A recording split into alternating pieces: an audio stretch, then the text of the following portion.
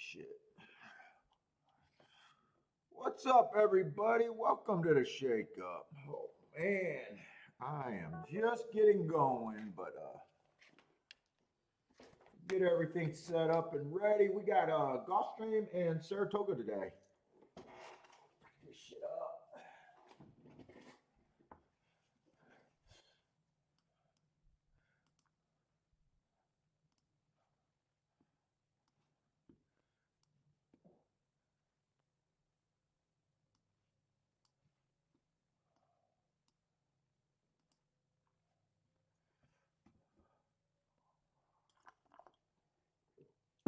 Oh boy. Let's see where we at. I need my ADW and scratches.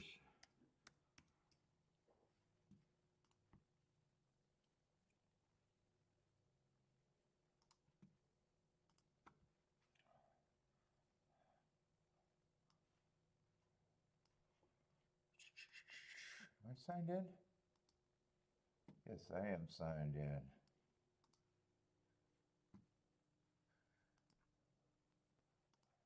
Let's see, today's races. Let me get these scratches real quick. As people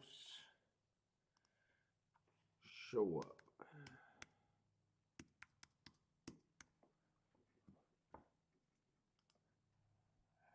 Jevin, what's up, Jevin? John, what's up, John? Yeah. I'm working on something about the betting philosophy and everything, and just knowing about what's right, man. By the way, I'm probably gonna have already claimed Kentucky Downs just off of that hit. I doubt it if I have that much action at Kentucky Downs. I usually don't. That was a nice hit, though. I can't even explain it, man. I want to be able to explain what I do to people. I just can't. Is it all instinct? Is it just knowing what to do for long term? I really don't know. Me and Joshua was talking about it, and Kiki was talking about it, and it's like Joshua even said something like, I don't even think the people that watch understand what you're doing. Why it's so different. Why can I only hit one fucking race and be where I need to be, where other people are hitting 20 races in a day and they still got to work? I get it's so much philosophy and just understanding of what the game is, and at the same time, it's so hard to explain because it's living on such a dangerous thing. So basically, that hit a $330 exacta for a dollar. Like everyone would recognize if I went on stream and hit 1625 to one exactas in a day. Everyone would be like, oh, that's the greatest thing ever. But you know, I lose, and then I hit that. That's the equivalent of hitting like 16, 20, $25 exactas. Barely no one noticed it. In fact, the criticism is, oh, you keep throwing shit at the wall and something sticks. Well, yeah, true. But when it happens day after, well, not every day is that big, but day after day, year after year, with the same results at the end of the year, it's obviously not luck. I can't. I haven't been able to explain it. All I can do is keep fucking playing in front of people. People that see it can get it, and other people are just, you know.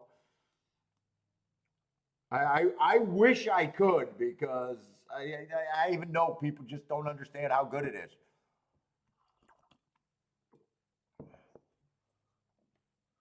Like one of those races is like being hot all day fucking long. It almost like when you see the touts, you know, saying, "Hey, if you followed all my picks for the entire week, you know, you would have won this much." but they don't even realize what they're saying. And then if you backed out, you know, the only long shot that they had, all of a sudden they would have been a loser. And they can't even put it together in their own heads that getting to something that matters is more important than anything else out there. So you might as well, with every opinion that you can muster within reason, you might as well play to what I always say is the biggest part of a hit that you could get to. What's up, Michael Lester? It honestly shocks myself, other than it, you know, it always happens. What's up, Joshua? You know, so many gamblers want to just have, if I do this, it should be this result, and gambling is gambling. It doesn't work like that. You just got to keep doing that crazy part of what makes you good.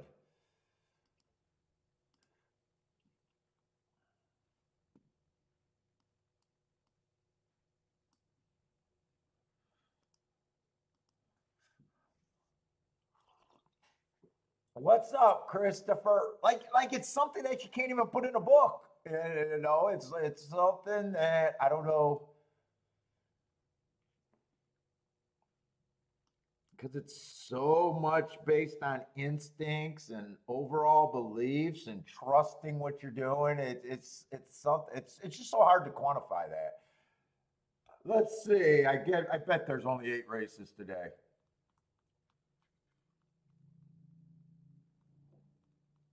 Yeah, Joshua, I was busy this morning. We had to take Bentley to the. Bentley had to get his hair done, man. I was busy today. Yeah, I seen you call. I couldn't. Didn't have time to get my shit together.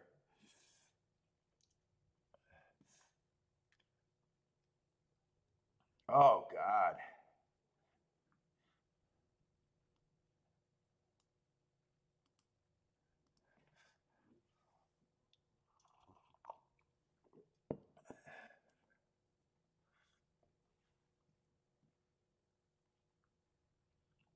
Thank you, Michael. Oh, by the way, Michael Lester invited me down to Kentucky Downs and offered me a place to stay. I can't take him up on it, but Michael Lester, thank you very much for the offer.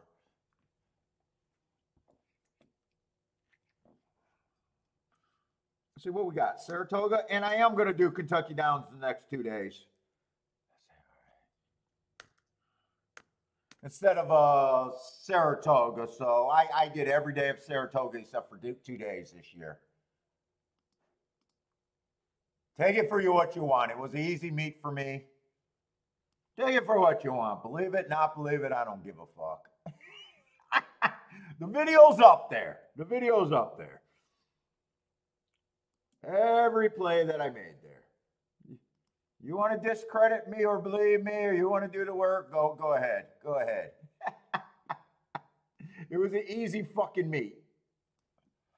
I am one of the people that's not sick of it, actually.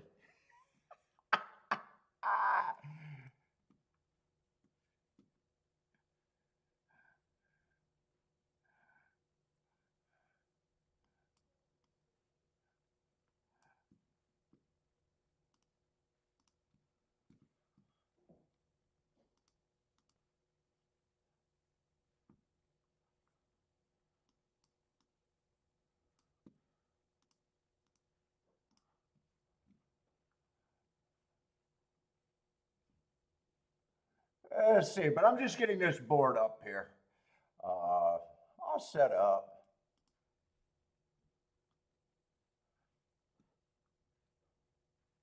I'm borderline headachy all day today, too.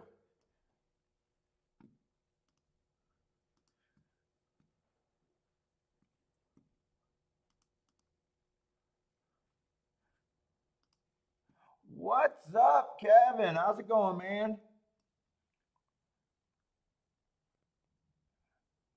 There are no secrets in horse racing. There's really no secret phone call because I basically come out and say everything we fucking talked about.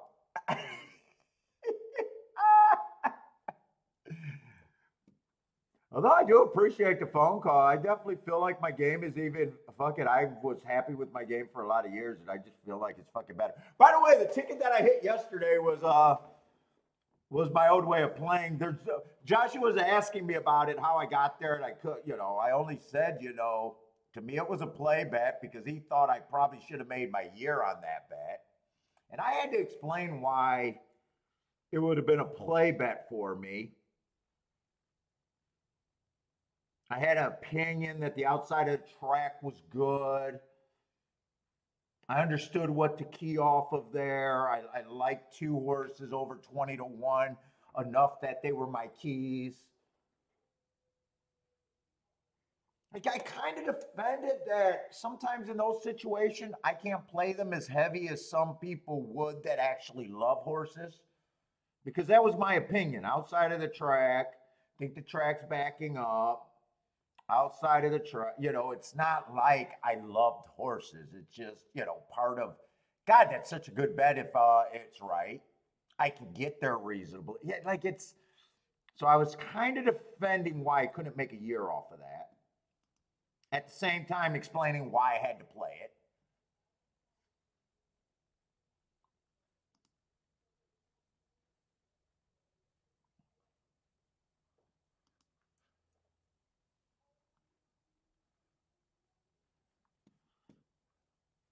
But the conversations we're having are actually, to me, I find it super helpful in my game.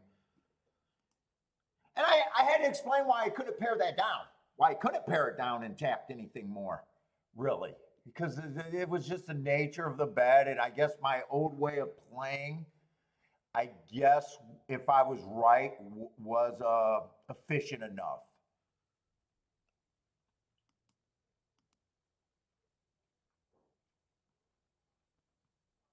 I wish it was based on a strong opinion that I love, the horse.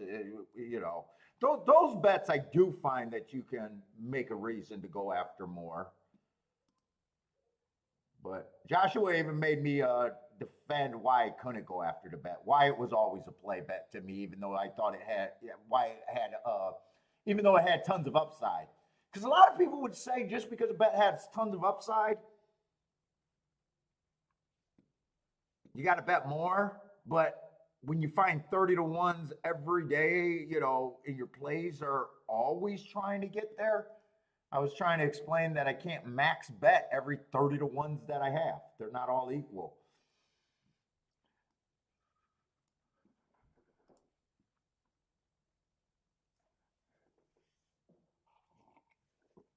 Slow and steady wins money, but yeah, yeah, I'm really thinking about a lot of that thing and want to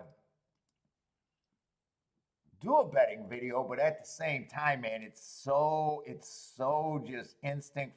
It's more. I'm finding it's more instinct philosophy and all of that shit where it's not a 1 + 1 = 2 kind of thing. It's never really probably gonna be. At the end of the day, it's gambling. But anyways, we got a new show. We're only as good as our last day, our last bet, or last year. So we're moving on.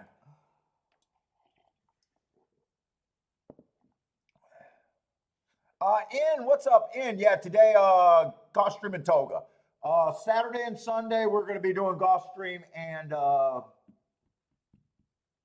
Kentucky Downs. Everyone that answered that little poll yesterday, everyone just wanted to go to Kentucky Downs. So I am going to play every day this year at Saratoga minus the last 2 days.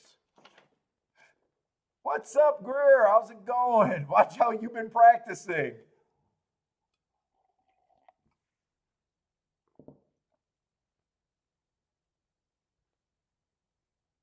Yes, John, I am lucky because if the 8, now I had a 5-9, I had everything try super. I was in no danger of missing the exacta, but I do feel when 8 got interfered with and 9, if 9 would have passed them and 8 would have lost second place, I do think that objection could have went the other way. And that would have turned it into, I think they would have moved the 5 to third. And I would have had the exacta. But I did have 5 on top of the 8 and the 9 and 5 second with the 8, 9, 10, and 7 and 6. But yeah, if I am lucky that 8 still held on for second, because I think if he would have got past, I got a feeling they would have disqualified the 5. I got a feeling there would have been enough there. I think my guess is exactly what I said. They felt that 5 was probably always going to beat the 8. 8 did interfere with the 5 did interfere with the 8, and luckily 8 did not lose a placing. But I would have been worried, even though I would have had a 5-9. I just think it would have got disqualified.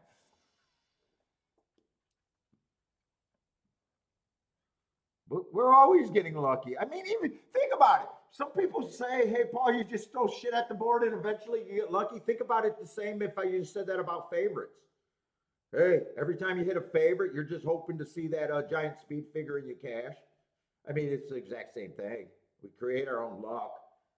Nobody can say if speed figures biases or our handicapping has anything. It's really just opening up the form and seeing if your philosophy lands you on a couple winners in a day. I mean, you're lucky just picking one track over the other. Okay, I chose to play Gulfstream today instead of fucking New York. I would have had a winning day at Gulfstream and I would have got crushed in New York. Sometimes that's the luck of the game.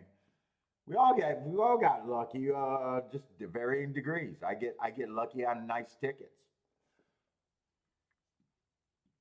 Some of you guys are getting lucky, favorite over favorite.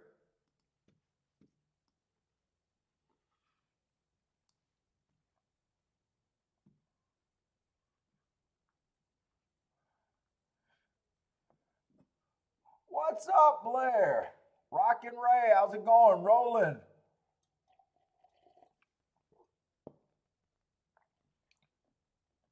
Yeah, I'm not a big betting one horse. My tickets, obviously, I like to have outs. And horse racing is a game where you can design tickets like that. I don't have good enough opinions to bet one horse per race. Let's see, we got the first race at Gulfstream. Is it a 6-horse race? Let's see.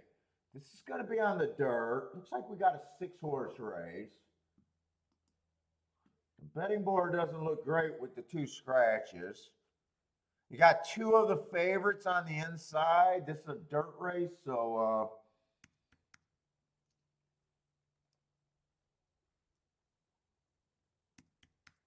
that's not good. First race of the week, so it may be inside, may not. It's just generally inside.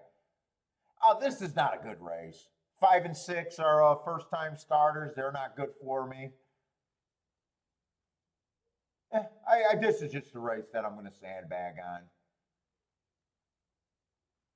5's going to be in the 3-hole. He's a first-time starter. I have no idea what he is, but if I'm trying to do something here, he would be part of it. Just because 20-1 is good for the better and the inside's generally good at Gulfstream. I'd say I got no problem with the 2 being the favorite. Went too fast to win last race and has the inside. Overall right running style, speed or stalker. Well, he's been a stalker in every race, so he might not be a front runner. He's at least a quick stalker. 4, I have no problem with 4 being either first or second choice. I have no problem with those 2 horses being the favorite.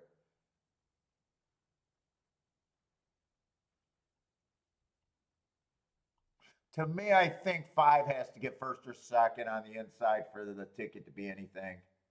Six, if six, the other first time starter gets in the money with the two favorites, that's not going to be anything. This just looks like a race that I'm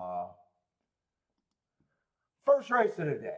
Or first race. I just want to get set up. This doesn't look like anything's here.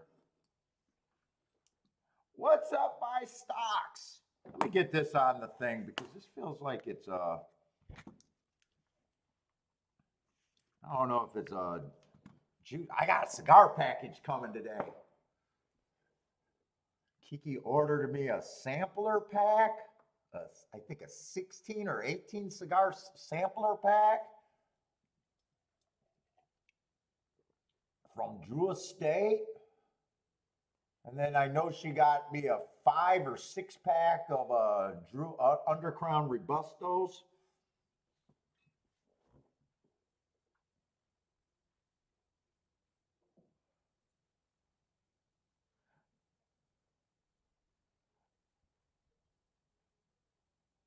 Yeah, I would never say can. I would say I would agree with Greer. That's not my style. Is betting just one horse. I want to say there's people that have really good opinions and patient and understand their opinions. That's not really what I do. There's different ways to skin this cat, I believe, or this game, however you want to call it.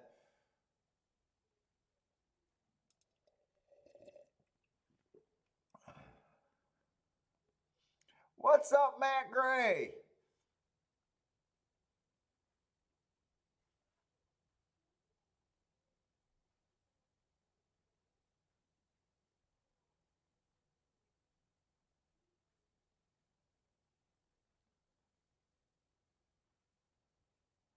Owen, how's it going? Let's see, who is that on the lead? Is that six? That six would have been in the 4 hole. I can't even tell if that's six from the head on. Looks like it is six on the lead. Six was the other first time starter, would have been in the 4 hole. But he was taking a lot of action, and I just thought if it came in 2, 6, 4 in really any order, well, maybe 4, 6, 6, 4 would be okay. But in the exact, I just thought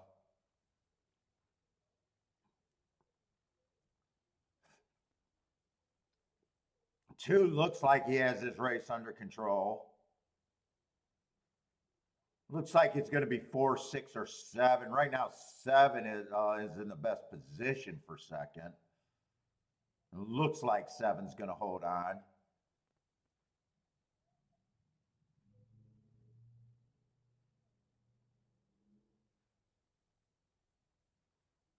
Two, 7, 4, 6, 5.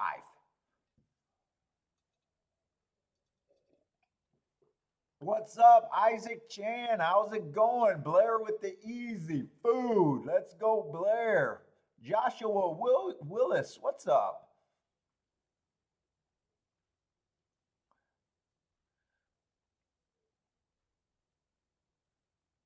What makes well, a lot of things. They're animals. I mean, it's the same with humans. What makes the NFL team fucking crush an opponent 1 week and the next week they fucking can't do anything? I mean, I find it funny that people think horses are machines when we know that athletes and teams aren't machines.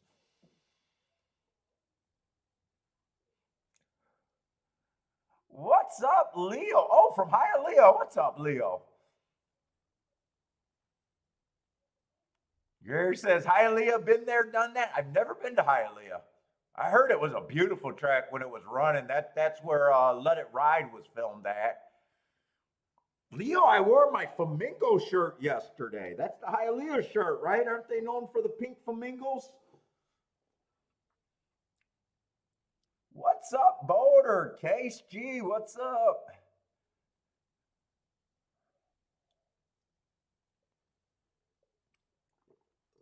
I almost went to Hialeah maybe 2 or 3 years ago for a tournament, and then I found a better tournament to go to.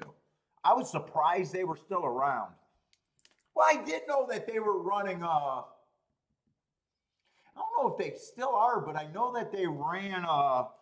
They were doing quarter horses for a little bit of time recently.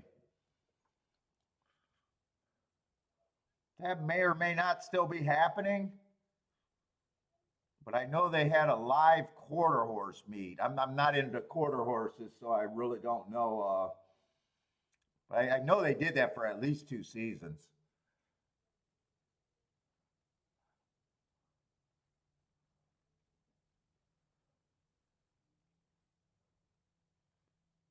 Oh yes, they're not doing that anymore. I was kind of hoping that they would do that and was able to get back to thoroughbreds, but dude, once you lose your track license, it becomes political, as from what I understand. You may or may not get reinstated. You don't let the state shut your doors. You don't willingly give up a fucking gambling license and hope that you can get it back later. I don't know. I don't know what the story was. How they were the ones that shuttered their doors. Ah, but fuck, that's something you fight on for dear life, from what I understand. You do not give up your gambling license. You keep the door open no matter how bad it gets. Because once you close, you probably ain't getting it back. Let's see, the first race, this is not a big deal, but the first race at Saratoga is probably out of my play range. We just got a lot of baby races there, lightly run horses, a lot of first time starters, just not interested. Same with liquor. A case says same with liquor. You don't want to give up your liquor license? That's like our track is talking about selling. Northville Downs had a deal and they said, oh, yeah, we're going to come back. And I kind of knew the owner's kids. I think they're now the owner. And I see them passing when I'm walking through the casino and they're like, oh, yeah, we're going to be back. We're going to get land. And I was like, yeah, that's not so simple. You got to get zoning. You got to get fucking gaming license. You got to get the state. Why give up? Why give up your guaranteed fucking gaming license to hope to get another gaming license in another fucking jurisdiction? You're gonna have the local church out there running ads and shit, so you can't get up there with their protesters. I just laughed when he said, "Oh yeah, we'll still have racing in Michigan," and I'll be like, "Yeah, sure you will." I don't know. We're not right, so they never close, so we don't know what's going to happen there. I heard they were trying to get approved in Plymouth, but we'll see.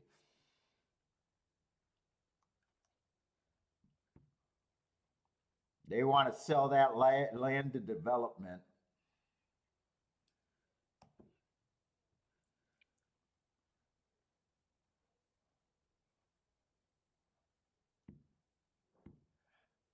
But I think Hialeah, they're still doing weddings and they got simulcasting there. I think it's like weddings and banquets. They rent out the place.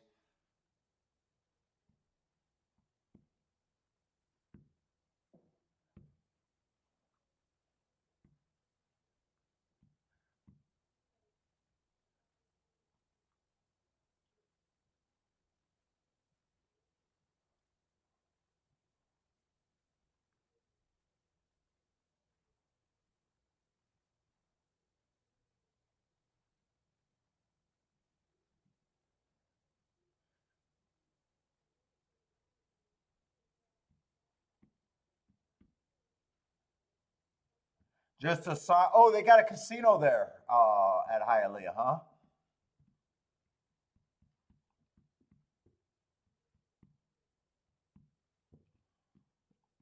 Yeah, we were going to go about 2 years ago, but I found a better tournament to go to that I could drive to without the takeout of me paying for an airplane. Matt Gray says nobody trusts the Northville Downs owner.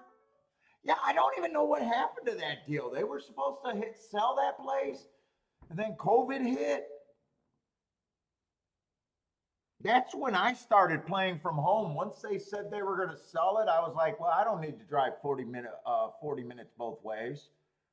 If they're going to close, I might as well get used to playing at home because that's going to be my only option. So I started playing from home and doing the shows.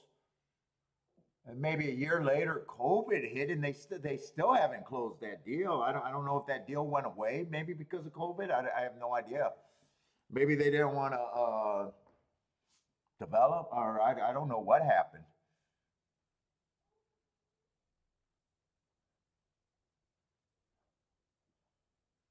Oh, Matt, they did finally sell it.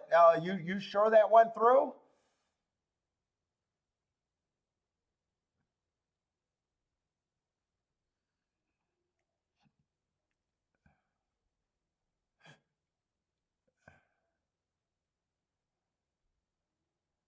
Nobody speaks English at Hialeah.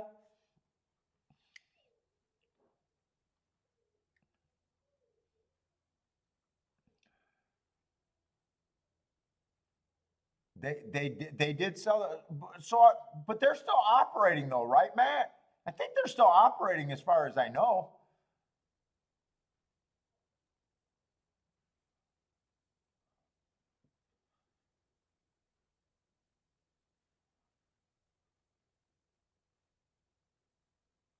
Yeah, he wants to move to Plymouth. I know he wants to move to Plymouth, but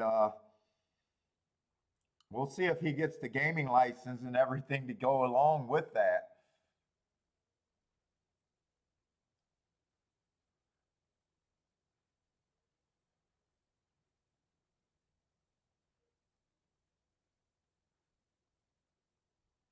The last meet there is going to be this summer. Oh, okay. So maybe they did sell it. Maybe they are done.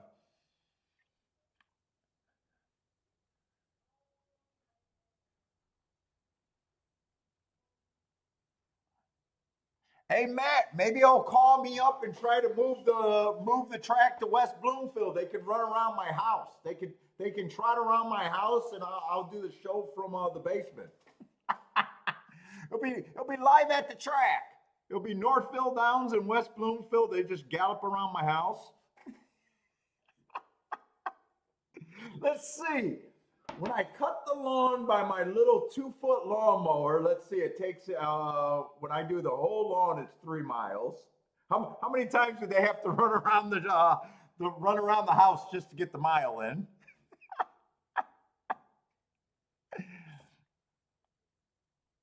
Oh, most areas never want casinos or racetracks. Dude, you find that a lot of city. The preachers and everyone get all up in war. They'll protest everything. That's always a problem when you try to add a new casino or a fucking racetrack. They even try to block casinos.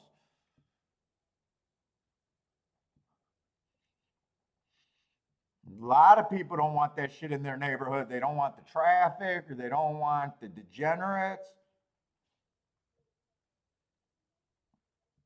That's why Livonia wanted to get rid of Livonia when it was being built up. DRC was its biggest tax break, or base. DRC was a big part of building Livonia, and then Livonia, as soon as Livonia became the big old suburbs, they didn't really like the racetrack. They used to complain about the poop smell. They used to complain about the degenerate horse players.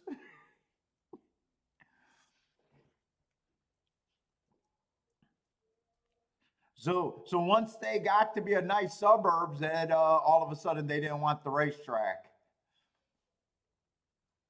Yeah, casinos do not have a good record in improving neighborhoods. In fact, I can't say in fact almost every casino I've ever been to, because I haven't been to that many, but I know fucking even Vegas is super sketchy once you get outside of the strip. All those fucking shitty little hotel rooms are shit. Detroit was just built in shit, so I can't count Detroit.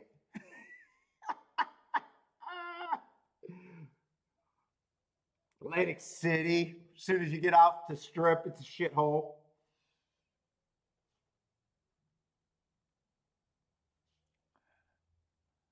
But yeah, overall, casinos and casinos overpromise what they're going to do for the neighborhood. That's always been a thing.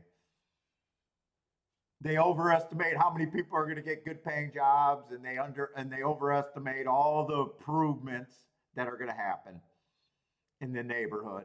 That's always been a thing.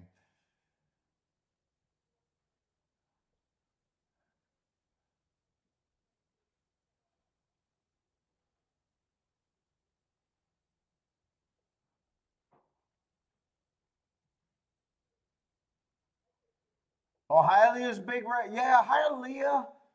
When I started playing in 1990, I got a feeling. I think Hialeah was pretty much done within a year or two. I'm not sure what year Hialeah stopped racing, but I don't remember a lot of Hialeah. I remember it being in the racing form, but I don't really remember it being around for very long.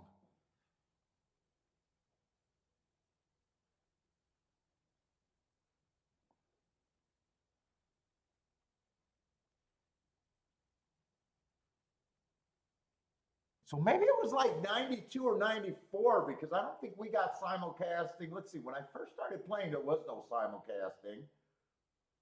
So I used to just buy a local racing form? Or did those forms used to have all the tracks? I just couldn't play them. I don't quite remember how it used to be back then.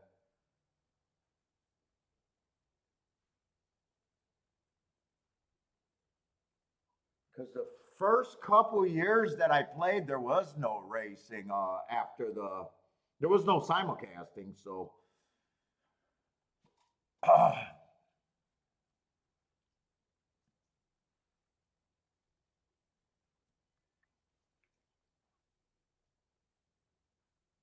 yeah, 90s definitely when they stopped. I know they had to stop sometime in the early 90s. I doubted if they even made it to 95.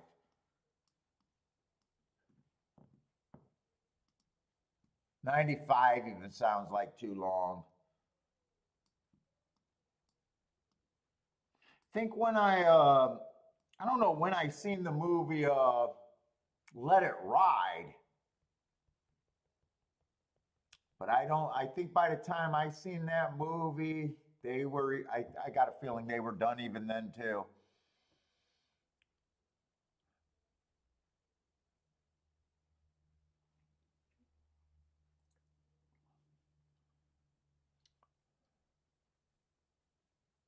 And there was some other track. There's a track that sometimes I still get mixed up in saying Sportsman Park. I think Sportsman Park was in Chicago.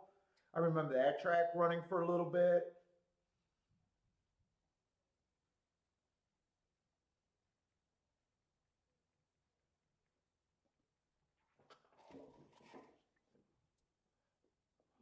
Let's see. Blair's looking at the 2356 first leg at Toga.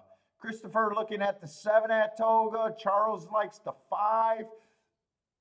Oh, Charles likes the 5 for the win, place, and show, but the 6 is in his keys. Okay.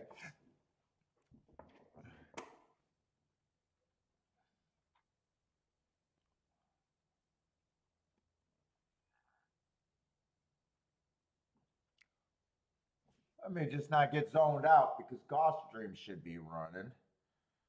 Or the clock's ticking on Gulfstream. Let's see what we got at Gulfstream. Oh, let's see the scratches there. Oh, wow, the clock's really ticking there. 8 minutes?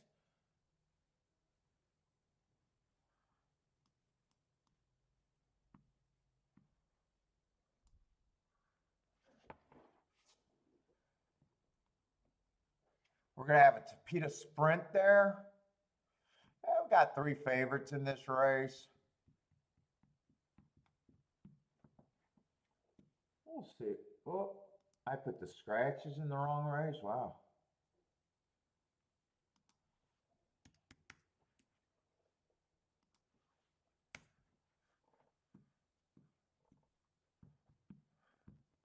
Joshua's jumping into a toga baby race. Who you king off of? The 3 and the 5?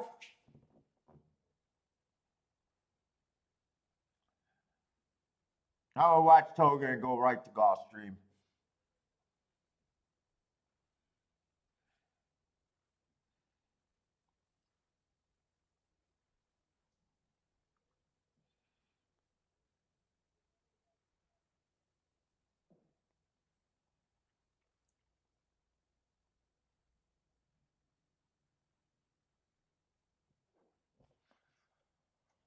Oh boy.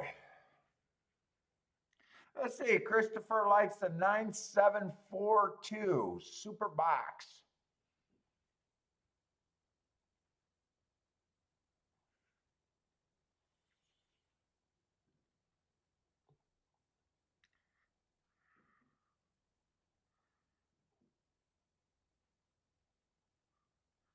Joshua, is that bet turned around?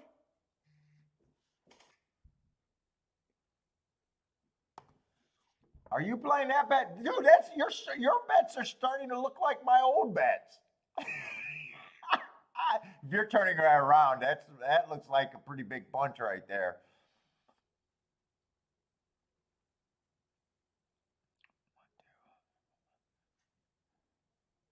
You convinced me to get my tickets shorter. You're getting wider. You're getting wider. You need that top secret phone call, man. You need the top secret phone call.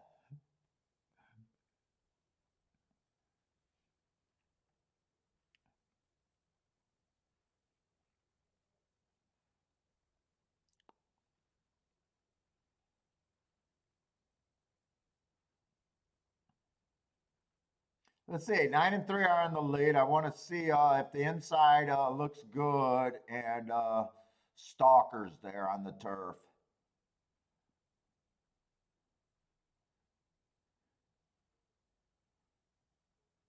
I think this was a turf sprint.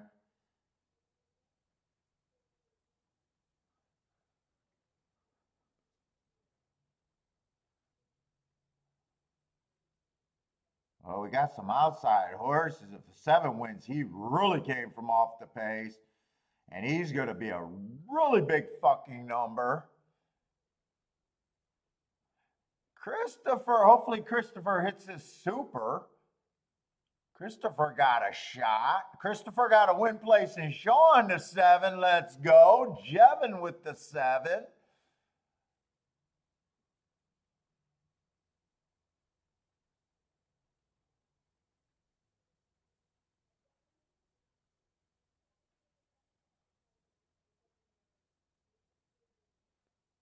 Who got second there? I think it's 6. Is it 7? Yeah, it's definitely 7-6. What's up, Pace? 7625. 7625. 190 to 1 exactly. That's the way to start off a Friday. Friday payday right there.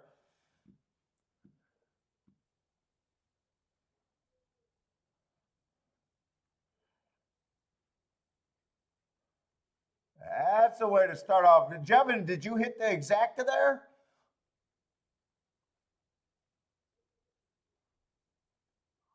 Looks like, well, it definitely looks like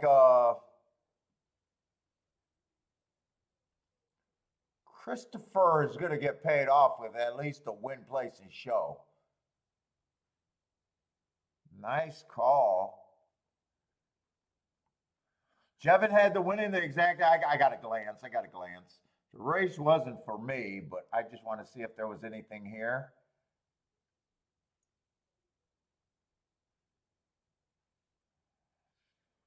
Yeah, I would not have liked Parks. I definitely would not have liked Parks. Feels to me more like a closer too, which he did, but I'd be looking for stalkers, not necessarily that far. He would have been hard for me. I don't think that's a question at all right there.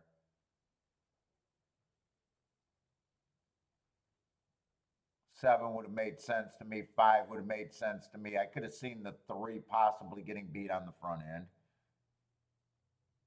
But just a race that I'm not interested. Yeah, seven would have definitely been hard for me. That I do know. But nice job, Jevin and Christopher. Was not hard for them. Very well done. Let's see. Jevin liked him because he ran even with some trouble. Showed a late interest in to get third. Nicely done. Nicely done.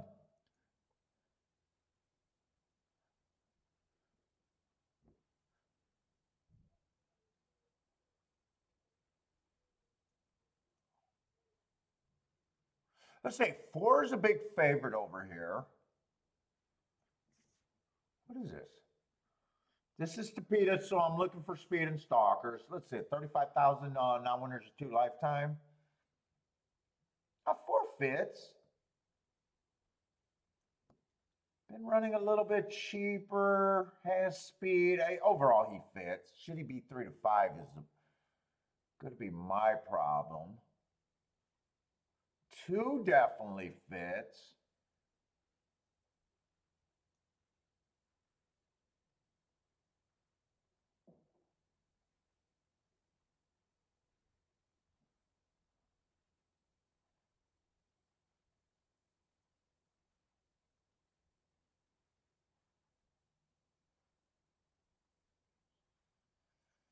Five I don't like. Still having a problem thinking, do I think this horse should be three to, well, I don't think he should be 3 to 5. I guess the real question is, do I even think he should be favorite?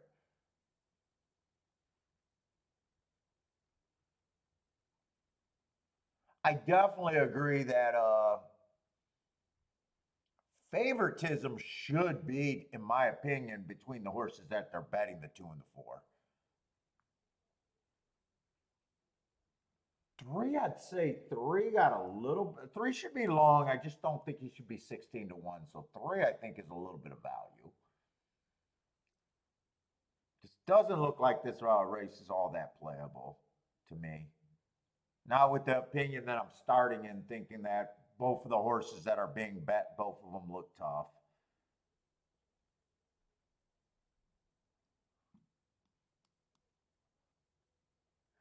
Five, I do not like the five at all.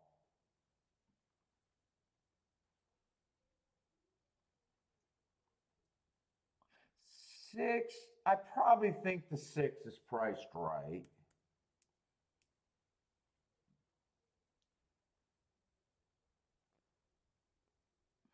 Let's see, seven went too fast to win four races ago, but that was on a route on Tapeta. He comes back, wins, kind of average, slowest winner of the day.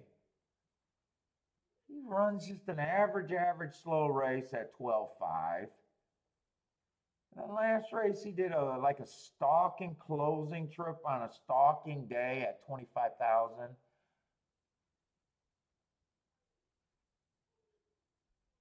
I will say he feels like he should be about third choice.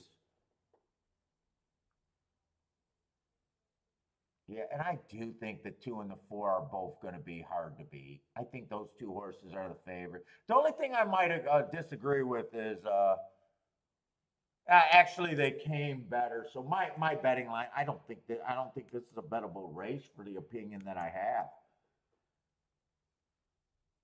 I'd have the two and the four basically winning this race 80% of the time, one of the two. 3 to 2 on both of them. There's no need to switch them. If they run first or second with the seven, there's nothing there.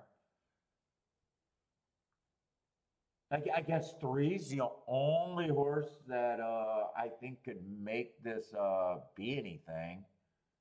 But this just looks like no bet for me. I don't like the five.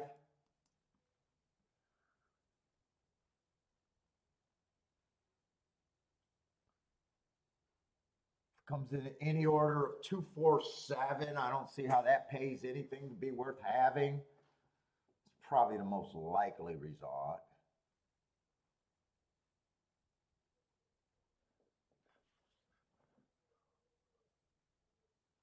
Jevin likes the 2 and the 3.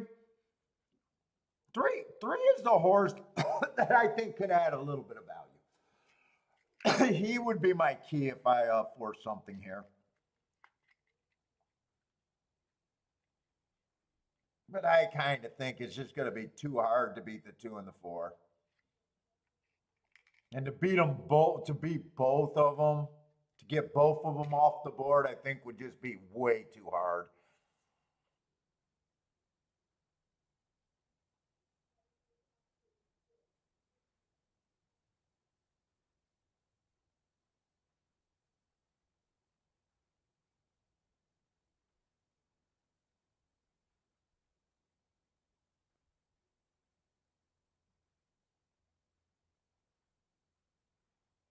Wow. I mean, I couldn't envision them beating both of them. I knew 3 would be my key, and at the same time, that's going to be a nice it ended up being a nice betting race. I just couldn't, I knew 3 would have had to be the key.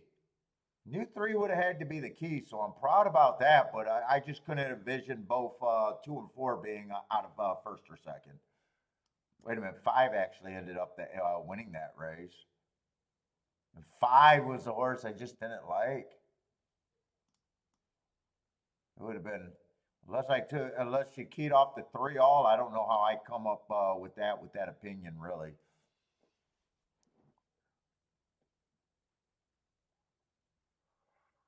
That's going to be a nice combination to start off the day.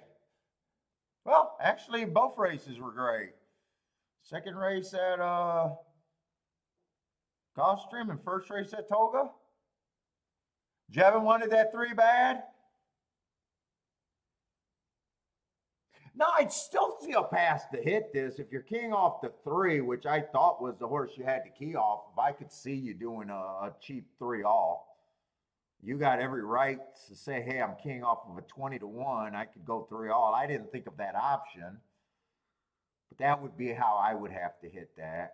And then press 3 with the horses that I actually liked. But I also sat out that race. But to me, that's a fairly good job. I can still see a path to hit the ticket. And at the same time, I know why I set out that race because I really thought 2 and 4 would have been hard to get out of the first and second place.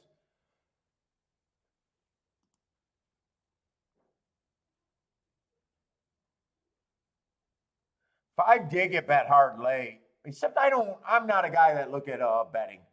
But he did. What wasn't he like 17-1 going in the gate? So he would have got bet pretty hard late. Only horse not marked rat.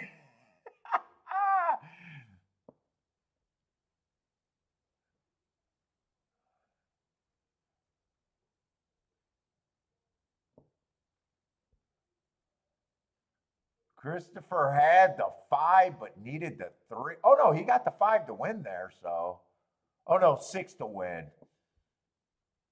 He used the 5 in the combinations.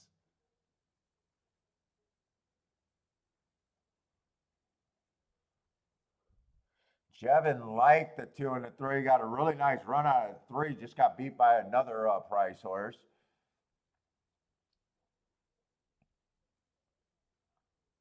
This is going to be a nice exacta. I'm definitely not complaining about good payouts.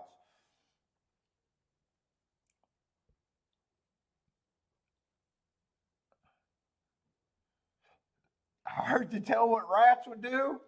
Come on, they're just doing their all. They're doing their all, man. They're just running around the track and we're just betting on them. Come on, don't be so hard on these guys.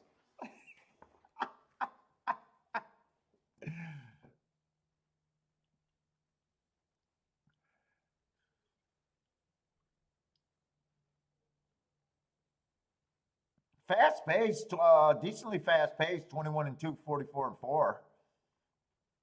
They came off the pace a bit.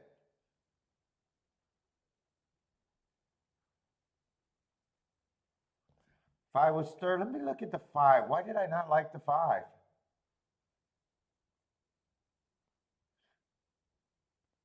I thought he was already chasing these same horses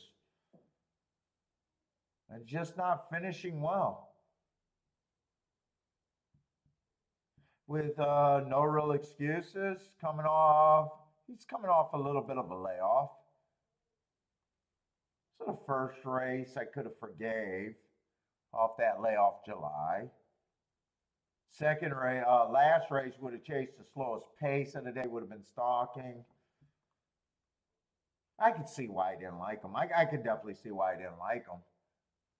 He got some races back. Speed figure wise, looked good enough. Third race off a layoff, sure.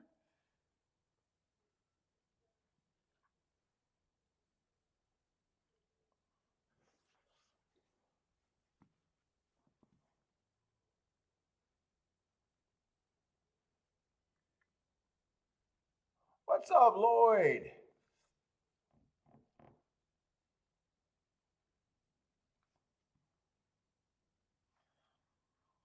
Who is this? He got but he was coming off a layoff when is that Soldier? Oh, Sadie Bear, that's the 4 horse. Sadie Bear beat him, but he was coming off a layoff in his defense.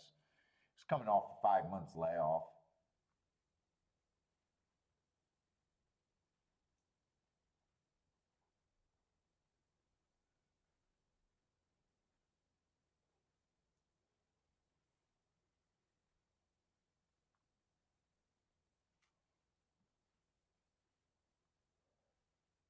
Six was in that same race. I don't got no problem with him winning. I just didn't. I couldn't get to him that easily. I wish I could have.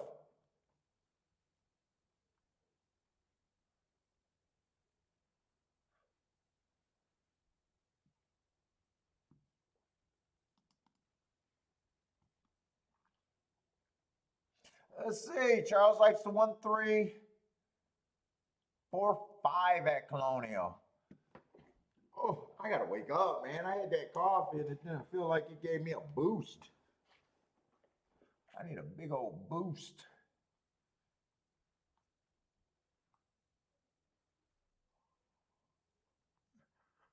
Oh shit. I'll start yawning. It's too fucking early.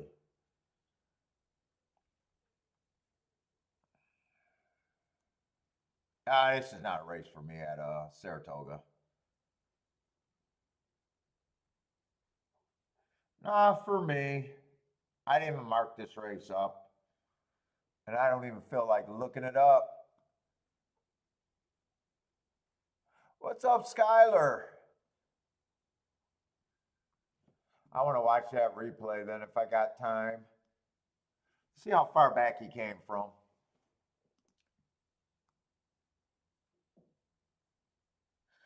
I need some sherbet coffee.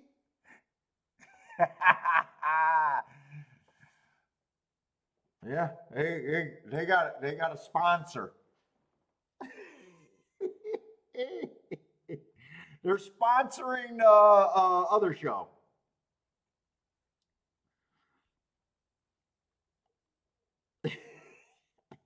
They sent out a tag to me, but that was it.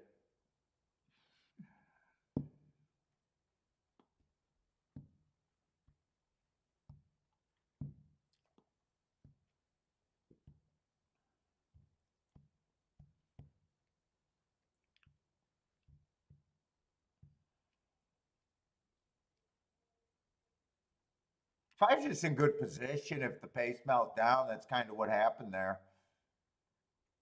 It's delicious. Maybe Charles is a sponsor now.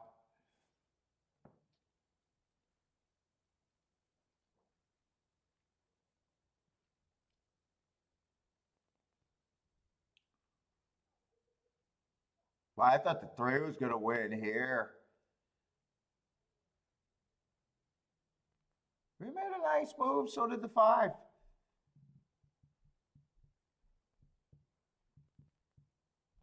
Hey, that combination got to pay, I imagine 100 to 1 at least. 100 to 1, I'd say.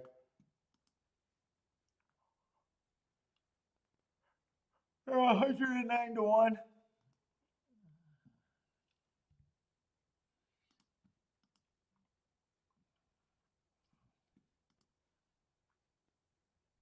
Charles is about done with horse racing? Charles, how can you say that after a do? I thought you had to have a Rolex day yesterday. How can you be done?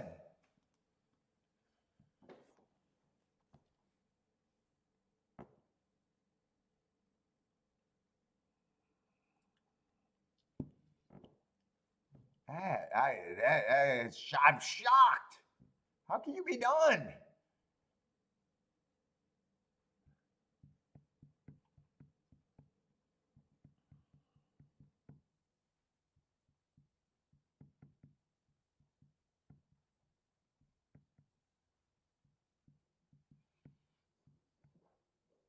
He's retiring, maybe retiring. Oh, you're bored with it. It's too easy.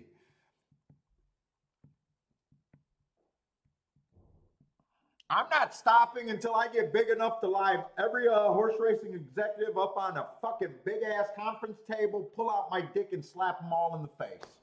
That's my goal. I don't stop until I slap every executive in the face with my dick. How can you ruin this great game of par mutual? How can handle be down with inflation over 50%? How can you not sell vice to children?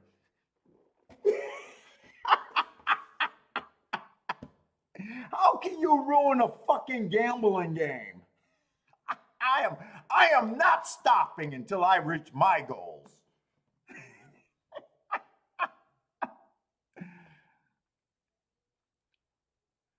That's when I stop. How can you own a track next to a college and you can't figure out how to get college kids to bet? How the fuck? That's shocking.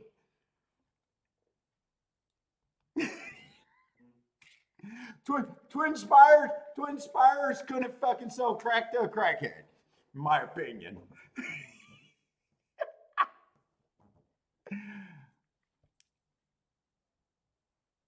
Yep, Jevin, I got a ways to go. But they're ignoring me quite successfully. They are ignoring me quite successfully.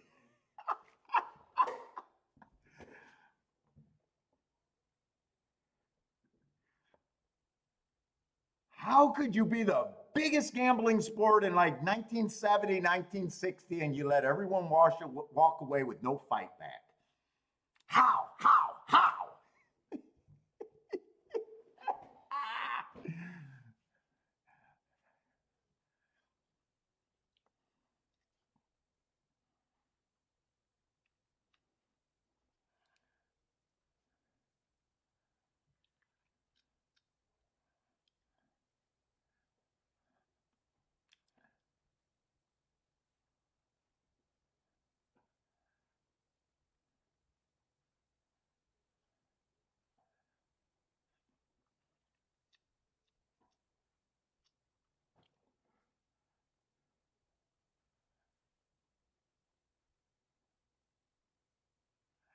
So what's next for you, Charles, is fly fishing. Fly fishing. Is that harder than horse racing?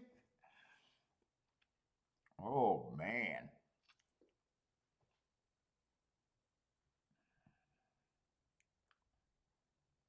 How do you have a game where you have 20% takeout and you can't figure out the goal is just to have people sit on your property for hours longer than what they do?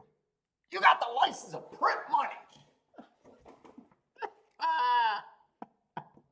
How did you drive your players from the game?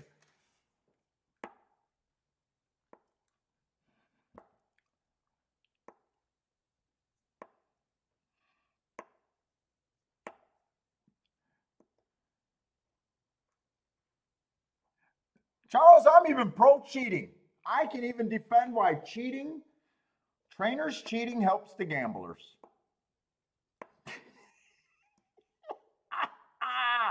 I'm the greatest spokesman they never had. I can even explain why cheating is good for me.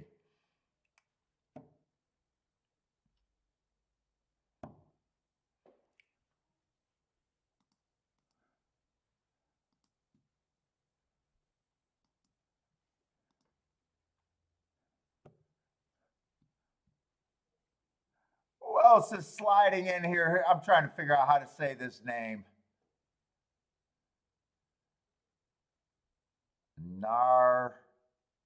Narendra? I know I'm butchering it. I can't even wrap my mind around it right now. But what's up, man? What's up? Nardra, maybe? Narendra?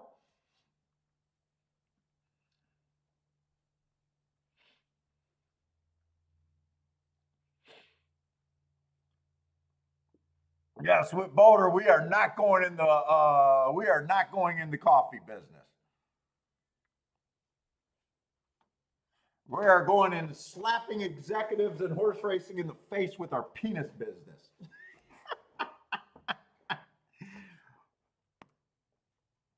That's where I want to be. That's when I arrive to where I want to be. That's my goal. Not hawking coffee. Fuck am I am? Starbucks? I got bigger goals.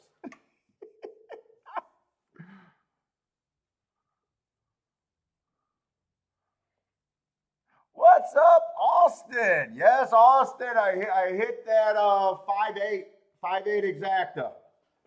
You know, the shitty 330 to 1. That's actually all I hit yesterday. Depending on how much action I do in there, I probably already got the beat meat. Since it's such a short meet. I doubt it if I even invest more than $2,000 total there. My play's usually light there, and I usually expect to win anywhere from 1,000 to 5,000, according to the last 2 or 3 years, I think. 3 years, maybe 2 or 3 years. It's the easiest beat to meet. All you need is one fucking opinion.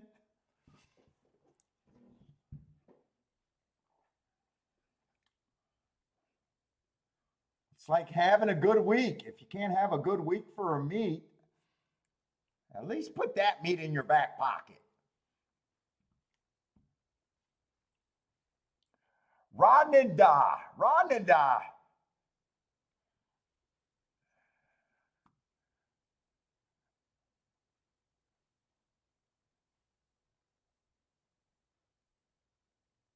No, not a Rolex day. I only had it for $10.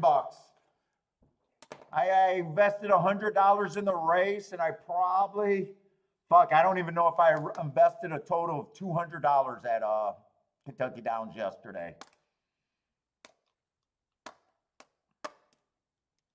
It wasn't until I spotted it and did the tic-tac-toe board and just said, you know what?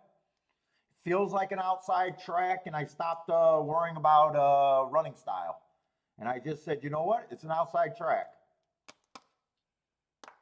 It was the only reason that I even poked that hard at it, which wasn't hard at all.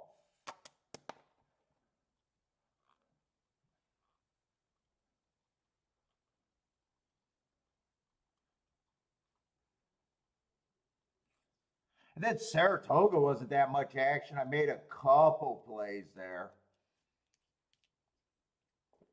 Oh, I got a fruit fly. But no, not a Rolex day, but definitely a pretty solid day.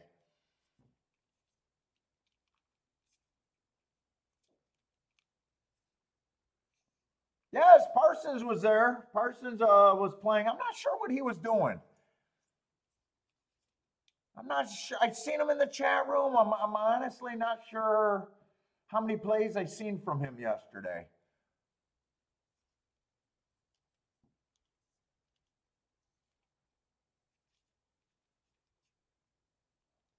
He's quietly chugging along.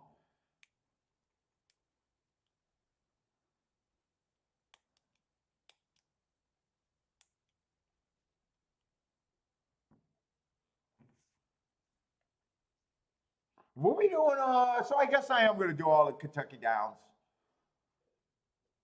So I didn't get Saturday started with New York, so I was able to download Kentucky Downs and get it started. So we'll have Kentucky Downs Saturday and Sunday. And then I imagine I do it on Wednesday or Thursday, whatever day they start. So I probably just do the rest of Kentucky Downs. New York is done this week.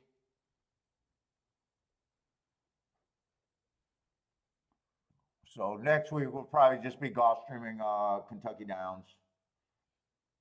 Friday, I don't know if Kentucky Downs run Friday. They're not running today, so they might not run next Friday. So I don't know what I'll pick up. I'll have to see next week. Oh, shit. I know I'm not interested in this race, but man, Gulfstream really seems to be cycling races while we're just waiting for Kevin needs to play Belterra. Hey, Kevin, I promise it won't be Belterra. It won't be Belterra.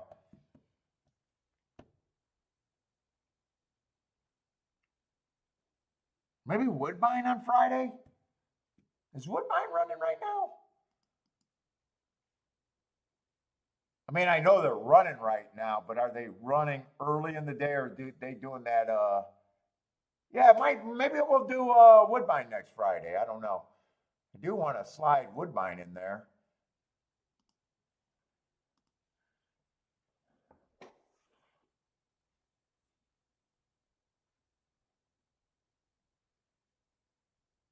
Oh, is that what's going on? There's been a delay.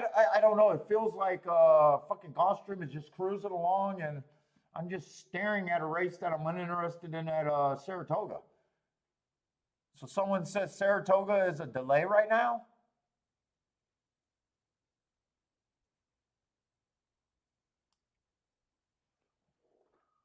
Just felt like it was a lot of time.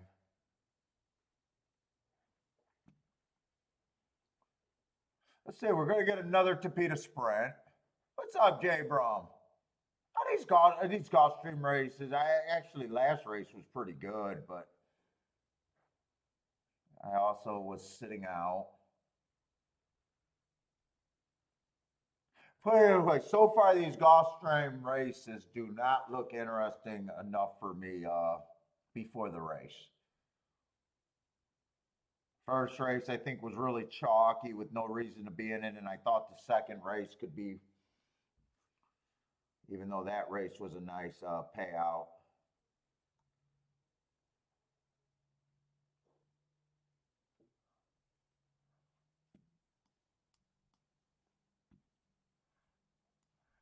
First time starter, what's up? Let's see. Got some lightly raised horses. Let's figure out where the favorite is. Right now, this 5 is the favorite.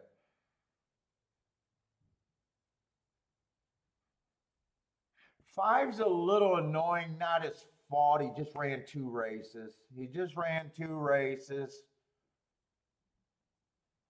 The first race doesn't look like it'd be anything that I can look up. I'm guessing that was a turf sprint. Usually you want to be on the lead, so I'm guessing he would have earned a running style asterisk, but first race I can forgive anything. And the next race just fell out to be a 1 race sample where he was a stalker, but dropping in class. I guess I got no problem with him winning at the same time. He doesn't scare me or make me want to bet. It's just, okay, he's a horse that they're betting that, yeah, I can see him winning at the same time. There's nothing I want to do with him. 7's going to be a first-time starter that I have that I'm just ignoring. 4 only ran 2 races, really. Last race was so bad without an excuse. He's lightly raced, so, but 6-1 doesn't even sound like value on him. The one only ran one race. I can't get to him off that one race. He has every right to improve. It's just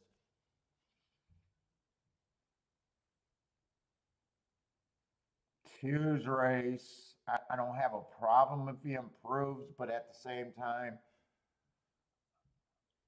I wouldn't say he's getting any extra value at 5-1.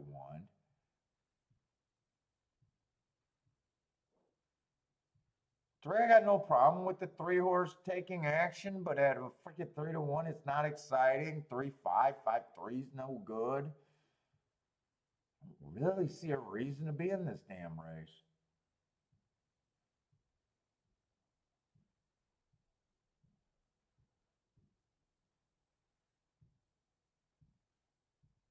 It's just a mix of not much of a reason to have an opinion to get to anything, and the horses that could offer value, I don't have much of a reason to find a reason to bet them.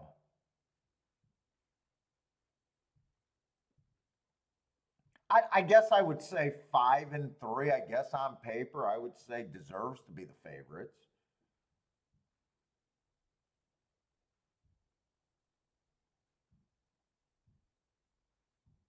What's up, Longshot Louis? Yeah, that looks like a race that I got no reason to be at.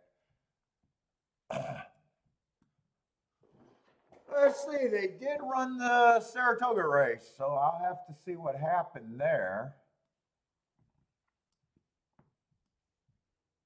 By the way, if you guys are new to the show, welcome to the show. Hit the like, subscribe. Feel free to ask questions. This is what I do full time. I bet, not YouTube. So I understand how good of an opinion you have to be able to sit out races. Sitting out is a skill. I am sitting out a lot of races. Therefore, I'm skillful. So fuck off if you don't like it. Just kidding. But welcome to the show, everybody. But yes, sitting out is a skill in racing. I'm still playing the game. Yes, it's the boring part of the game. But so is doing all my data that gives me good opinions.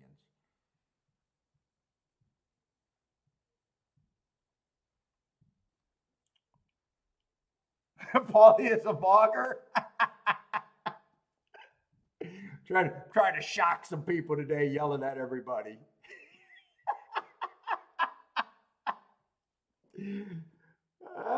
Fuck. I'm trying to be a little entertaining. I don't know. I'm full of myself today. Pace, I'm just full of myself today. It's kind of boring. I'm sitting out like 5 races in a row.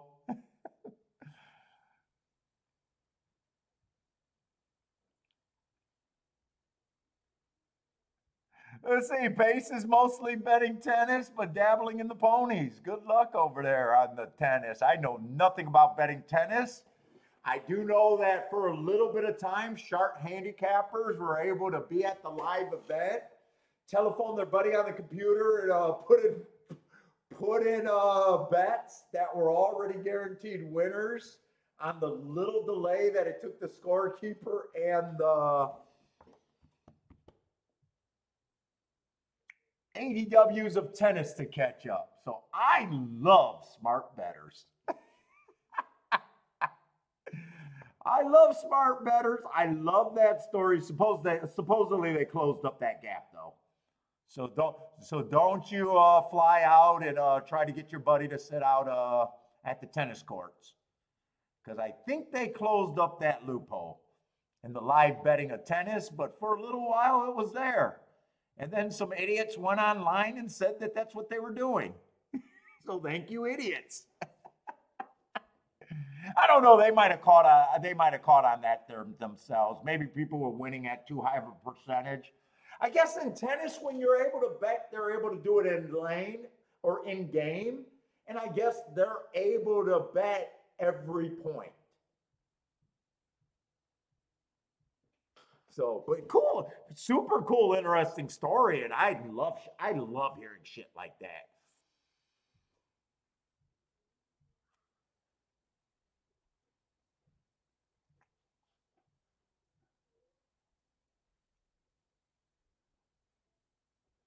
Tennis is your most profitable bet. Pace, do you got to?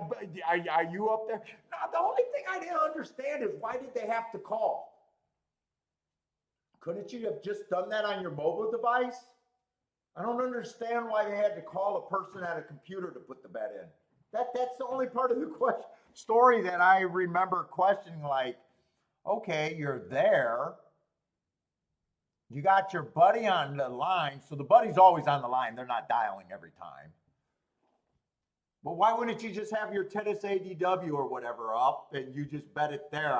That's the only part I didn't understand why they had to make the bet offside or something.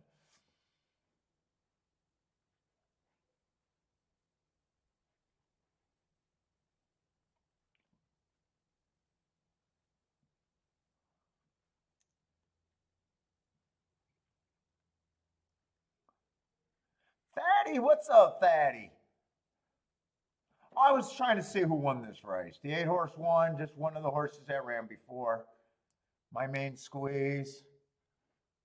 Let's see. Gulfstream's off. I didn't think there was anything at that race.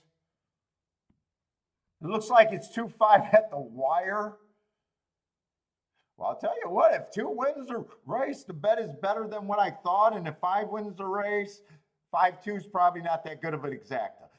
So everything about how good this race is, depending on if the 2 wins or the 5 wins. The 5 wins, it's not great, even with the 9-1. And if the 2 wins, it automatically becomes a good betting pot. Wow, that's tight. If it's a dead heat, it probably turns into a little bit of shit.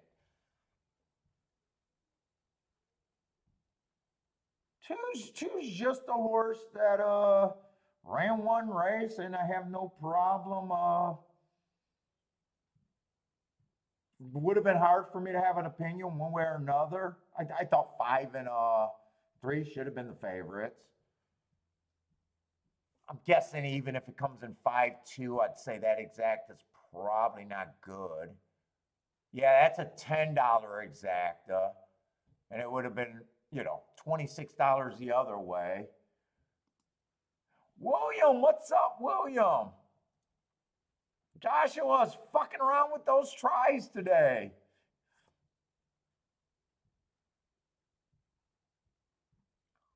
Blair, let's go. Kevin's, let's go too. Yeah, the super might be okay. You got the 3 completely out of it. Short field though. What was it? I think the 1 was scratched. Oh no, the 1's in the 6 was scratched. I don't know. These kind of supers are tough because you got the big favorite winning. You got the next choice out, but then you got the rest of everybody is about the same odds. I can see this super not paying much, and sometimes you can see this super paying surprisingly well. It just depends on what the public bets here. Well, that's true with every bet, but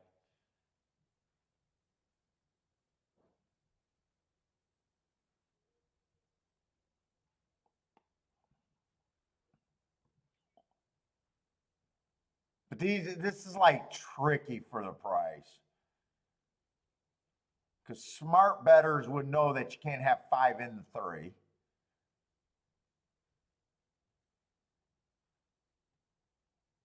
But with it being a short field, there's not like a big stretch of animals you could use. Everyone is roughly the same price. Kevin just needs 15-1.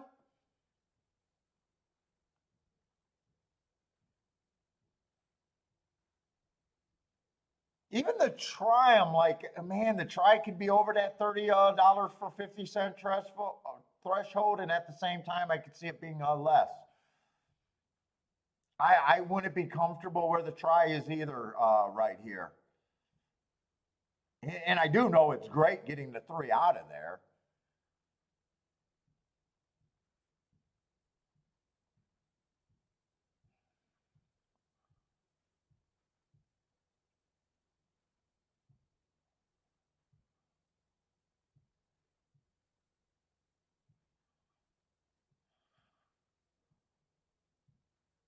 We'll see how much this try pays. I'd be curious myself.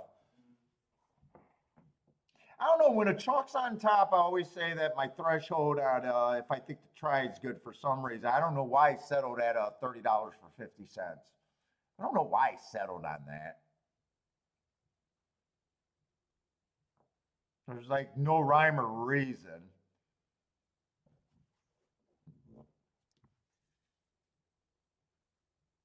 Yeah, it pays just under. Super would have paid what, $20 for 10 cents? So it looks like Kevin hits his 15 to 1. Right? What did Kevin have? Try super?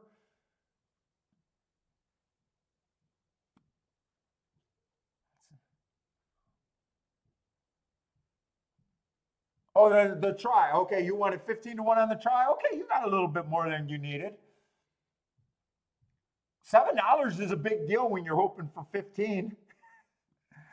You know, you're getting what, 3/4 more than what you wanted or whatever it is. Oh, you had the supers. You had the super. Okay. So $5 more than what you needed.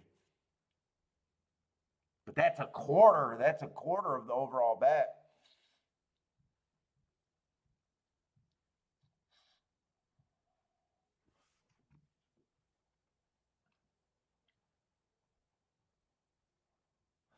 Let me just map out Gulfstream today because earlier it was like, let's see, we got a Tapeta route, dirt sprint, Tapeta sprint, Tapeta sprint. Well, I hope we don't have a lot of scratches today. We got a lot of sprints today. Let me get these scratches real quick.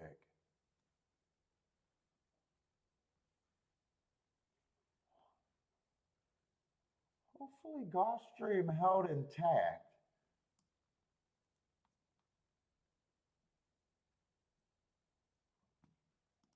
Next race and the dirt races are always super important, at least in my thoughts. Before the race, after the race, who knows? They might be devastating to me and not important at all. They might have been what crushed me. But at least before the race, let's see. 6 race is going to be a 6-horse field. It's intact. And I'm not sure what that race is going to be. I hope the 7th race looks pretty good. It's going to be an 8-horse field with no scratches. And they only got the favorite is right now 2 to 1 on the betting line. That might not be bad. And he's going to be in the 6 hole. That might be good for me. But no scratches there.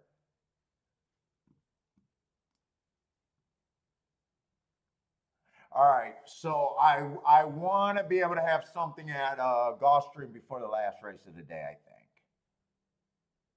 1, 2, 3, 4, 5. That looks like that's going to be a 5-horse race.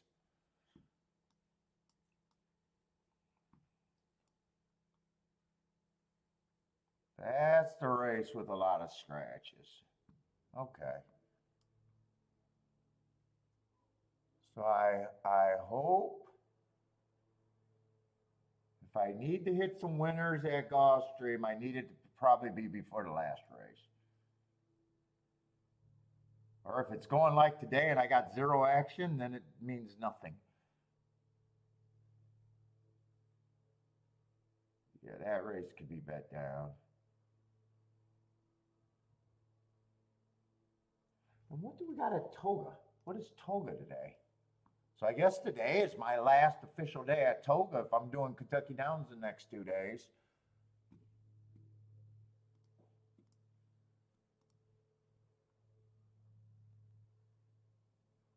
What we got at Toga today? Third race, we got a 7-horse field. Fourth race, 4 is always going to make me uncomfortable being a shipper from another country, probably from Euroland. He's going to make me uncomfortable at the very least. I don't want to rely on the 5th race because the 5th race just does not look good for me. It looks like it's more than likely going to be sit out. 6th race, probably more than likely going to be a sit out.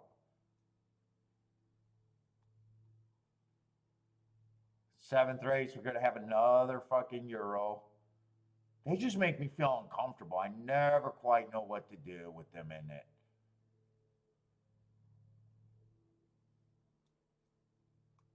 Yeah. There's going to be a couple unplayable races at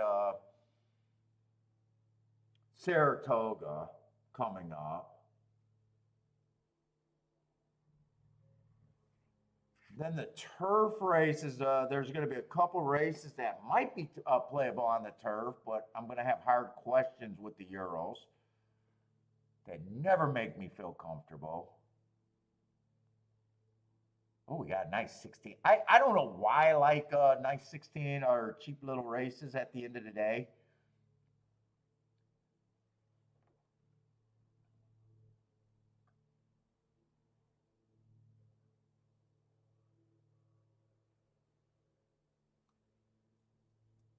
Gulfstream, I'm hoping is going to be good. I'm hoping Gulfstream's going to be good today.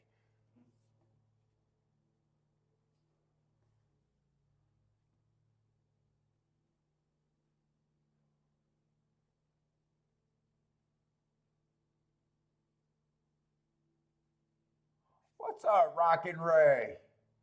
Let's see, which one of these tracks are supposed to go off first? Looks like Gulfstream. We'll go Gulfstream first.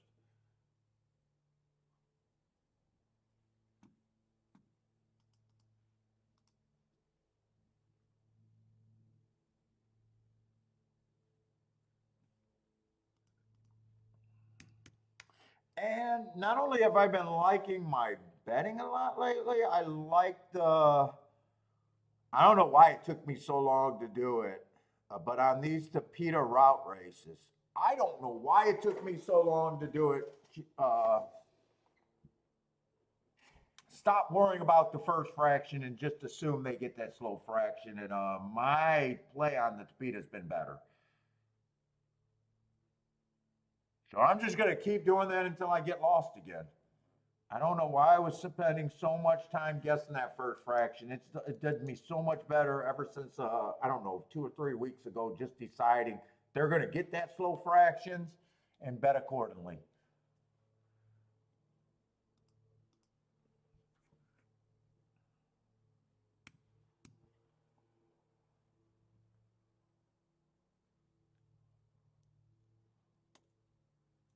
What kind of class we got? 16,000. We got 6 horses. We got a mile 70 on the Tapeta, and like I said, I'm just going to assume that they get 25.50.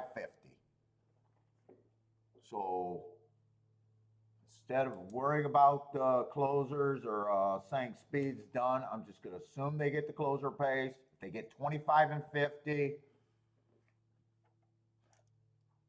I'm going to say if they get that fraction, who gets hurt?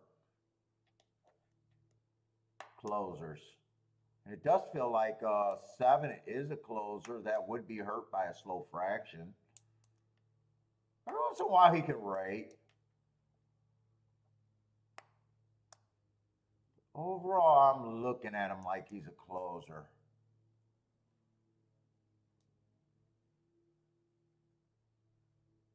He's been competitive with some horses here. I'm not sure if I'm going to think that he has that big of an edge on this field anyways. Let's see. Slow pace would benefit the 6 horse.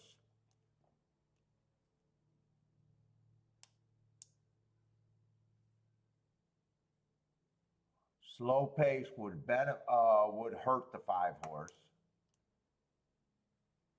If I got some decent marks, I like that average second 4 races go. 3 races ago, I got a stalking closing day that what he was, did a nice job getting in position, even though I got him as average slope. Off the pace horses, I just like to see if they generally get within 3 lengths of the lead at the top of the stretch. He does a nice job in getting that. 2 races ago on an inside stalking closing day, going too fast to win, even though he was a closer. Wow, that day had to be really closing. Should have gave him an asterisk that day too, for being on the outside. Then last race would have ran against the early pressing day. Still managed to get in position at the top of the stretch, just not good enough. And he beat the favorite. But if the pace is slow, if I'm assuming they get that 25 and 50, he would be hurt by that.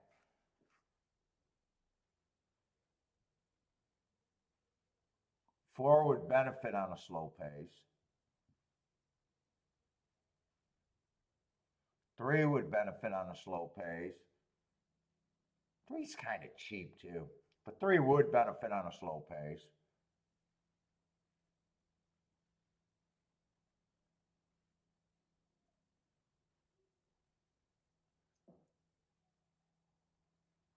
One can rate here. Let's see.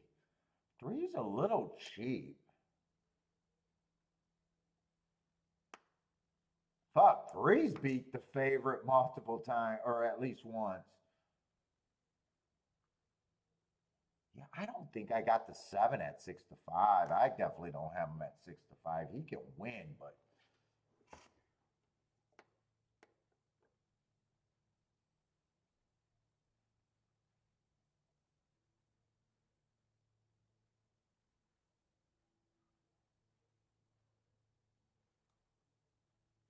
the better horses are the horses that I think will be hurt by the slow pace. It's kind of weird.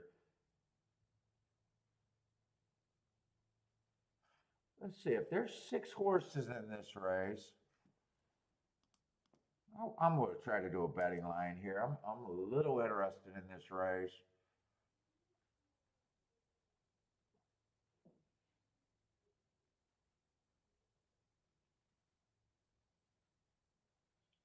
One could be hurt by the pace, and one could also stalk. That would help, and he got a little bit of class.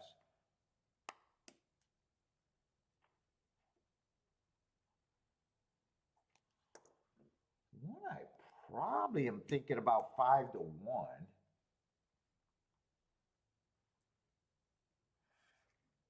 Three would definitely be helped for a slow pace, but to me the flaw is he's cheap, even though he's beat the favorite.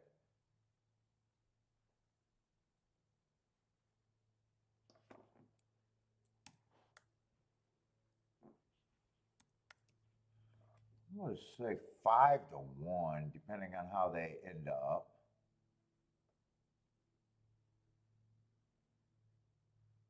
Four feels like he'd get helped by a slow pace.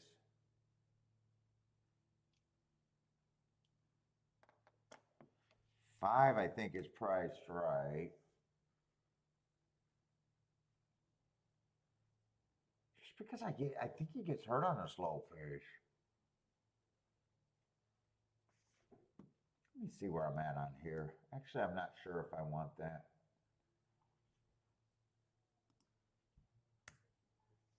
23%?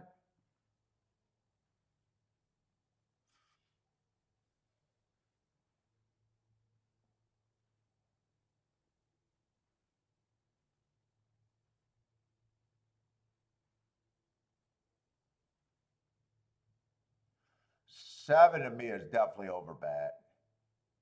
I think I just used that 23% on all of these. I don't have a super strong opinion, so I'd say I wouldn't touch anything under 7 to 2.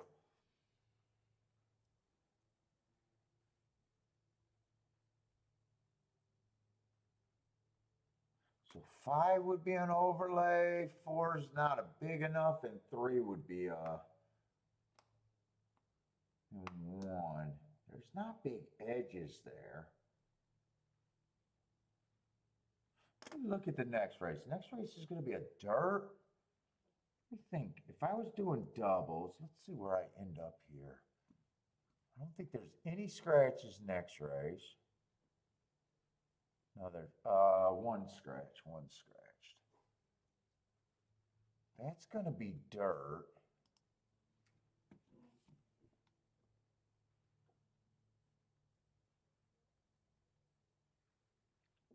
Seven furlongs on the dirt.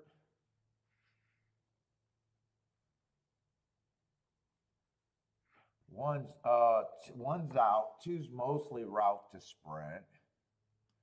Earned a heart 3 back at 7 furlongs.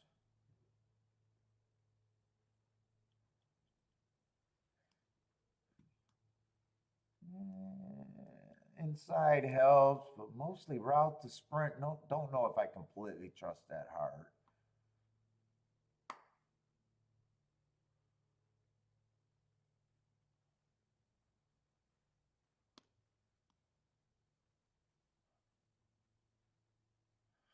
Three's kind of the same thing. I guess feels like mostly a router. Could have been the 2-hole.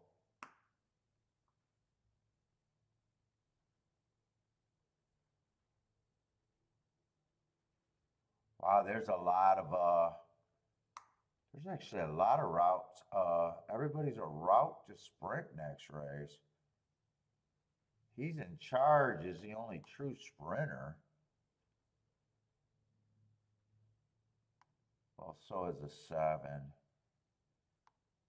The outside horses are the true sprinters. Everybody that's on the inside. God, that makes that race. Why are they supposed to bet next race? 9's going to be the favorite in the 8-hole. I think I got to at least try to push a little double here.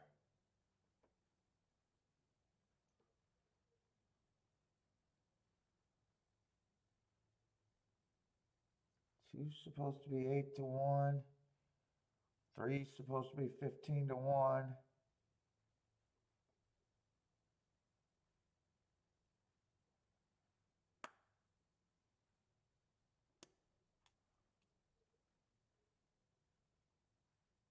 Six is the best sprinter towards the inside, I'd say.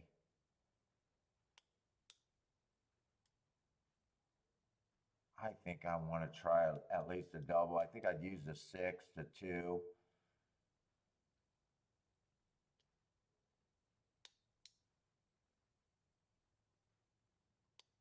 And the 4, I think, is who I'd use there. Those are decent prices. 6 to 2 and the 4.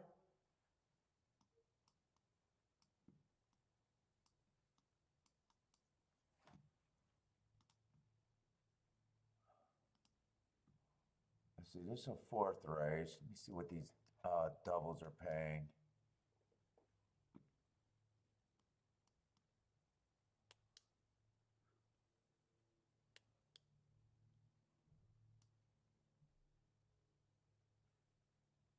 I didn't really decide who I liked in the first leg.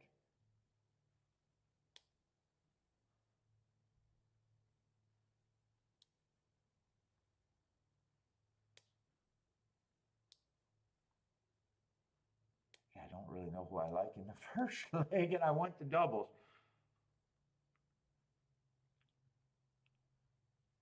Well, I think everyone got a shot this race, so 7 just overbet to me. So 7 I wouldn't want to use.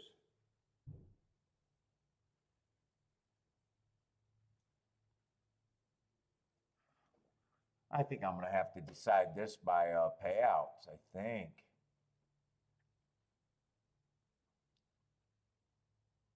Two, 4, 6 is what I like, so everything's good. I guess I'm not going to push anything right now.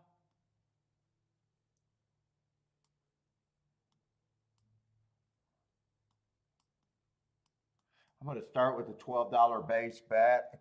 I think doubles are all worth it.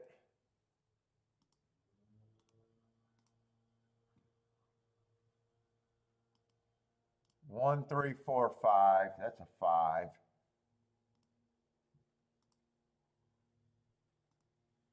Was it 6 in the second leg? Yeah, he's in charge. Then I want he's in charge for a bit more. I'm going to single him too. With the exact same horses. So he'll be my press.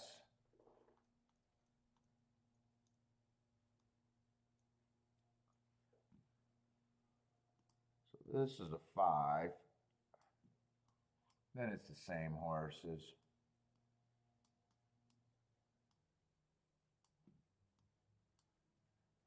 We'll see.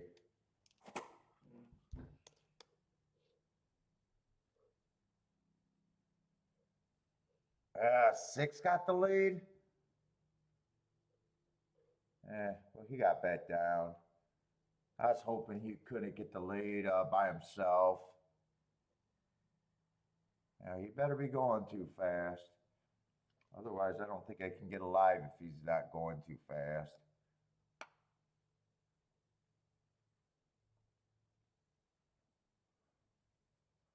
$24-1, maybe he's going too fast. Hopefully he's going too fast. I need him to be going too fast. I don't like how easy he got the lead.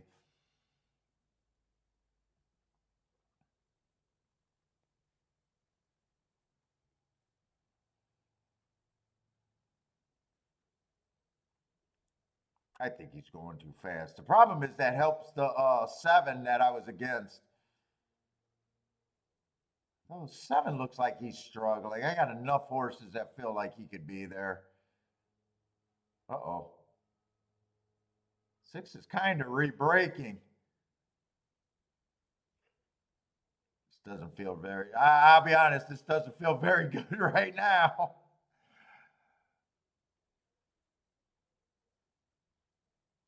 Six is gone.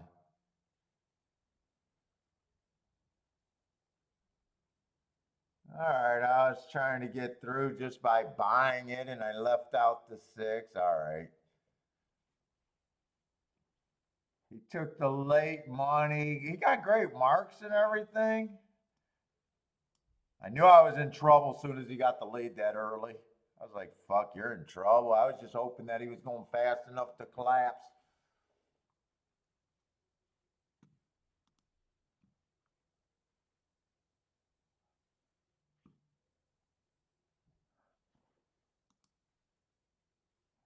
Yeah, that was definitely domination. I could have narrowed down the second leg. I could have used him. I didn't think I could use him. And I didn't like the 5 to begin with. It was between the 5 and the 6, and I decided to use the 5 on both tickets. Although I'm right now checking the doubles to see what they're playing to 2, 4, 6. Yeah, 6-2 is 22-1. 6-4 is 75-1. And 6-6 could not have been played. Yeah, 6-6, the horse that I was pressing the most next race could not have been played. All right. Yeah, that's my first bet today. I was so interested in beating the 7 there, which I did. But I needed to beat the 7 and the 6. Oh, shit. I wasted all that time for Toga? Well, Toga, it looks like they're in the gate.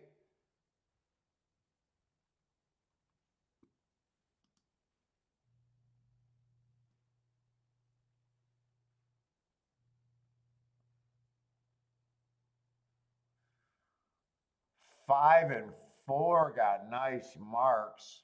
Oh, 4 is actually a price. I don't even have time. They're off right now.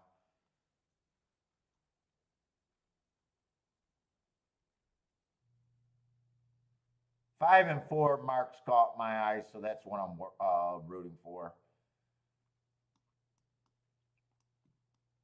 No bet there.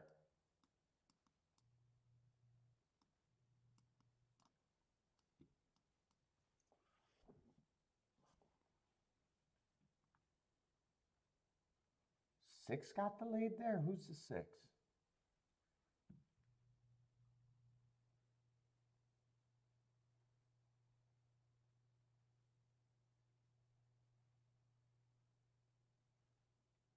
Oh, okay, now five's up there. Four's up there too. Two got the lead though?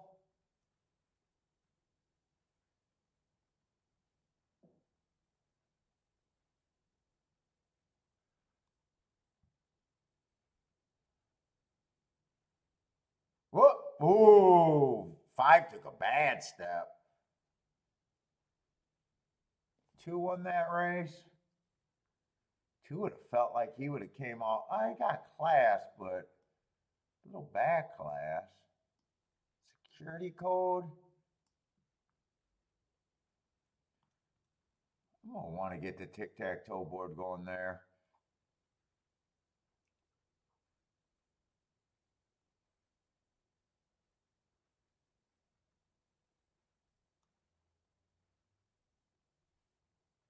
He took a pretty bad step, I thought.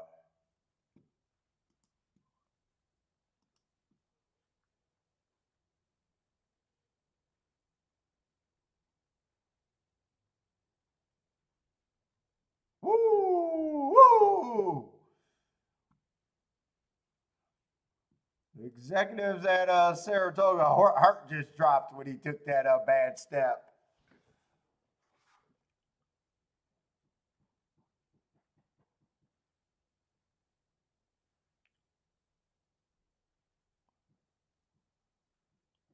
Lloyd was not so. Oh, what at Gulfstream? You weren't sold on that seven either. I did. I did not like him. I didn't like the fucking five and the seven at start. I said both of them get hurt by the slow pace, although it wasn't a slow pace.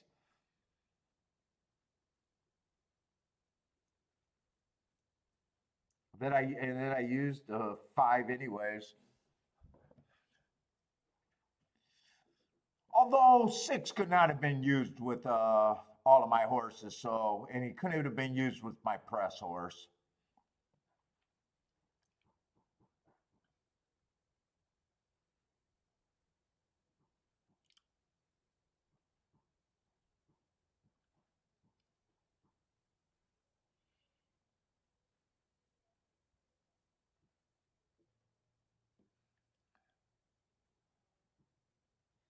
I didn't really see what the inquiry was here.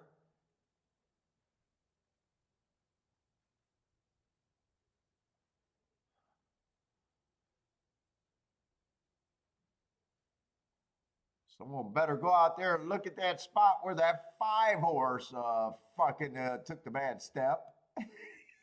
If I was New York, I'd be checking everything right now.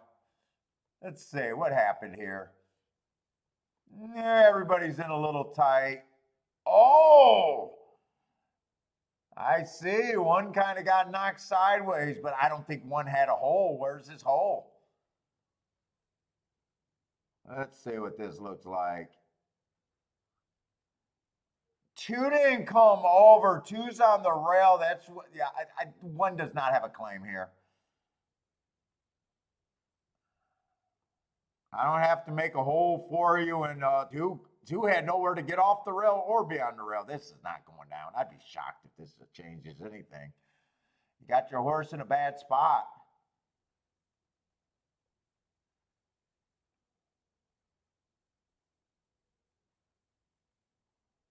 Yeah, this just happens naturally that coming into that turn that it gets tight. You can see that two's not coming off the rail. You can see it. Two's right there on the rail, and there's no room for him to come over. So if they're trying to take down the two, they can't take them down. Two doesn't have to have a hole for the one. This is just a big. This should be a big nothing, and I don't have a bet on this.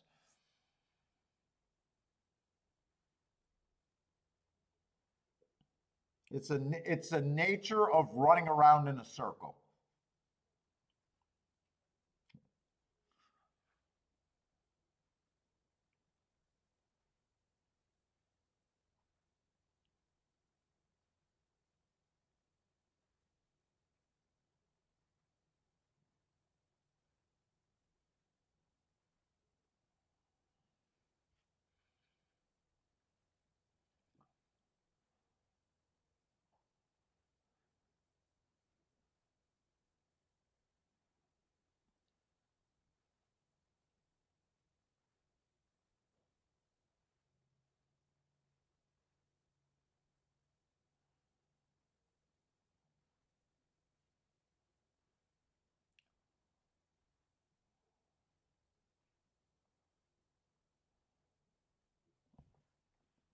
I mean, this should take more than 3 seconds. I don't understand what always the delays are for these.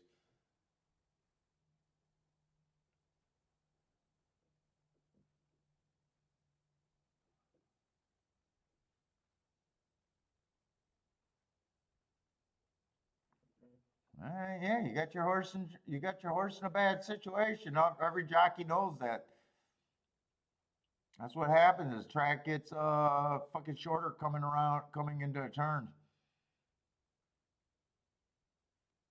There's no way. Two got no place to go. Two has no place to go. There's no way that's on the two. Yes, he clipped heels, but there's nothing else the two could have done.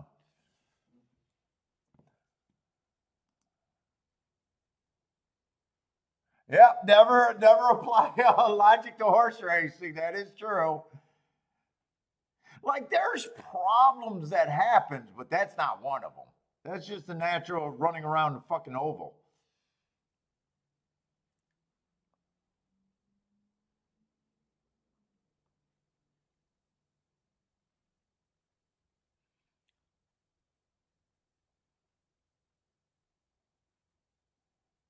No, Jack, you didn't know that. That's just like fucking if you were running a route and you felt pressure on your wrong part of your body, you're going to look back. He's looking back because he knows how tight it gets.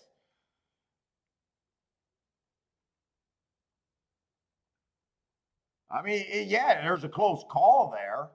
He felt the close call. He knows something hit his horse. He's going to look back. He doesn't have to look back because it's devious. There's no way this goes down. I'd be shocked. I'm actually shocked why there's an objection up here this long. And I don't have nothing to gain, but this is just the biggest non-event out there.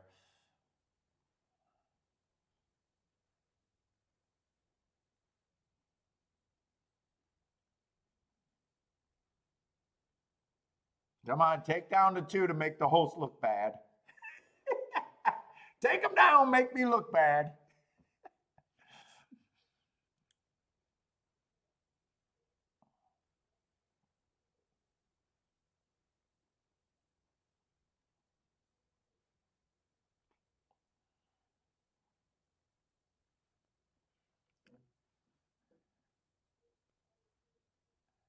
I'm the jinx. I might be the jinx. It might be New York watching the show, trying to discredit my fucking views. There's no way this goes down. I don't think there's a sane horse watch player that thinks that this goes down.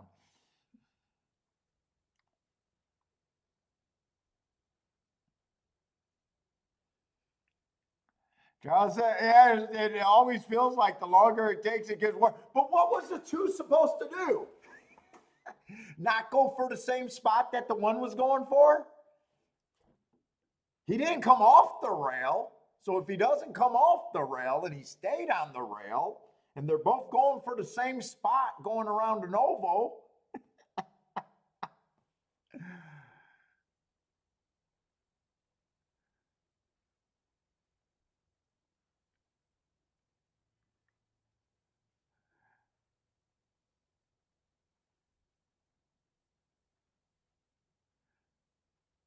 like there's nothing where, yeah, I mean, there's nothing else he could have done except for not go for the same spot that the one was going for.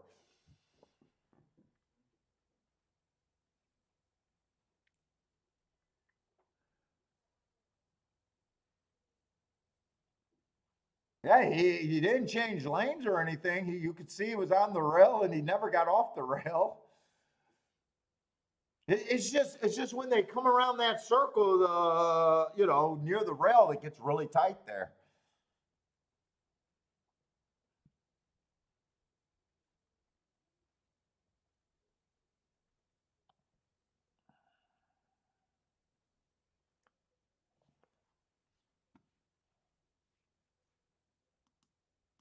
I'll be right back. I gotta go to the restroom.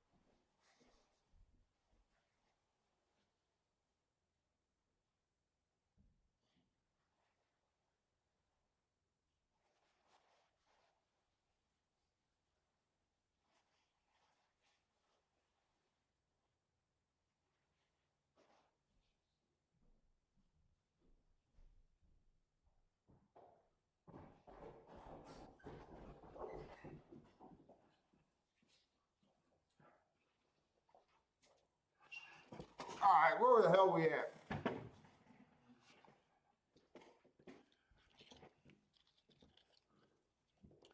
We got a dirt race at Gulfstream where the two favorites are on the far outside.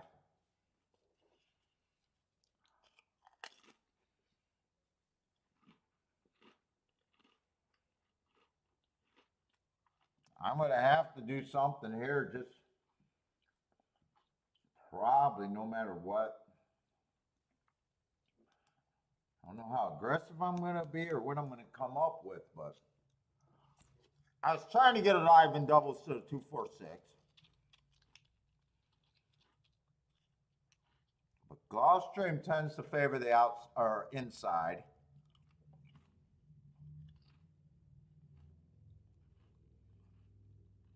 And at the very least, this feels like a spot that I got to be interested in.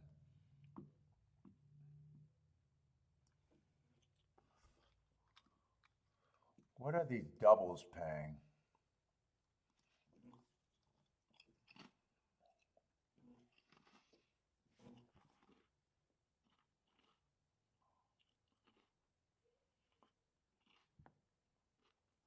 So it's funny, the double to the 10 and the 2 are paying about the same, but there are worlds of difference for what they're being offered right now.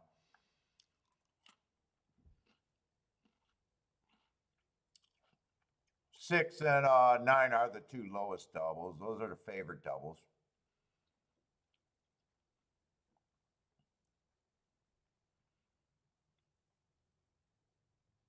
By a lot, $8 and $10.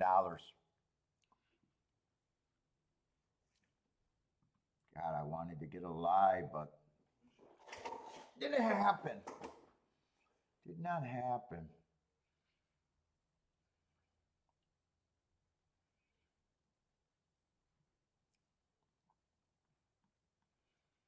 Let's see, the two favorites. Let's see, the 9 is the favorite right now. And I would like the 9 if he was on the inside. My big stand against him is he's just on the outside. He has the right running style. But once you get to 7 on out, it gets really hard to win at Gulfstream. So he can win. He's just not my spot. And 10, same thing. If either of those horses were on the inside, they would even be favorites in my mind. So my big thought against them is just, I think the outside of the track hurts them.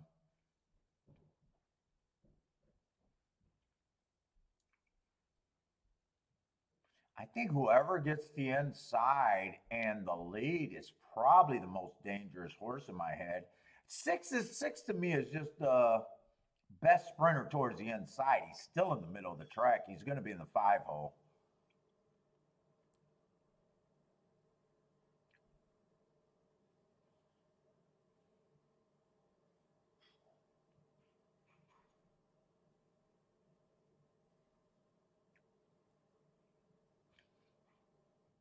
Who's Major King? Forza's been running sprints towards the inside, but he's not really a speed horse. I think he's been losing to the two favorites.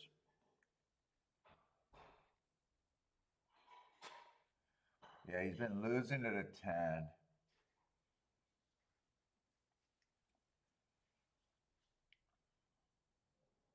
Let's just go through the marks. I'm going to start from the inside. Let's see, 4 races go on this 2 horse. I got average, slow.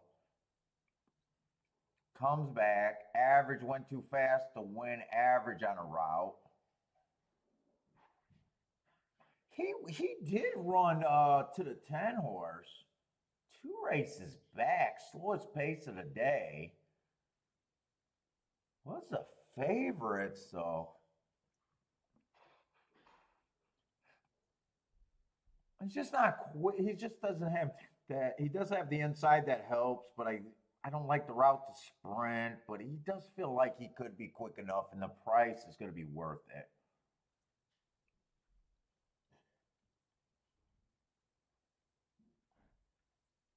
3, I think the inside helps, but he's another route to sprint. Everyone on the inside feels like route to sprinter just doesn't have the most dependable speed.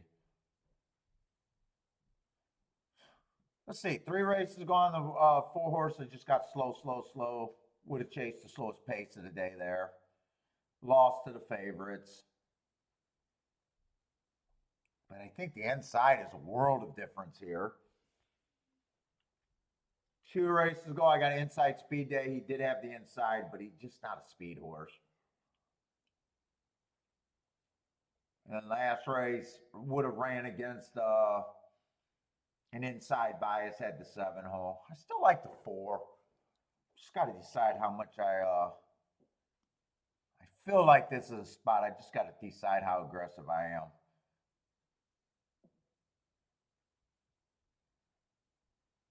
5, I think inside helps. 6, I think, is naturally the only sprinter towards the inside that has enough speed where, but he could still get strung out. 6 in my head is probably who I think is the favorite.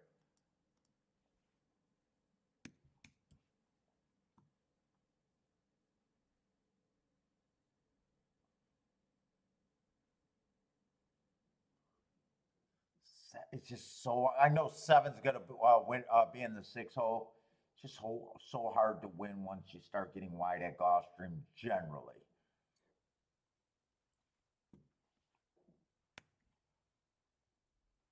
I'm gonna have to do a betting line here.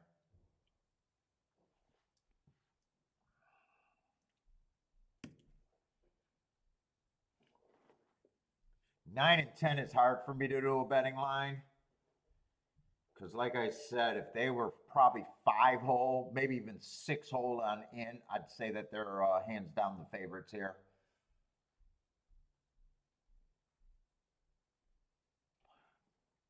I'm going to give the 10 10% just because of 10 hole, and I'm going to give the 9 15%. But like I said, if they were on the inside, I'd be like, yeah, those are the 2 horses to beat. So now I got 4 horses.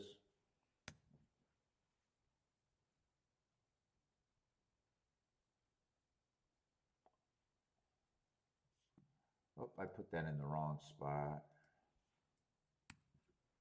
15%.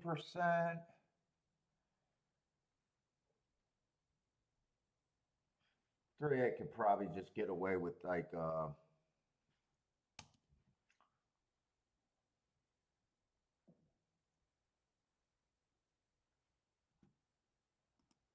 man, I am like fucking tired right now.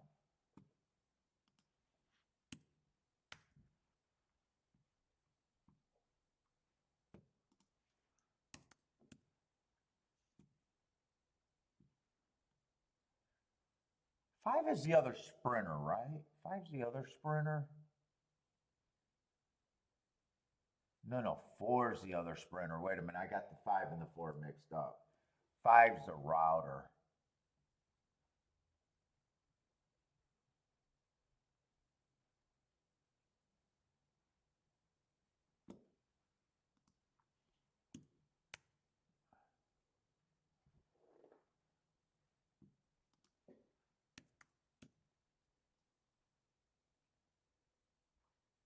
I don't want to lower him. I really don't want to raise any of these.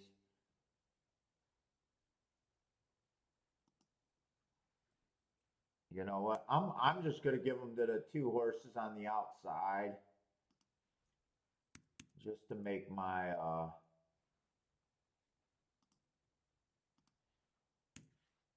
line a little bit, I guess, better, or at least more representative to I really would like them 2 damn horses.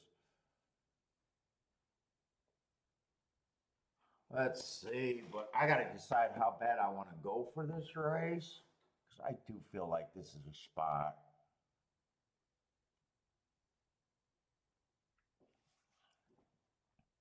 I really want everything to be around the 2. The 4 and the 6 mostly.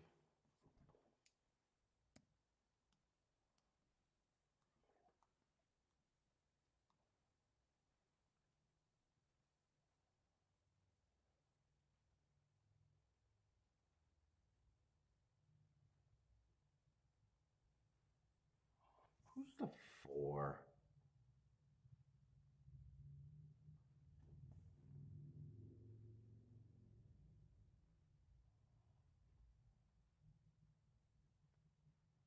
Trying to decide how I want to play this. 6, I think, is the best horse towards the inside, but fuck, he's still kind of outside.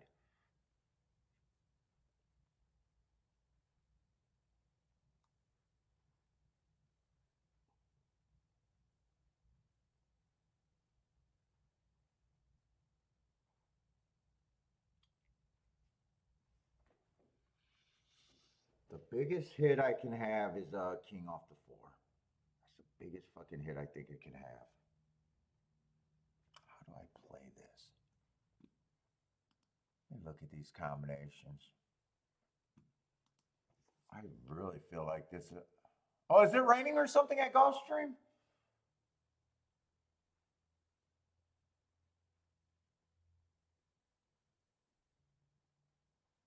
Zero minutes to post, and they're still in the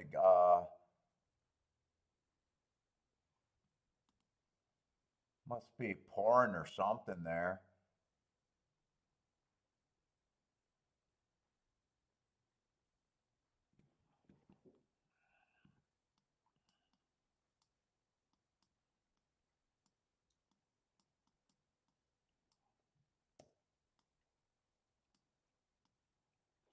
That's kind of my first thought, but that's actually kind of safety.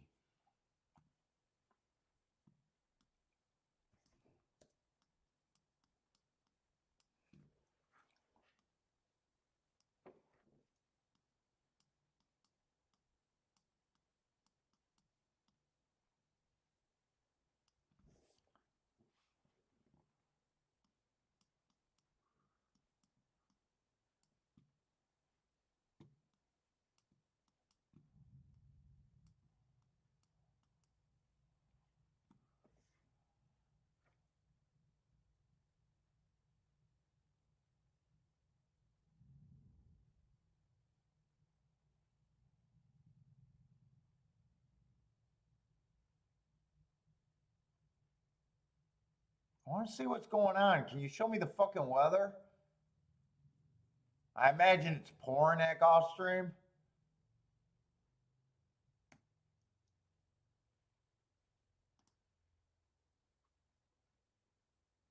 What's up, Kathy?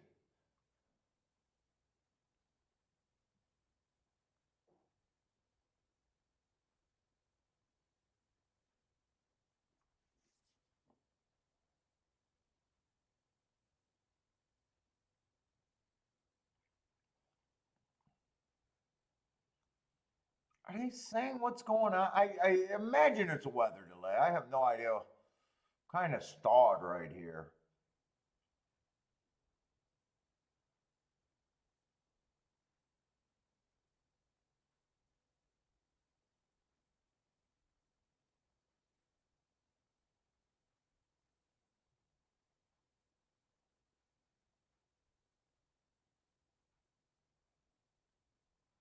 And I feel like I'm on a decision. It's like being at a poker table and I'm being interfered with when I'm on a decision. Someone asking me about the clock. Get the fuck out of here. Can you just show me or tell me what's going on outside?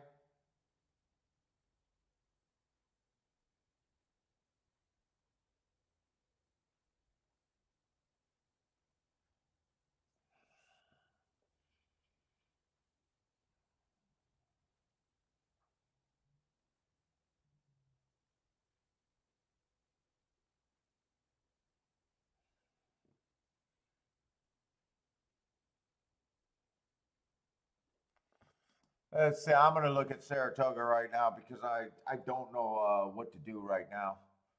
I had my mind set up with where I was. Actually, Saratoga's not going to be that great of a race. So,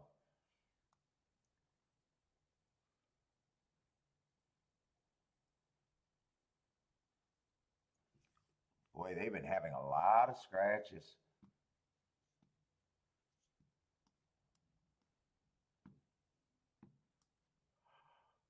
Oh man, oh man. Oh, go.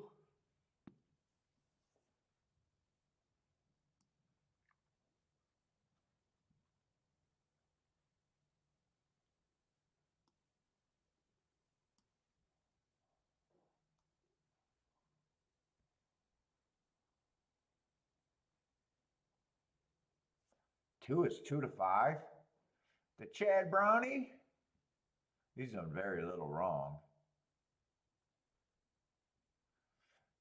And in 2 grade 2, I'm probably not interested in this race. I'm not going to know what to do with the 4 horse.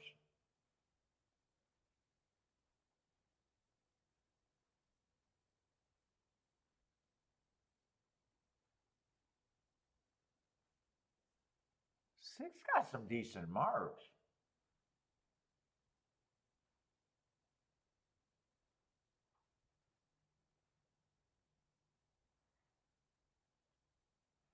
Let's see. 7 is trying turf for the first time. Nice horse, but trying for turf for the first time.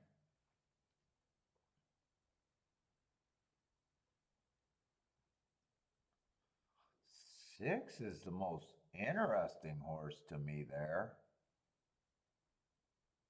4, I don't know what the 4, other than being a Euro at 7 to 1, actually sound like value.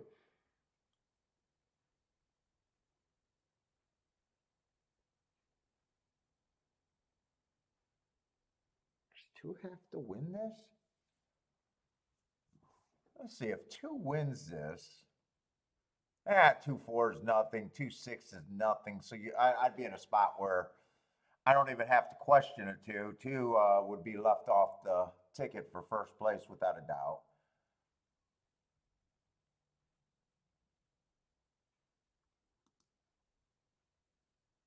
Let me go back to Gulfstream. I got to figure out Gulfstream because Gulfstream, I thought that was a spot.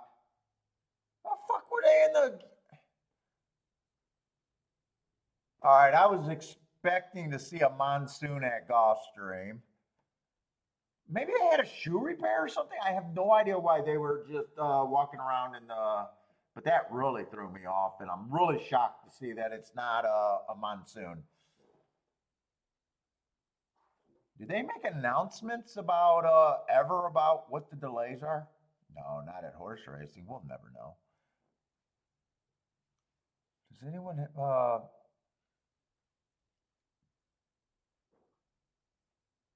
Oh, it's El Marco. What's up? Gate problems. Okay, gate problems. Okay.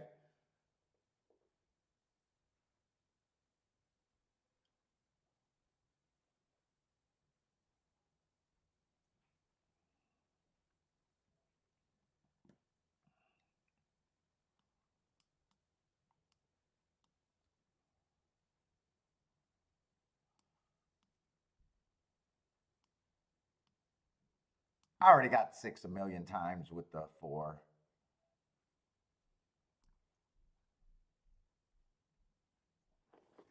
Is that how I want to play this?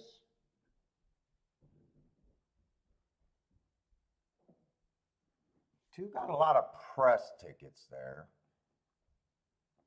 $8 base. Ooh, I want him, I want him, I want him.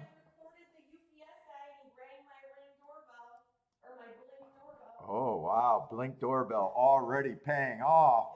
I don't get any packages. Let's go. What did you get me?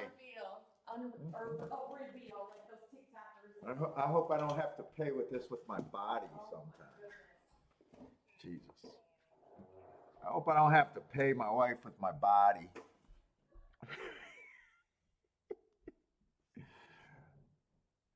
All right, I am going to touch this a bit. I got to decide how much this is worth.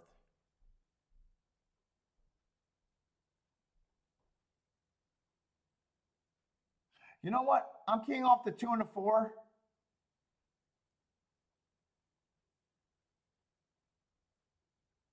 I'm deciding what to do with that win bet. Let me do the bets that I know I'm going to do. 4 with the 3-2-5.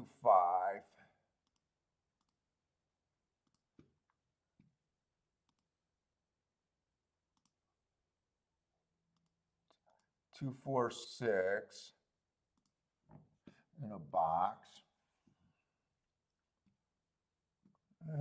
Do that key box with the 6. 5, 4, everything inside. All right, so I got the press 6 with the 2, 4. Pressing that. And then 6 with the 2, 4, but that one's straight. And the only thing I didn't really decide what to do was with the win bets.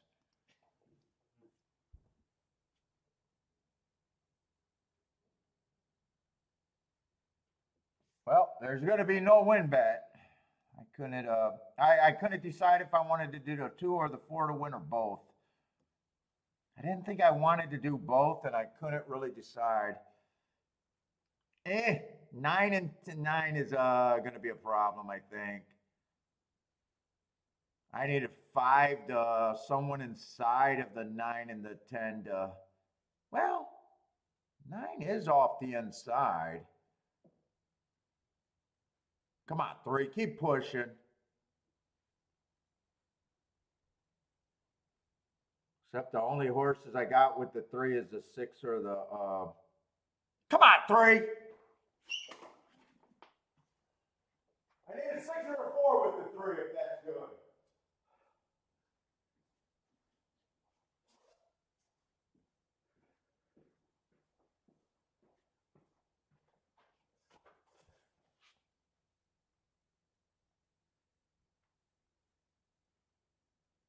I need a 6 bad here. 2 does not cut it. 9 does not cut it. 6, I need, I'm not going to get second. Actually, 9's going to win. That was a good bet, but fuck, I needed a 9 to get beat there. I probably, if it came at 9-3, I probably should have had a 3-9 a little bit. I thought that was a spot I had to play.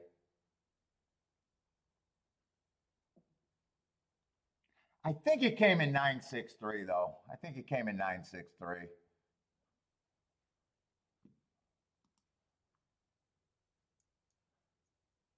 But if it came in 9-3, I probably should have had at least a 9 with the 3 and the 4.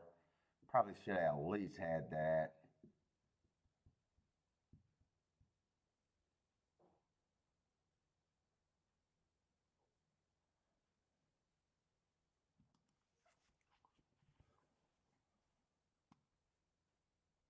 What is 9-3 paying? I just think the 6 got second. I do think the 6 got second. I'm hoping the 6 got second for my sake.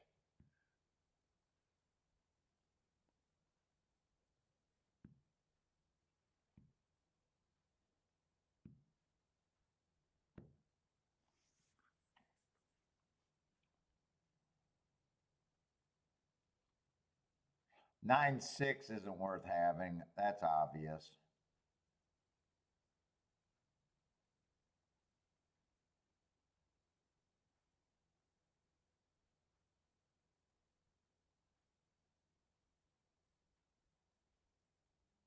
God, I needed that 9 not to do what I needed him to do.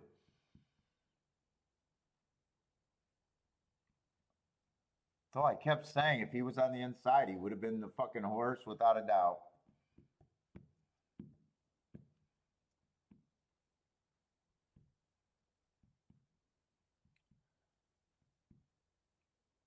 I really want to see this photo. The longer this photo will take, I'm really like wondering who got second. What did she get me? I don't got no blade. I ain't got no blade.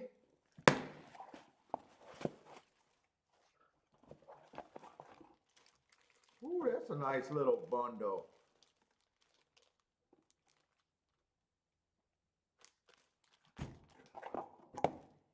Oh, they are the 4.5 Robustos. Man, I'm a size whore. You can't give me 4.5-inch cigars. Although I know what those are. So their Robustos are 4.5 inches. Yeah, 6 ticket third. But what did that variety pack come in?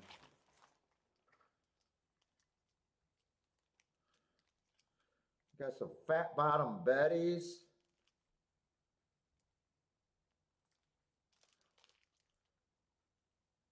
General Kentucky. Those are Drew Estate?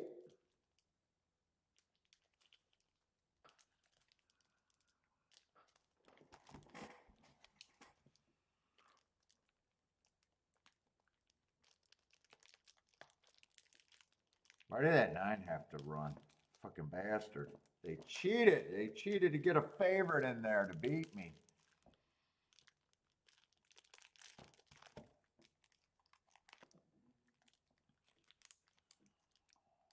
What are these?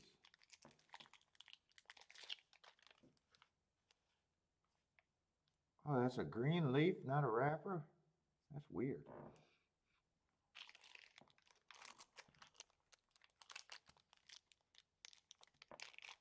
Mac and Company, you like the 3? Yeah, I needed the 9 not to run. I needed just to be right about him. I would have had 6-3 a ton of times. I would have been all right, though. What was 6-3 paying? Yeah, 6-3 was paying $101. I definitely would have been fine.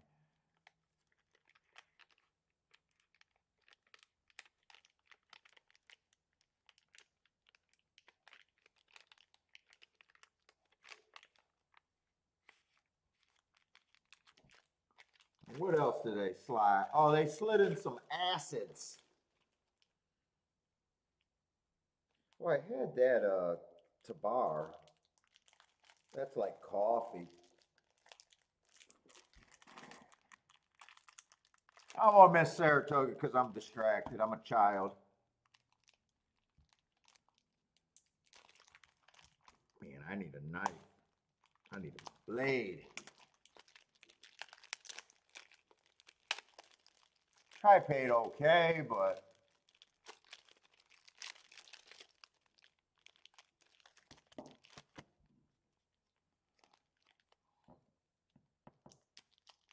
got some acid cigars. I usually don't like infused cigars.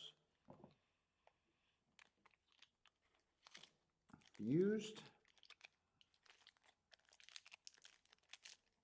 Oh, she got me a nice little package, I guess. We'll see. What is this one?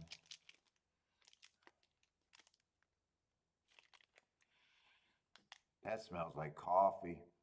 Coffee and chocolate.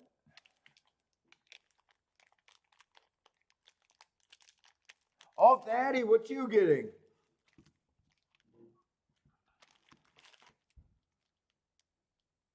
I'm a size whore. That was the Undercrown. She got me the small ones. Look, I'm just a size whore, I guess. Don't want no short cigars. All right, let me throw these in the humidor. Kiki, you got me baby cigars.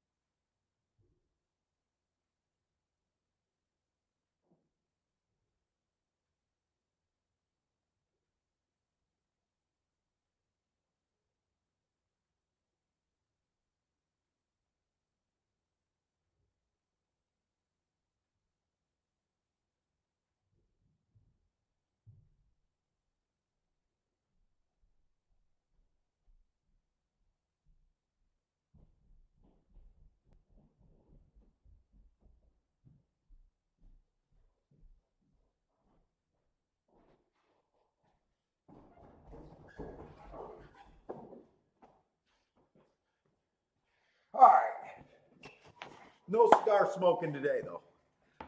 I got to show restraint for at least one day.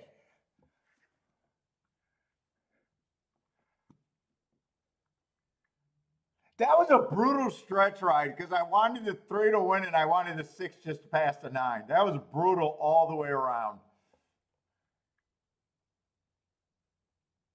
9 kept grudging. 6 actually got up there where I needed a 3 to, or not the 3, I needed a 6 to beat the 2. But yeah, that felt brutal.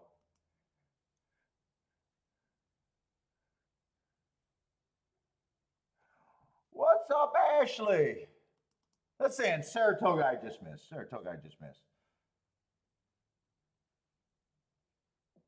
Yeah, 6 was the main part of that. I kept saying that 9 would be the horse if he was on the inside, and I tried to beat him. I got really no bitch about that. I'm supposed to make that move. I'm supposed to make that move.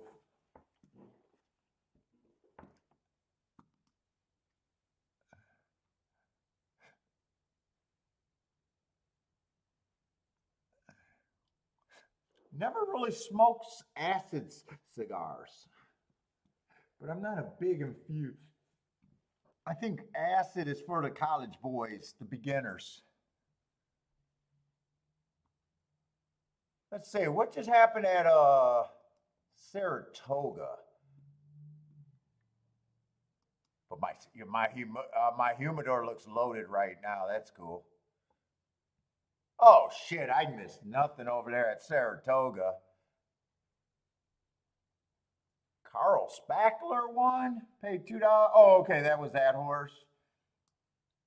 Yeah, that was the horse I checked the exact as it was like you're in no man's land. You either got to beat him because with him on top of anybody kind of sucks. Okay, so that was a horse that won. No bet there. I don't think I made a single bet at Saratoga, and I bet 2 races at Gulfstream, and they were kind of lined up with each other. That double, I wouldn't have finished. I didn't get a live in the first leg, and at the same time, I wouldn't have finished it because it was going into that last race. So really, I only made bet 2 races at Gulfstream today. So light action, not a lot of plays so far today. But I did feel like I had to make that play. If the 3 got second, I would have, and the 9 won, I would have really questioned why I didn't have that. So actually, in a way, I'm kind of glad that the 6 got second. So I don't have to look back and say, why did I not hit $100 exacta?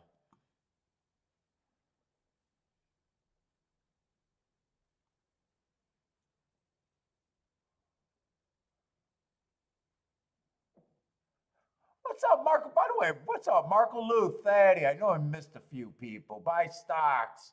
Mac and Company, what's up?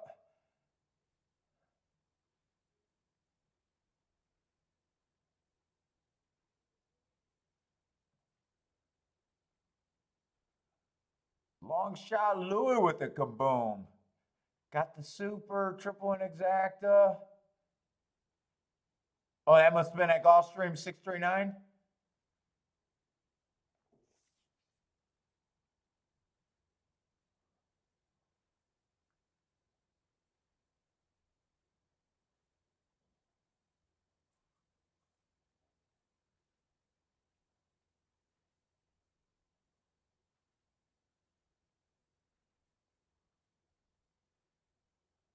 Just trying to read the chat. All right, where are we at? So I think the 5th and the 6th race at Saratoga. I got a feeling those are the 2 baby races. And already probably not that likely to be interested in either of them. Let's say really make big mistakes betting or perceived mistakes, whatever you want to call it.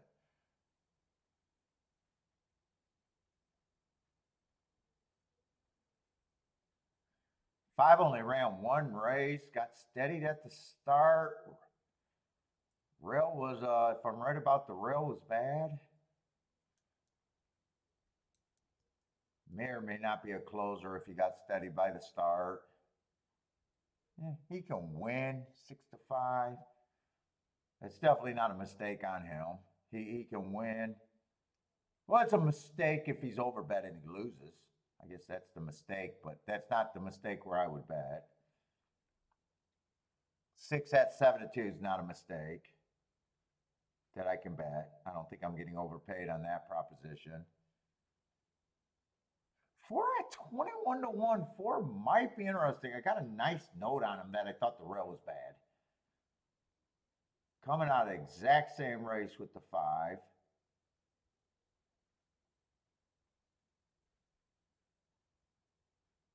Five, you got to say, would have ran a better race on paper.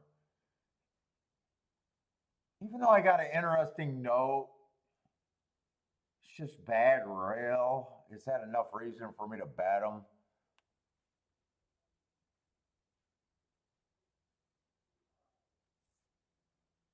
One went match strides with the fastest winner. I just don't think I'm going to be that interested in thinking that this is spot, really.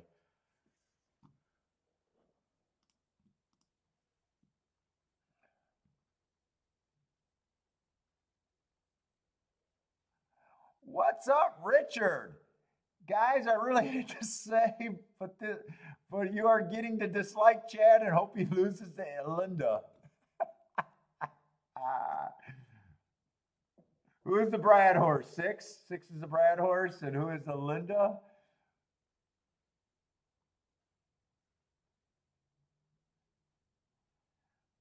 Yeah, I don't pay attention to trainers and that sort of stuff.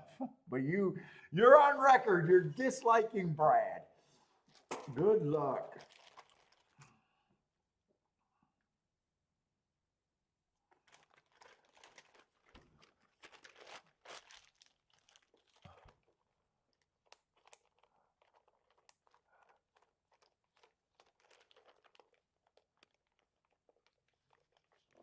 Oh, it looks like 2 and 1 had the lead all the time. I'm watching a replay over there at Saratoga.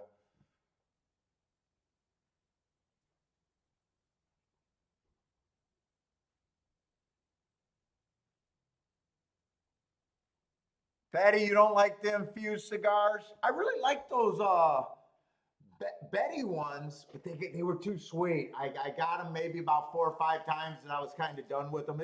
They're a decent cigar, but I swear to God, it's like eating cake.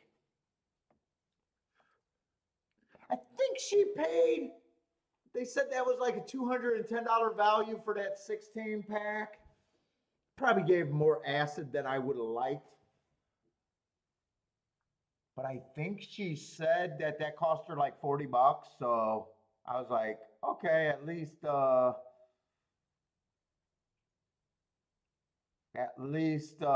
feel like that's a good 16. I feel like that's good value, whether I like them or not.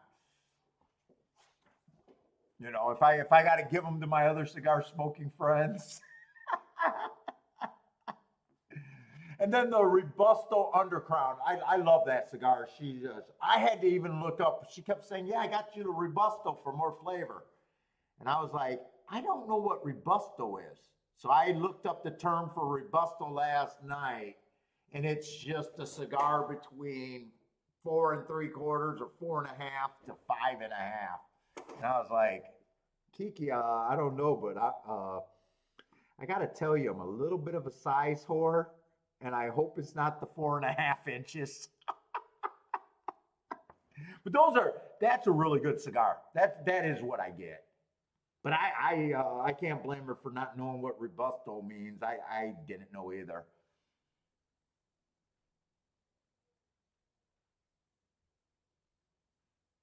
Oh, the cigar bundle. The acid is like Drew Estate. I don't know if that's their Los.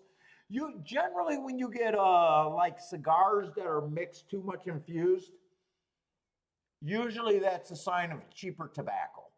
You know, when they do it with the whiskey or tequila or, infuse it with extra flavors, Usually the stock cigar tobacco is not as good.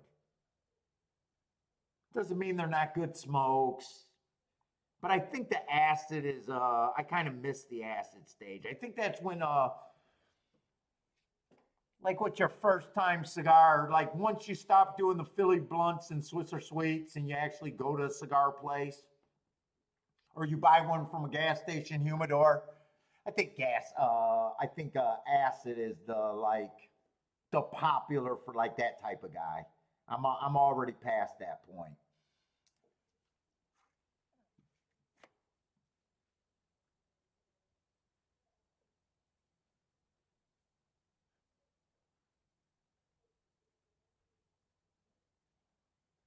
Yeah, my stocks. I most of the races to me were sit out races today. Really.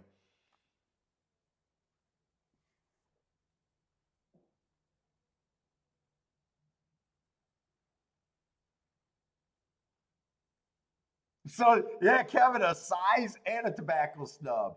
I'll tell you the other thing I don't like. I don't like the box press cigars. I don't like how they feel in my nubs. You know, the square when they got that square feeling to them. Sounds so gay. I don't like the feel in my hand. I can't enjoy the smoke. Hey, Kevin, we all got our little dumb things, right? We all got our little dumb things. I just happen to be a size whore, okay?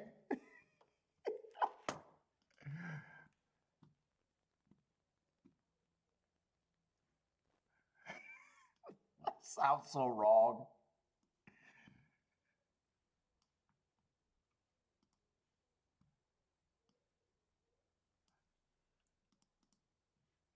Oh, we got a 1 to 5 over here at Gulfstream. I can't say Gulfstream's been the best product today either. That's where I took my 2 spots, but so far that hasn't worked out. We got another race with 6 horses and a 1 to 5. That does not sound promising. Okay.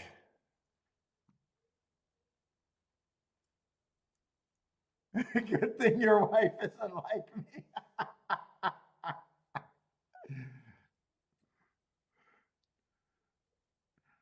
Let's see the favorite 1 to 5. Let's just put it nice and simple. He did nothing wrong his first race out. I got nice marks on him. He was the fastest winner for the first 2 calls, average at the finish. You know, does that make him worth 2 to 5? Probably not. My definition is no matter how much I like a horse, I never make them more of a coin flip. So he's overbet by that definition, without a doubt.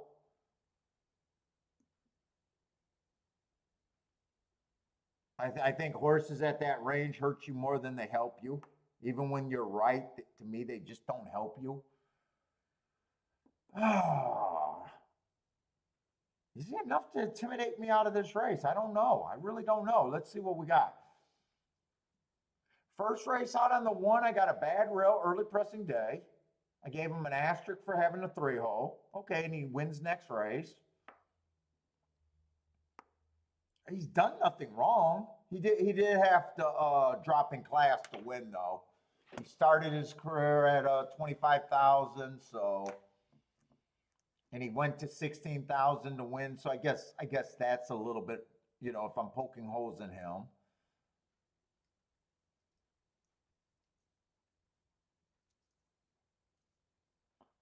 Two two stuff is not any different.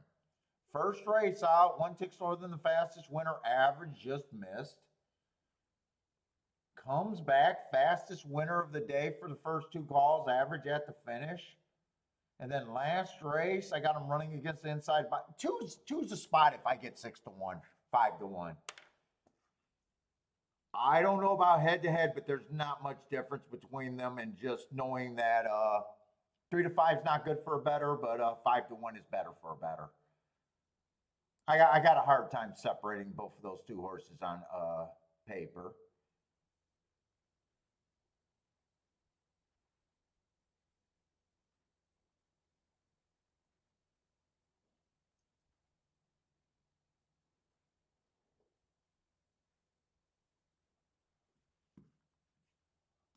Do I want to do combinations? I don't know how aggressive I want to be here. Even two on top of the three, to me, I'd just rather lock in the 9-2 than have to hope for second place. So if I play combinations, it won't even be 2-3-3-2. Three would have to be left off.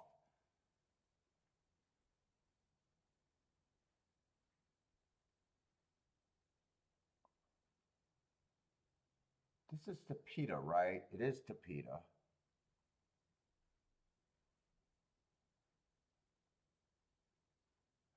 Let's see, six is coming out of that same stakes race with the two. If I'm right about that's an inside day, he had the 7 hole, so he was at a disadvantage that day. Five just ran one race, did everything right, but was the slowest winner of the day. I'm probably gonna have to bet a little bit here.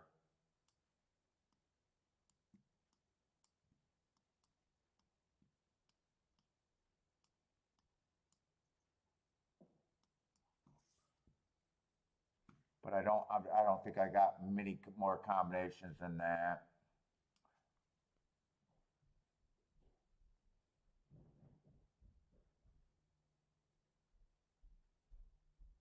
Why do I got two races marked? Oh, that goes there. Okay. You know what? I want the 4 in there a little bit.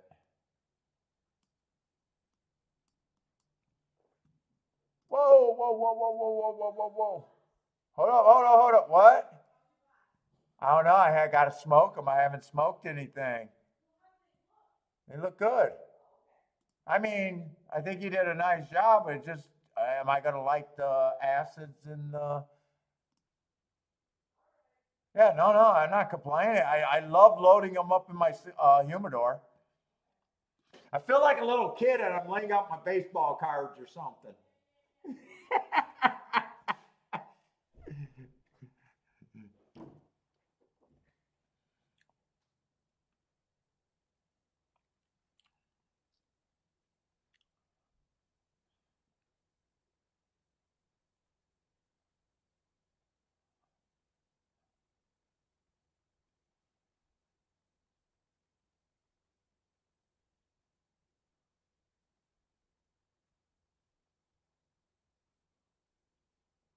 This is a 6 here. I wrote the horse's odds down, but that's a 6. I can't bet a 7. Hopefully, I was handicapped in the right race. I think 6. I was always always calling the 7.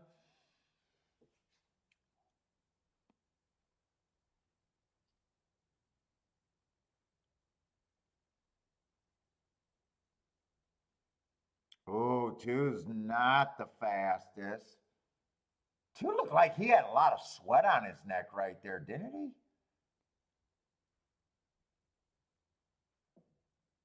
Or is that just reflection?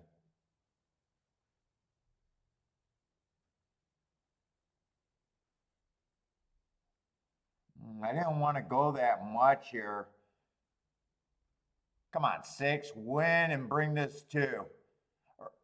I hope 3 is all in right now because I think 2 got horse peeking corner. Two's not really keeping up.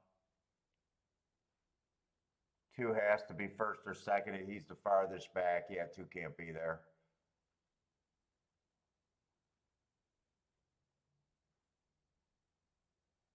Three is just going to end up being the best there by a K hair. 3652, 3652.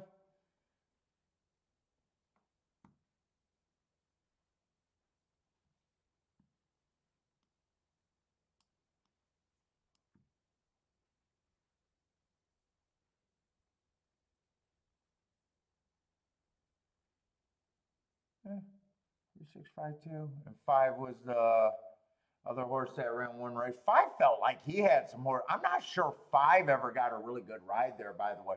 He felt like he had a horse the whole time and was waiting.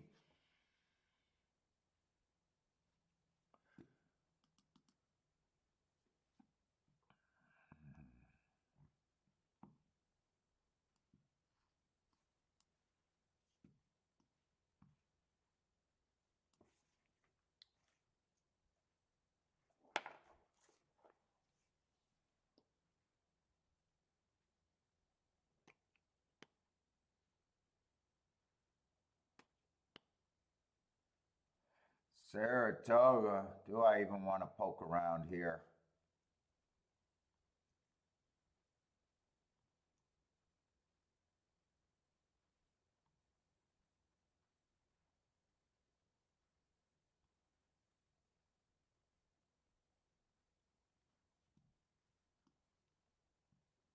We got a Mata Lucas, a Chad Brown.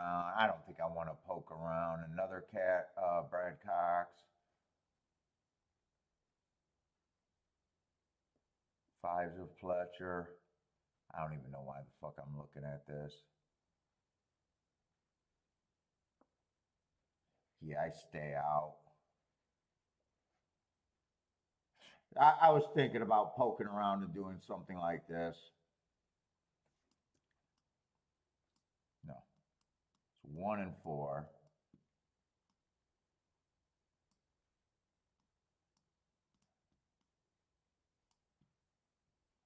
And getting a 1 and 4. And just hoping to be right. But I don't even think I feel like poking around. Got high class, a lot of high class trainers. I got another Chad Brown where if I start thinking, well, you're king off a 220 to 1 shot, maybe you should add this horse. Well, you know what? Then maybe you should add the mod. I just think I avoid this race.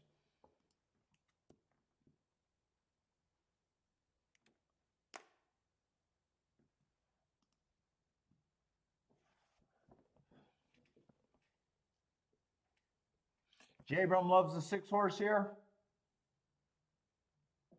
And then I'd have to go and look at this replay and decide how bad I think that's steadied.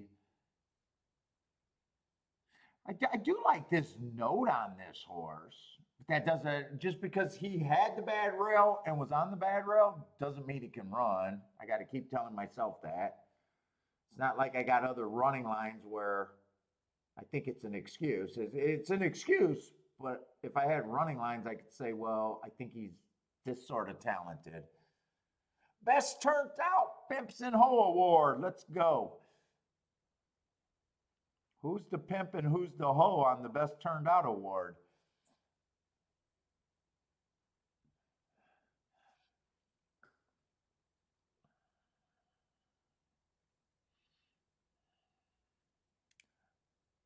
And Gulfstream kind of just has not been much.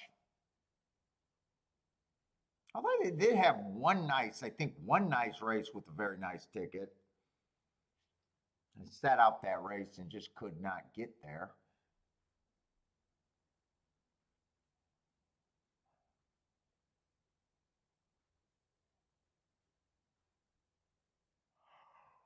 Oh boy.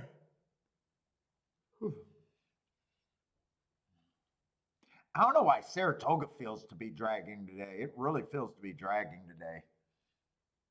Daddy likes the 1 to win place to show at Toga. Christopher 3 to win with the 389.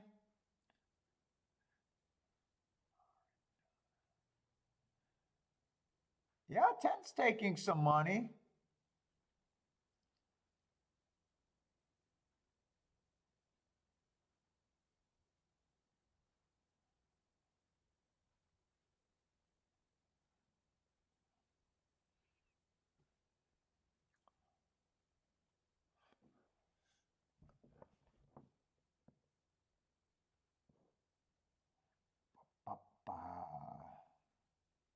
Let's see, that Gulfstream exact that couldn't have paid anything. I don't think the try could have paid anything either. $2.91 super, $12 double. Ooh, for $2. Just throw up in your mouth.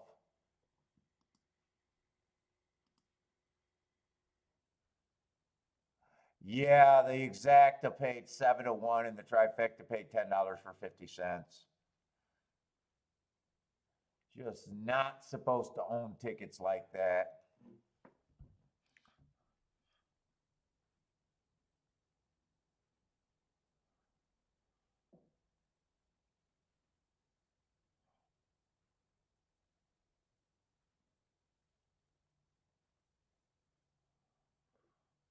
Who else?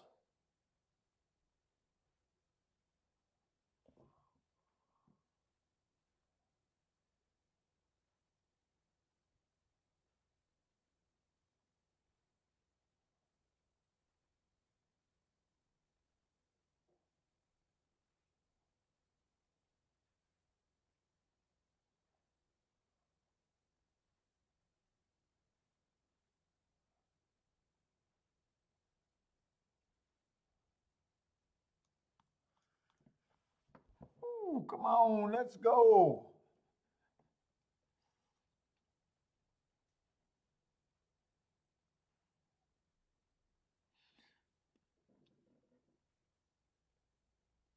I wonder what's the schedule next week. Let me see who's running next week. Let me look at something real quick.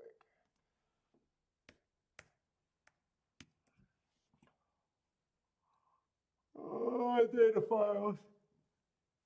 Oh, slow day today.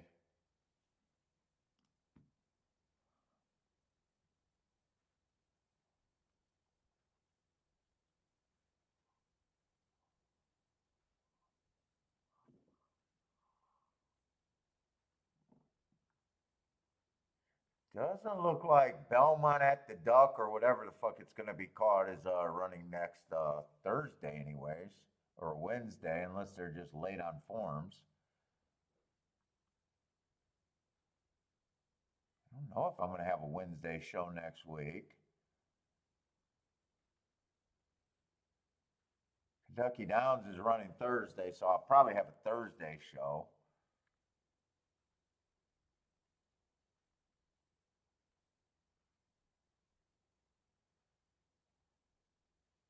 Yeah, probably no Wednesday show.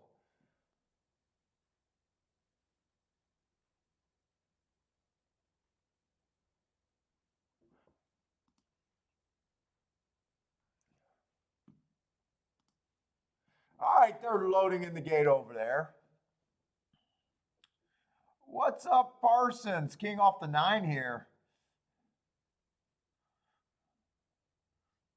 Blair likes the 9 too. Roland likes the 9. Who's the 9? 12 to 1?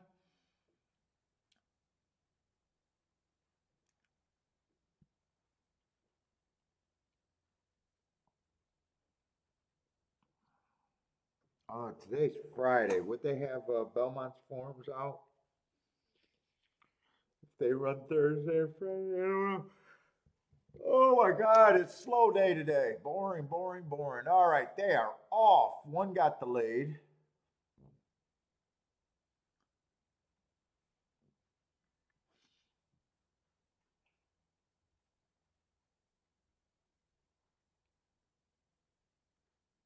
Five got out way closer to the pace. Let's see. I would have had to key off the 1 and the 4 here. I think it was. Was it the 1 and the 4? I wrote it down. But I did not do any betting here. Yeah, I would have had to key off the 1 and the 4.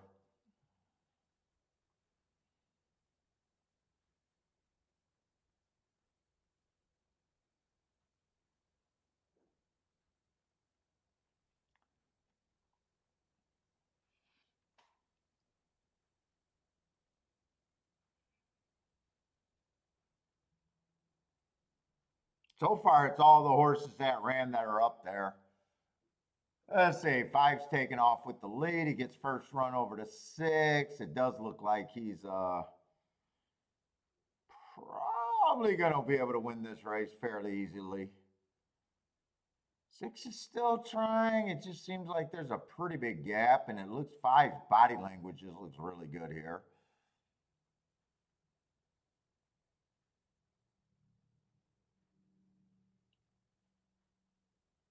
6 does look like second best at the very least. And that looks like an exacta that probably plays not that much.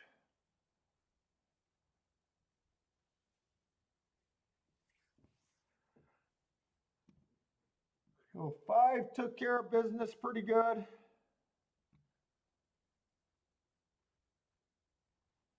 And 6 was definitely second best all the way around. 3 ends up getting third, way back third. Marco Luz on to the next leg.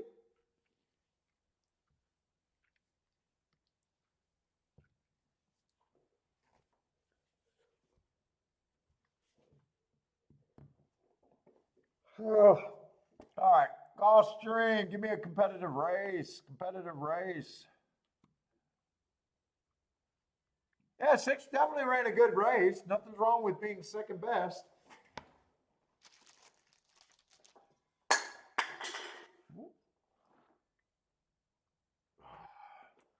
My cleaning person will get that. Who is also me.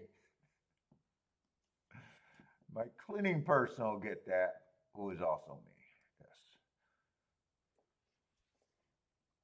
Yes. This is 7th race, another Tapeta. We're in the late double. There just hasn't been any spots for me so far, really, at Gulfstream. The races that I played didn't pay anything, and I'm supposed to lose, so I have really no problem in that scenario.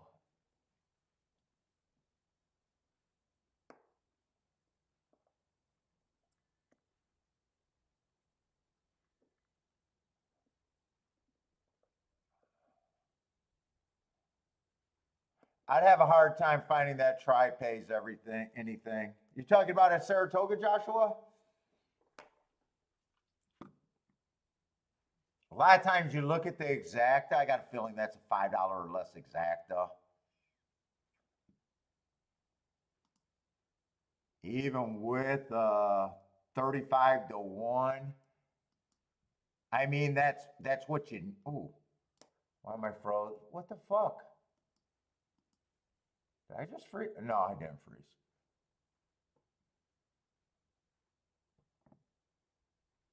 Maybe, I mean, it's not going to be huge, but maybe it can hit that $30 for 50-cent threshold. Maybe. Hold up, I'm signing in and out. That's like feeling like it's freezing to me.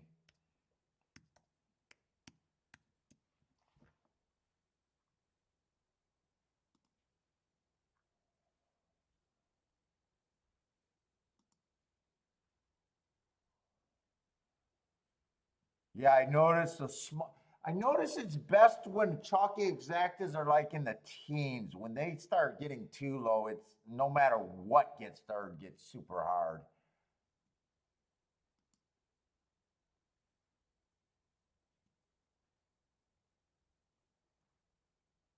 Oh, I think I'm too late. I think I'm too late and they already threw it up.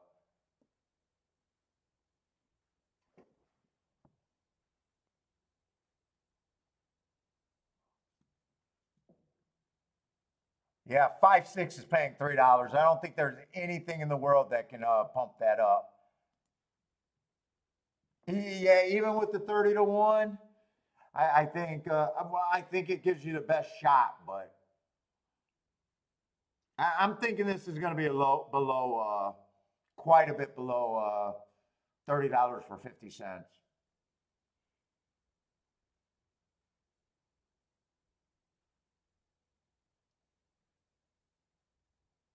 Yeah, it's $16 for 50 cents. I notice when the exactas are like $15, $16, you know, you want to beef those up, that's when they really start to, oh, that could have paid good kind of deal. But when they're like $5 and under, it's almost like you might. I've been finding it's better to just say there's nothing that can help that.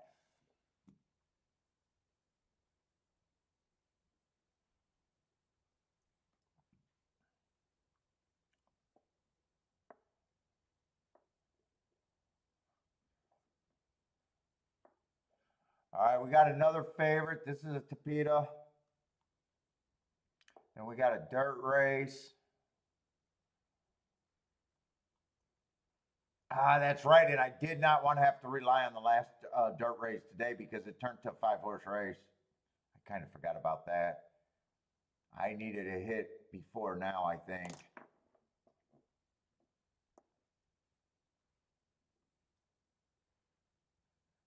And fucking 2 in the last race looks pretty freaking hopeless.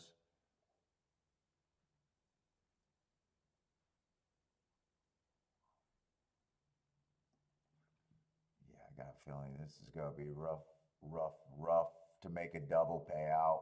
I don't know why I'm thinking double, but I am.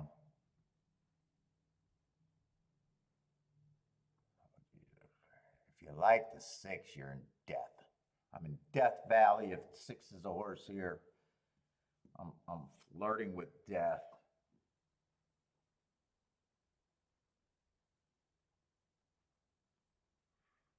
And this is a Tapita race. All right, I'm looking for speed and stalkers on the Tapita. Actually, there's some decently marked horses here.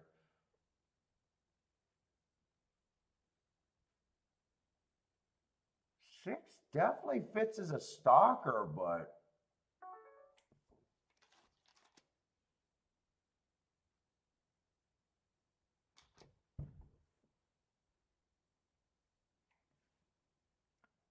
am I in the right race? Classic Dreamer or something is the favorite here? I'm looking at the 5-horse thinking it's a 6. All right. I was like, wait a minute, this is a beatable favorite. I'm looking at the wrong number. This is Call Me Spicy is the favorite. Yeah, he definitely fits. He got speed. He's able to stalk. He's on really, he's almost done nothing wrong in his career. He's either run first or second every race.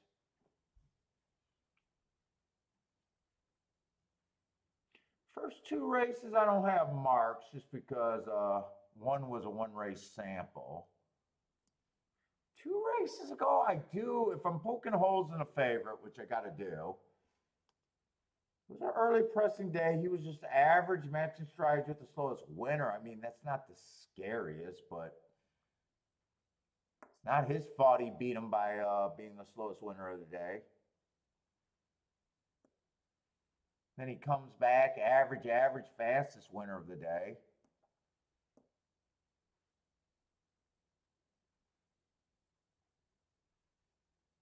Seven got nice marks, but those marks come from route races.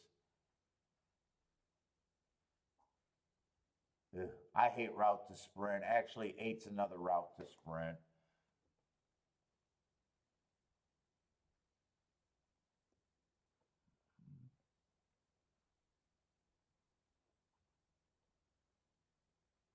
Four's not impossible here.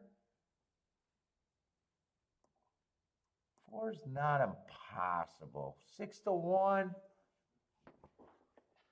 Probably not that interested in a win bet there, but he's not impossible.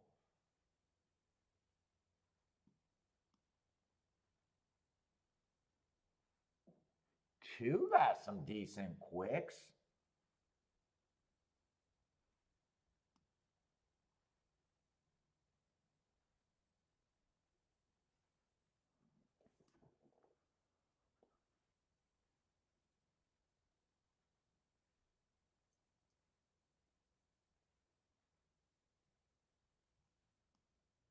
Is that the favorite he been running? Wait a minute.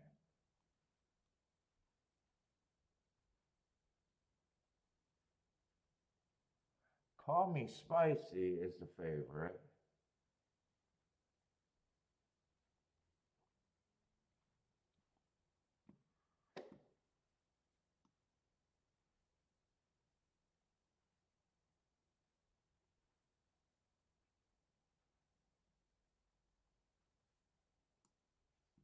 No, they didn't run on the same day.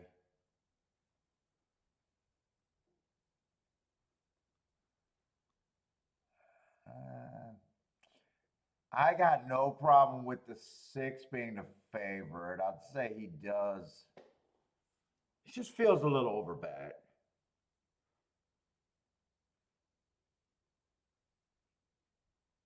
I think he'll be hard to get out of first and second.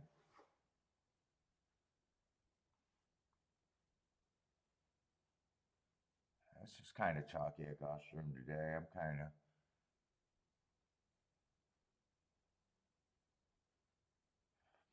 I don't like either of the two outside horses. Let's see where I think I'm at here.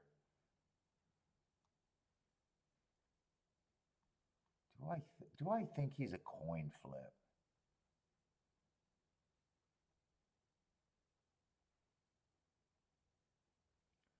He's not the fastest early. Someone could get in front of him. It could be a losing condition.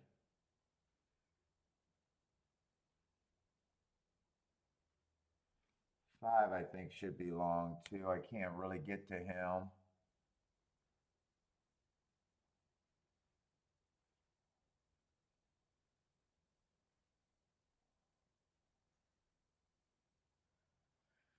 Four, I think, is a little bit of value or priced right. But I think he's a spot that can beat this.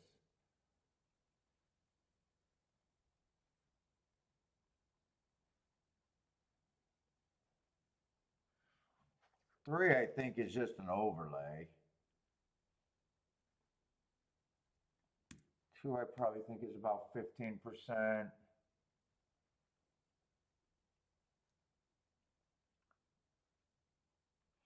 One, what would that leave the five at? Yeah, I think that's my betting line right there.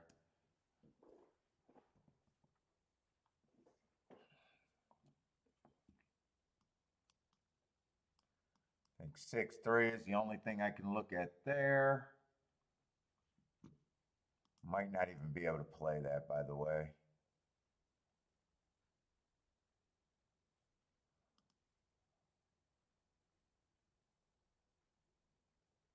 Yeah, 6-3 is 30-1. That's the only one. Actually, 6-1 is okay. 6-1 is 20-1 if that doesn't go down. Wouldn't mind those two.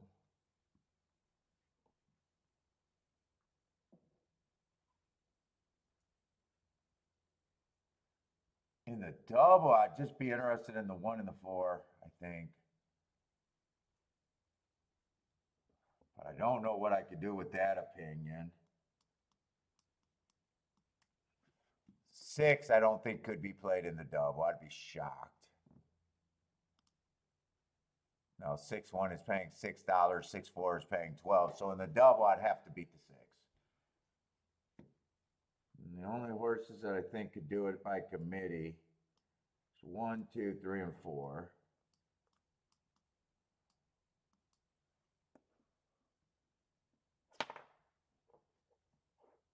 One of those two horses, okay. 2 to the 2, or 2 to the 1, I would never want. 2 to the 4 is borderline at 19-1.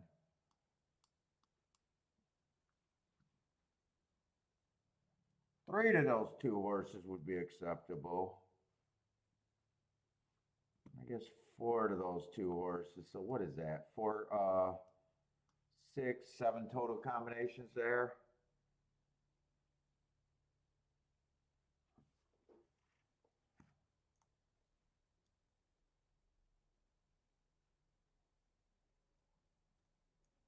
Seven combinations.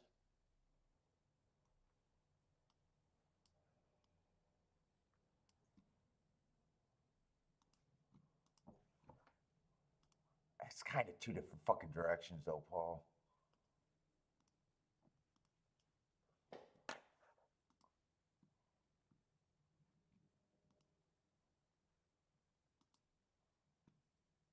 minute. Do the doubles first. Doubles first.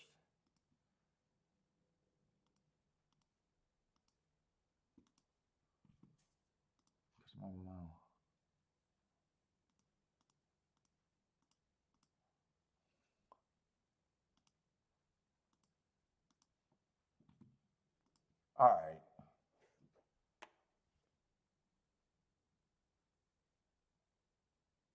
I'm going to key off the 1-3. I'm going a little different direction with that.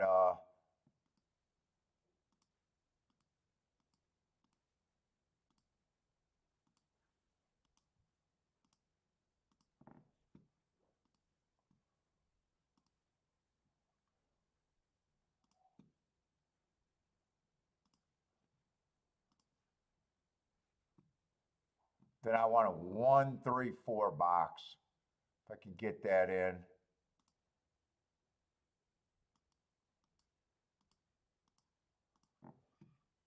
All right. So I did do that. A 1-3-4 in a box.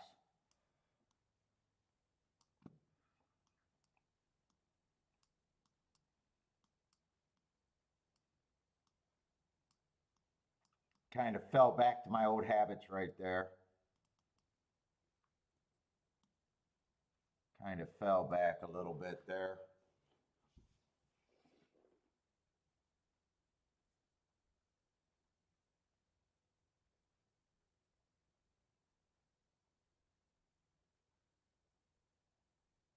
Come on, 4. You know, 1 and 3 aren't keeping up. Come on, can I get a 4 or 2 to win? Really, I want the 4 to win. I'll be alive to 2 horses. I think I need the double.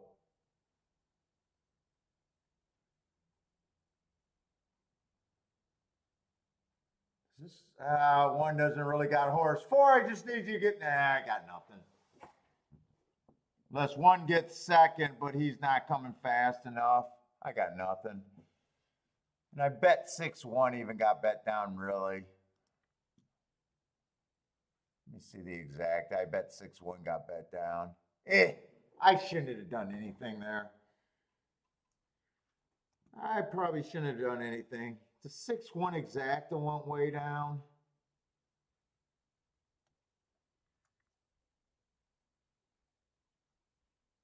Six two's no good. 6-4's no good. 6, I gave a 50% chance to win, and I'm still trying to beat him. I probably should have walked away from that, other than I'm trying to. I probably should have just walked away from that, really. Wanted to play Gulfstream today, but there's really been nothing for Gulfstream app for me. I kind of played my old terrible bet right there. In a race where I thought the favorite had a 50% chance to win. Yeah, that's probably terrible. This bet's okay, but all the combinations got to be over 80-1. The majority of them, you got to have some of them over 100. That was never going to reach that threshold. That was never going to reach that threshold to defend that bet.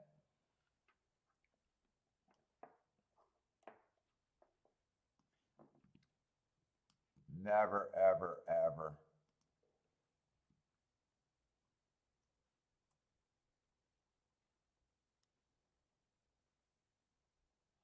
Should have just been patient and waited for, just wrote Gulfstream off. I think Gulfstream's a write-off because I don't think next race is going to be any possible to be anything good.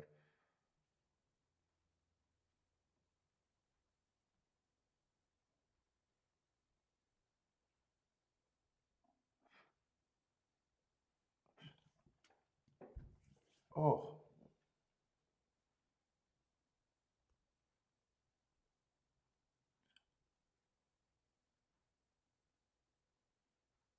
No, hey, what's up, Ross? No, I'm in Detroit. I'm out here in West Bloomfield.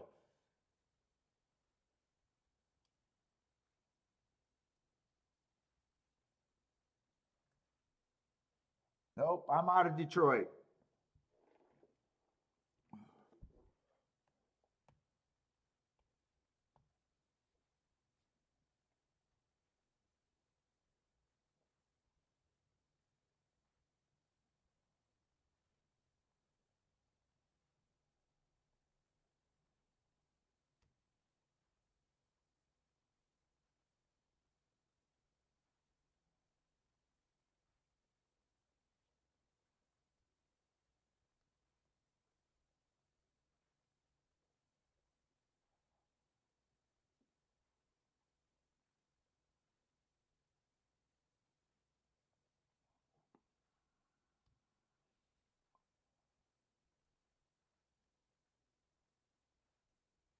But I don't think there's any difference between a 1, 2, 3, really.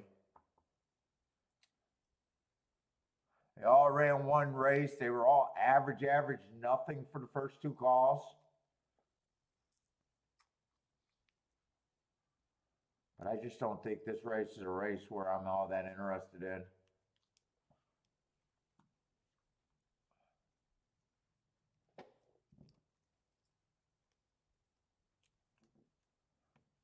So the horses that ran, 9 and 10 are the horses that are harder for me to get an idea of.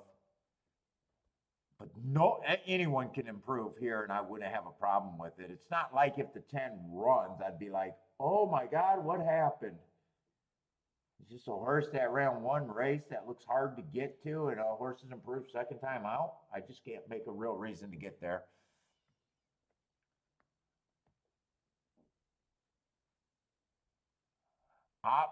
Daddy, I'm trying to have some self-control and not smoking a cigar right away. I'm so bored today. I've been thinking about grabbing a cigar.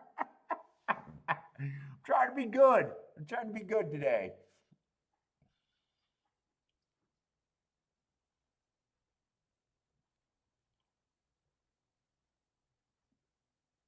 I think of all the races. Well, I didn't play that many races today, but I'm beating myself up a little bit when I'm looking at this betting line. I did settle on giving the 6 a 50% chance to win, and then I tried to beat them. And I played an inefficient exacta that even if I'm right, I'm wrong.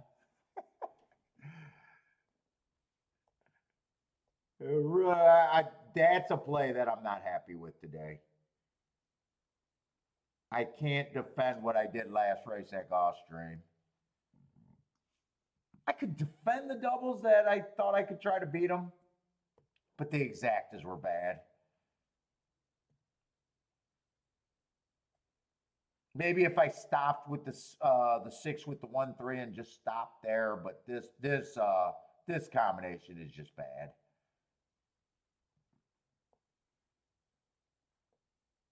Having a cigar has been good. Yeah, I smoked two the last 2 days. Oh.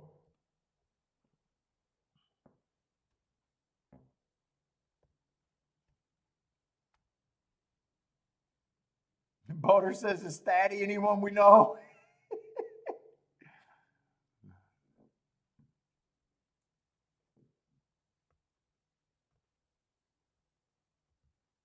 Let's see, Joshua in race 7. What did you do? Keyed with 5 with the 1 and 8? That's not 1 through 8, is it? Joshua's getting my tickets down, and his tickets are getting more combinations. I don't know. I gotta have to talk to Joshua. I don't know what Joshua's doing right now.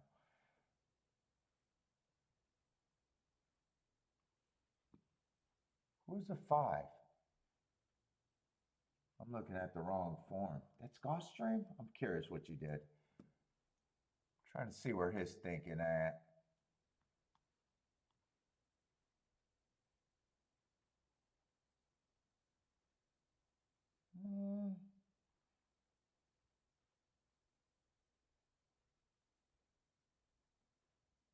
I know Joshua does a lot of pace. I got a feeling he was probably playing that bet, hoping that the track backs up, I'm guessing. Probably thought the 2, the 3. The 4 and the 6 could possibly get in a speed duel. What was his odds? I think I can see what he was possibly thinking.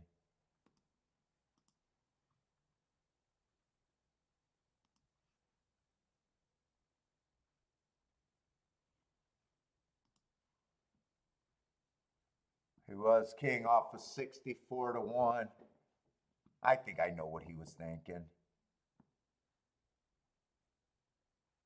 And then I guess if that horse was 64 to 1, I guess even I can understand the all there.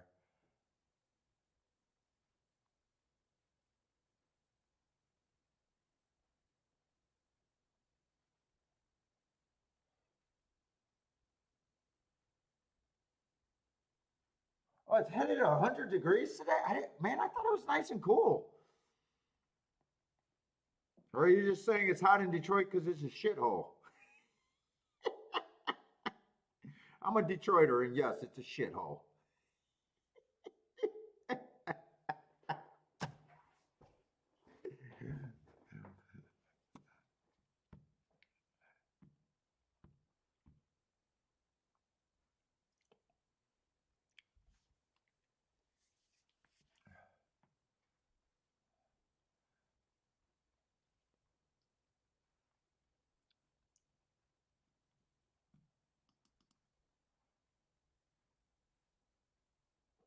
Yeah, there's nothing really to talk about here at Saratoga. It's just 2 lightly races, not on my pay grade. I'm not interested.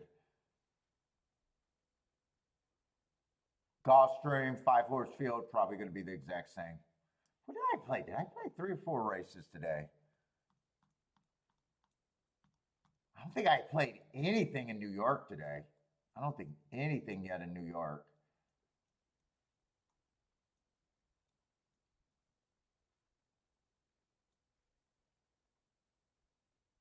Got 1 written down, but no bet. No bet. No bet. Yeah, I haven't touched New York.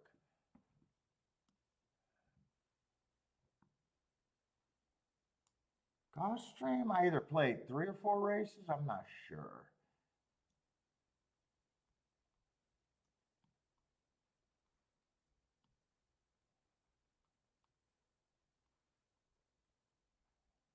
One,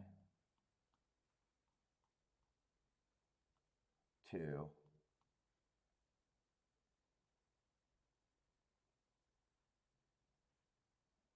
3. That's the cheapest bet. That was a forced bet. So I did play. I did try to play 4 races. So I'm 0 for 4. 0 for 4 today.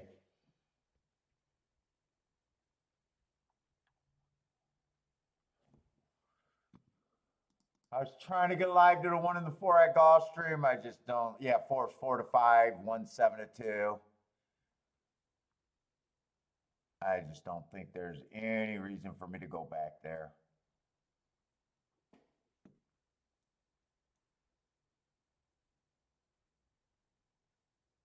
Two, only ran 3 races, lightly raced. Just those races just scream I'm not a racehorse at this time. 1 I can make a case for. 4 I can definitely make a case for.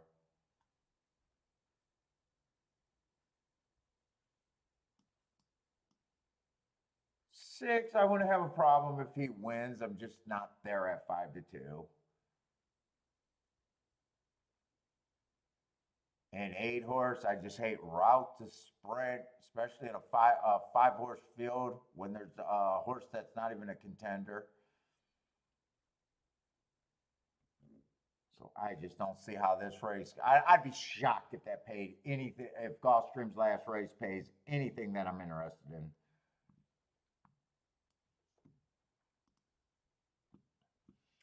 All right, let's go. Saratoga, this might just be the last sit-out race, hopefully. Or the last race that I know that I should not be in.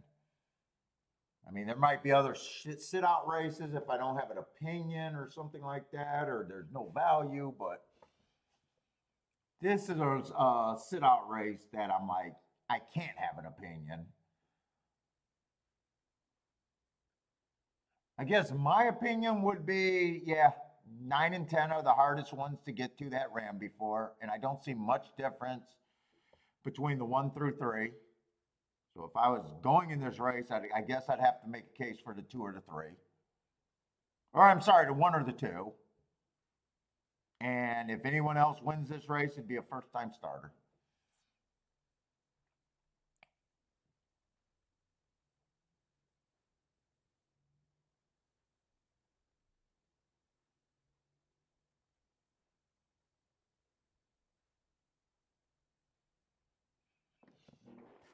Maybe I am going to get a cigar. That's all I can think about right now. By the way, I'm sorry if you're new to the show. This might be a little boring show, but I bet to pay bills, so you know I got to sit out races. So I won't fake an opinion everywhere. I don't get paid to do this show. I don't ask for tips or support because I can do it with my betting. So, but that also means I have to sit out. I can't have an opinion every race. It's just not possible. It's just not possible, and it's not possible to have a good opinion every race.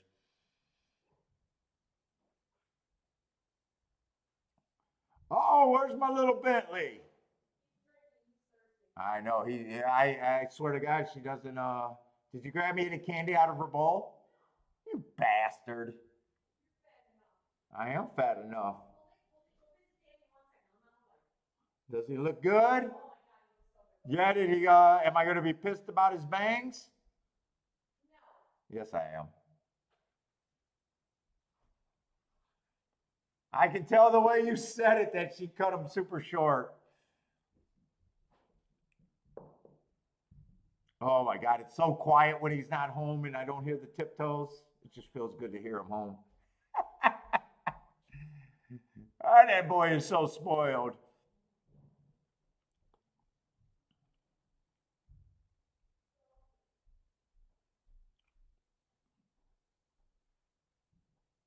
See, I think three's on the lead and five's chasing right now. I think 5 and 8 are first time starters.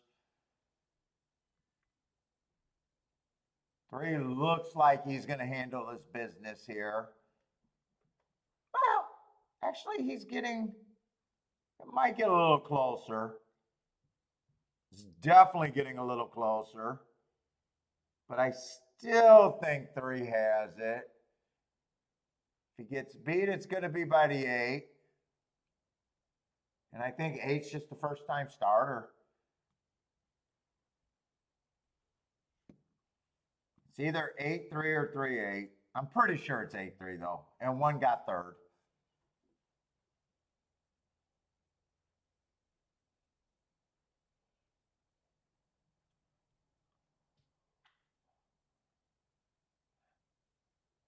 I think 8 got it. Looks like the cameraman thinks 8 got it too, but I did think the 8 got it. It's close, but I'm pretty sure the 8 got it. That is pretty close. I don't know. Maybe not. I don't know. Maybe it's either 3-8 or 8-3 though. I think one got third pretty easily. Roland saying 8-3.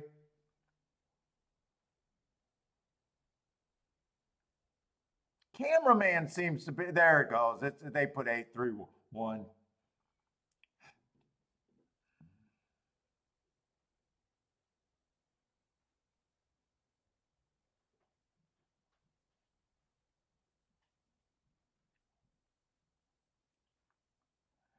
Let's see, 200 to win. I can't believe I'm getting 7-2. Who is Jay Brum on? I see the 8 at 7-2. It could be on the 8. Is there another comment there? Jay Brum, who you on there? Oh, I'm sorry. I do see the number 5. It looks like he liked the 5.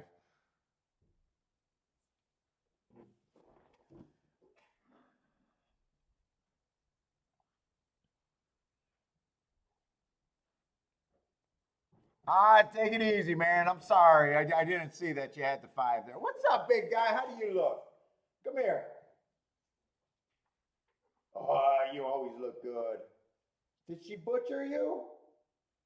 Billy, I want to see your face, not your cornhole. Come here, let me see your face. Come here, I want to see the haircut.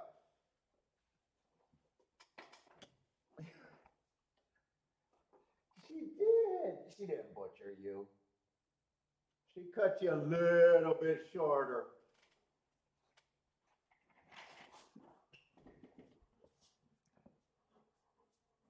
You got to go upstairs. It's too dirty for you to lie down here.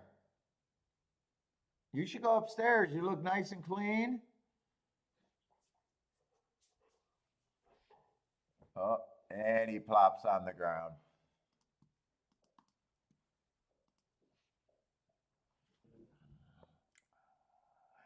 Let's see. In Gulfstream, I mean, they got the 2 favorites. I can't get around the 1 and the 4. Neither of them are attractive together, and neither of them are attractive for a win bet. So, Gulfstream just wasn't a card for me. I'll accept that. If I do anything, it's going to have to be at Saratoga. I need a more competitive race than that.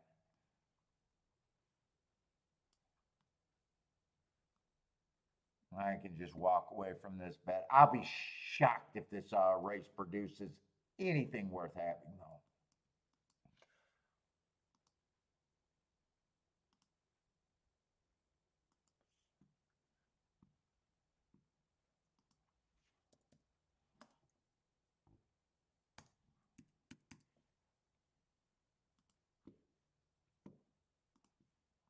Absolutely shocked if it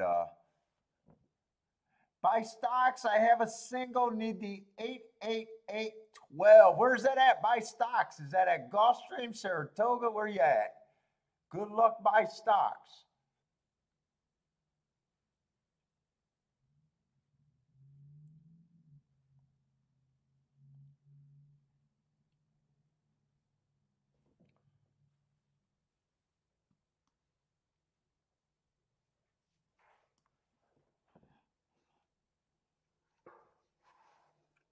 I know, life is tough. Did mama give you a cookie? Let me go to the bathroom. I'm going to give you a cookie. Let's go get you a cookie. Did mama give you a cookie? Come on. Yeah, give you a cookie. Did mama give you a cookie?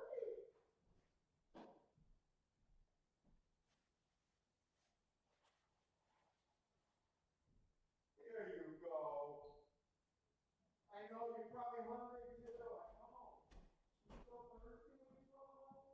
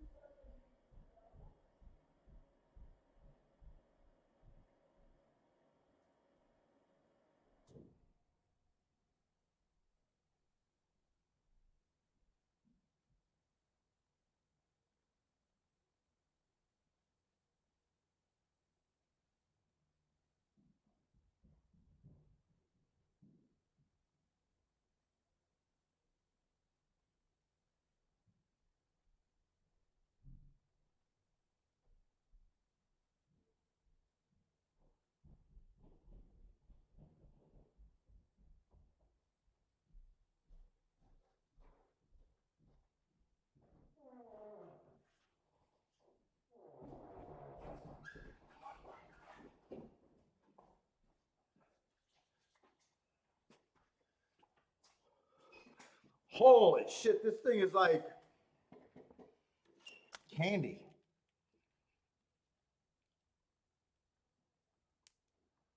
I'm breaking down. I'm gonna try to smoke or fucking the smoker. What the fuck am I talking? The Cuba from Acid.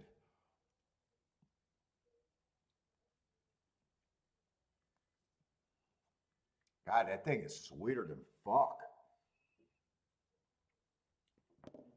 What is the flavor supposed to be on that? That is sweet. Holy shit, is that sweet? It's like eating fucking cake. Too much frosting.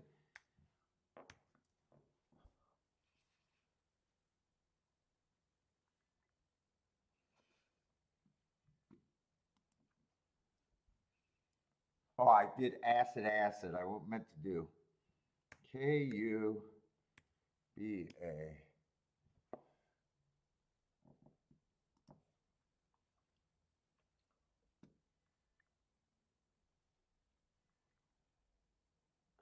Cuba. Well, why is that a blue label?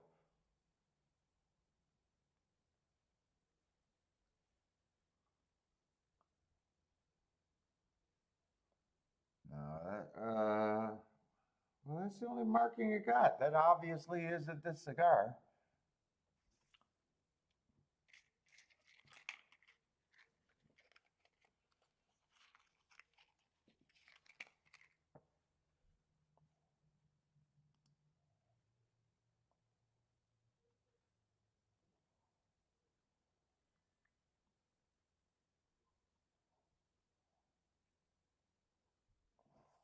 None of those are a proper cigar.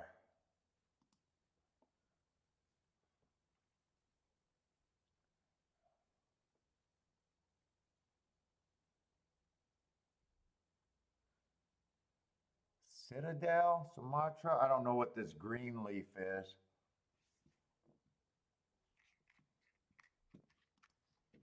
I can't tell what the flavor is. I'm used to regular cigars.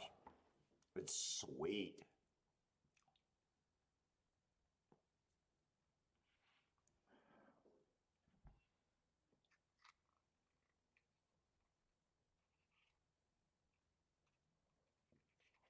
What do you mean, Frank Law? Hello, Paul. How are you on? How are you? Oh, how are you in the chat room? Oh, we're doing okay. I only made 4 races bets today. Haven't hit anything. Very light action today. I can honestly say all my action was at Gulfstream, and other than one result that I sat out, there has not been a ticket that I want to own there. I will say that's an honest my thought about today. It's just been too chalky. So I'm doing my job, you know. If it's chalky, I'm supposed to struggle. And actually, I'm struggling to a lesser degree than, you know, with not that many bets. So sometimes you just got to lose as a gambler. I'm not buried. I'm definitely not buried or anything, but if I get anything today, it's going to have to be at Woodbine, or I'm sorry, at Saratoga. In Saratoga, we just had a lot of races that I have not played a single race at Saratoga. There hasn't been nothing for me there either yet. Hopefully you're doing good though, but hey, that's the best review. This might be a good result, but if it ends up being a good result in this last race at Gulfstream, it's a result that I could not have had.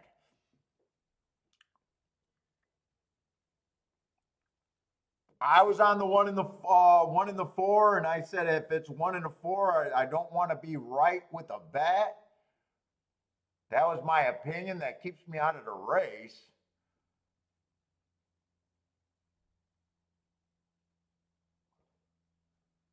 Oh, actually, 5-6 is that, or 8-6 is not even that big of a wow. So there was a 5-horse race, and everyone was basically 5-2 and under.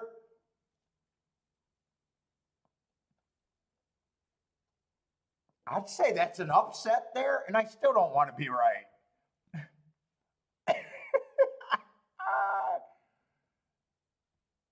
Wow, 8 took money. 8 was route to sprint, and I didn't like him. If it comes in 8-1, that's still $9. Wow, How do they got a 5-horse race and they're right about every combination being shit? If it comes in 8-6, it's $14.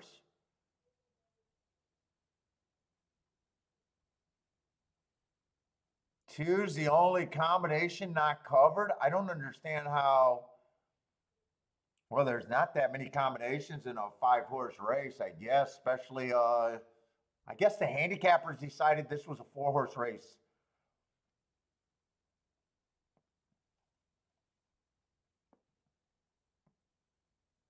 Holy shit, is this sweet? Does anyone like acids out there? Are any of you guys acid cigar smokers? It's definitely I'd say it's probably geared for younger or new smokers. It's definitely lots of extra flavors going on.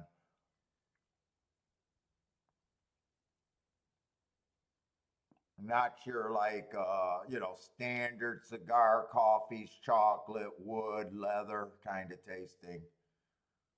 Like they really like up the.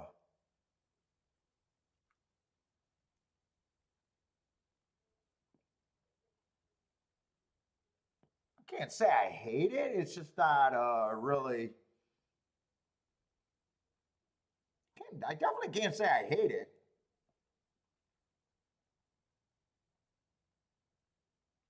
It's way sweeter than my palate is. It's definitely hitting the like my tongue.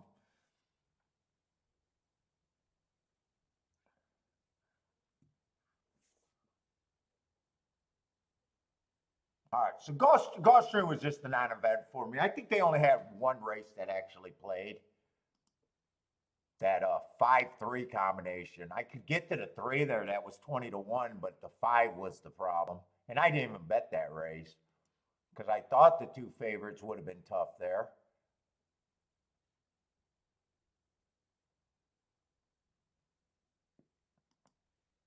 I'm just scrolling through slowly right now, but I'm pretty well. That's a nice $27 exacta.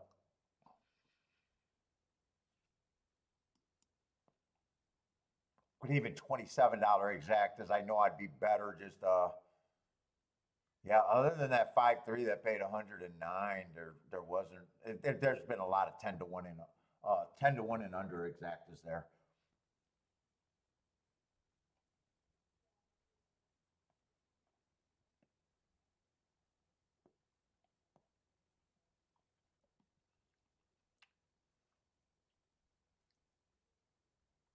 I'm not even sure what this is supposed to taste like. Sugar cube? I don't even know.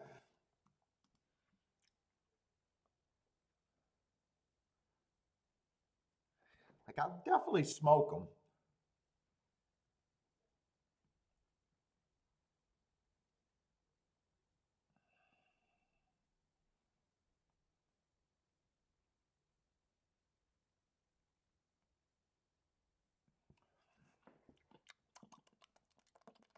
Sweet.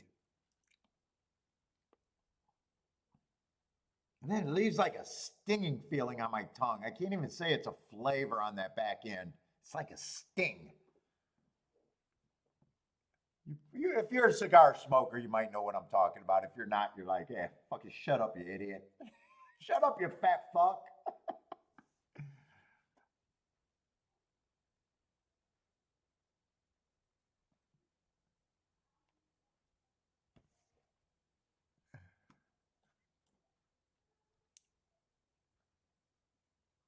All right, let's hope Saratoga warms up. I just want to look at the results of Saratoga so far. Maybe even get a tic-tac-toe board. I don't think they've been blowing up the board either, really. I know I haven't been interested in anything. I still think they've been on the chalky side. Oh, yeah, they've been really chalky. Other than the first race where that 44-1 win, wow, they started with a blast and then they went the opposite way. Nothing but chalk for the rest of the day. Okay. I even forgot about that nice Big long shot winning the first race.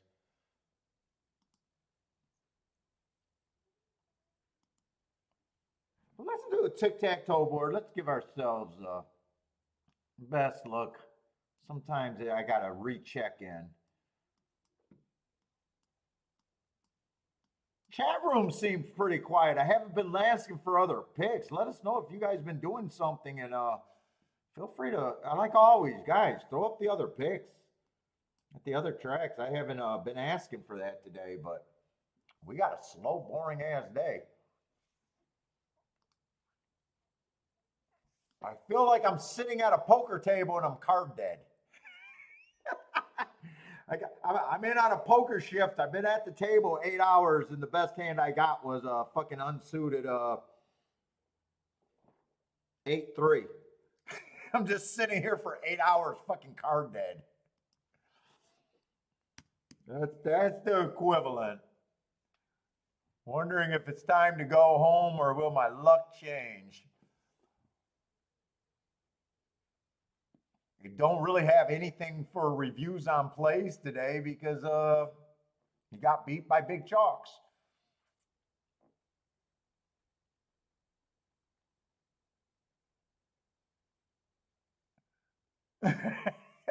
No, it's Rocket Ray. It hasn't been that type of a day. It hasn't been where I've been making cases to beat chalks and now I got to walk home. It's not one of those days. It's more of a card dead day. I might have got antied. Got nickeled and dimed a few times. Like I said, nothing worth reviewing. Yeah, I got beat by some chalks on some combinations. Feel like you made the right move by playing on them at the same time. You weren't able to be aggressive enough to really hurt yourself one way or another. You knew what you were playing against.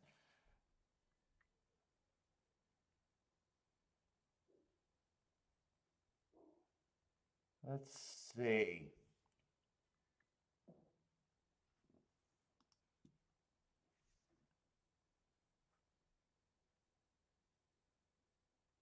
Let's see. 7 in that first race, that was long. He closed.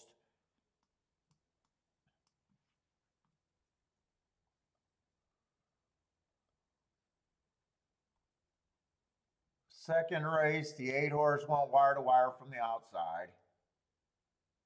He was 3-1. Short price, not worth circling to note that he's a favorite.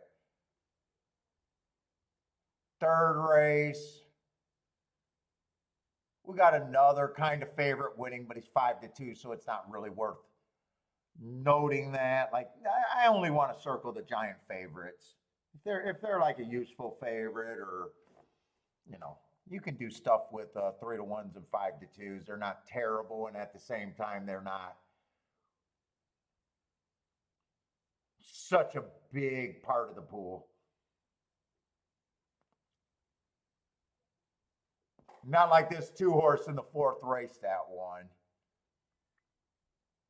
He paid $250. Yeah, that you need to know, because that can mess up what I might think the track's doing. That's a super chalk, I'd say. Those are the ones that I want to circle.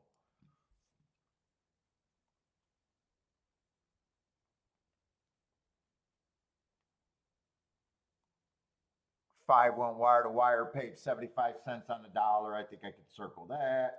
Anything over even money, I think is worth, or under even money, I think it's just worth circling. And that's really all the charts we got today, or all the results we got today. They haven't really ran multiple races on any surface yet. So far, all I can say is, yeah, speed looks okay on the dirt.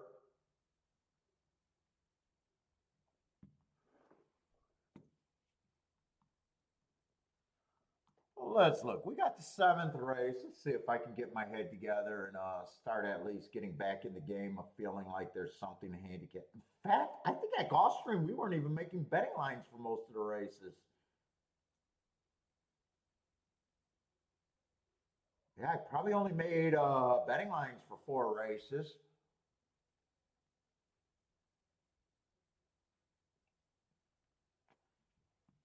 I'm not even sure if I even made a betting line at Saratoga, really. Yeah, not even one. Okay. So let's just see if we can make a betting line here. Let's see. We got a turf. Oh, we got numbers we got to fix. Oh, that makes today interesting. You can watch me figure out numbers. Squirrel is going to be the one.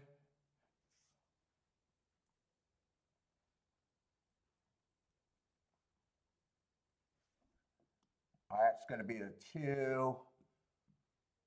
Let's see. Let me advance this. Let me get the... No, that's not going to be the 2. That's going to be the 1A.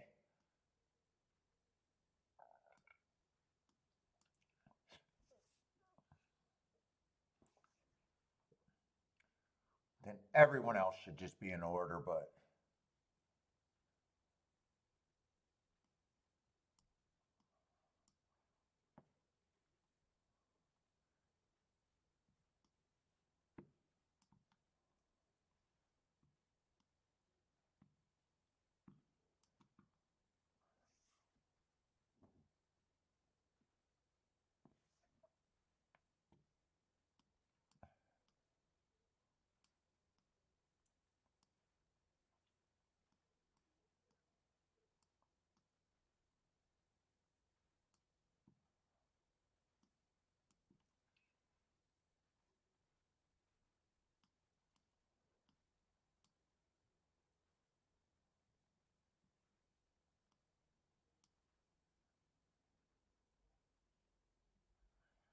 Let's see.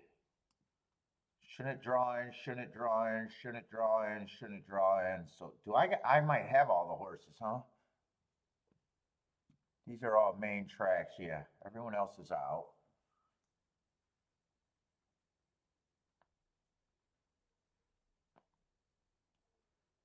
Oh, good. They got rid of the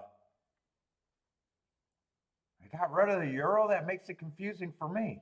Oh, wait a minute. I might want to look at this race a little bit better. But how many horses we got? 1, 2, 3, 4, 5. I already counted him. 6-horse field. That looks right.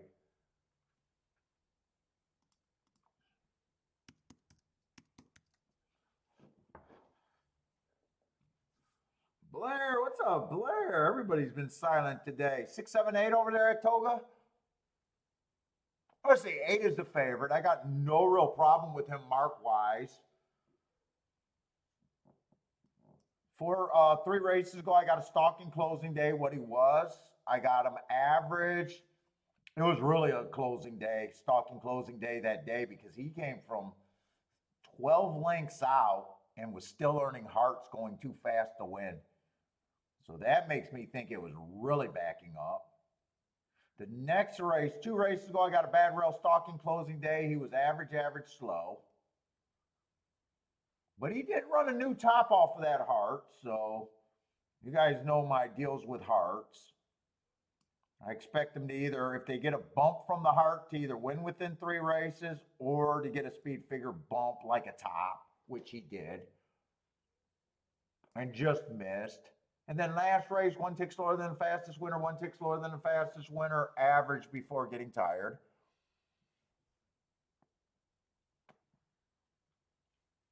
Four to 5, just by my definition, just tends to be over bet. I don't give a horse more than a coin flip chance to win, 50% chance. Is there anyone I can realistically get to here?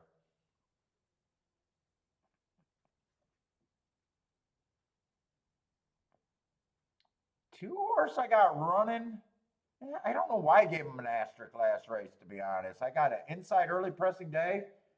He was an early prep. Oh, because he had the 4-hole.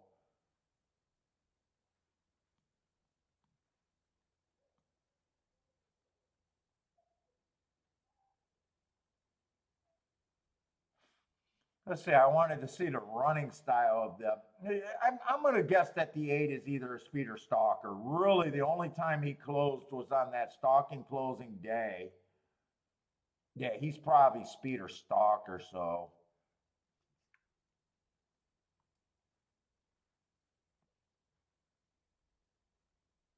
He's off a little bit of a layoff.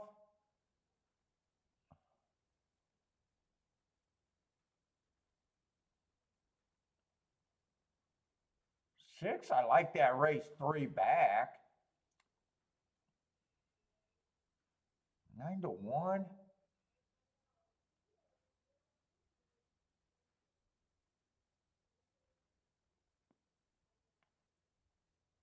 Five. You know what? I'm getting a little interested in this race. Wait a minute.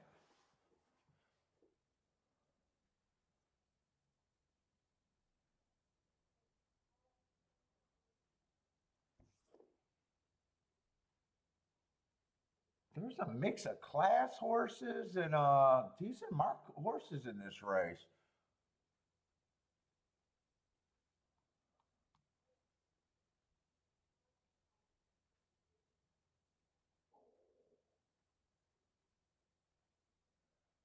Five and six are definitely interesting to me.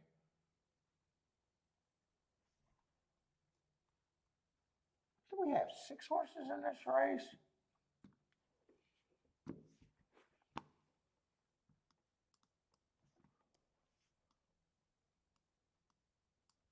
I don't think there's any real throw out here. Wait a minute, I might want to touch this race. I'm in a spot where if 8 wins, even with the 5 and the 6 in second, I want no part of that turned around exacta.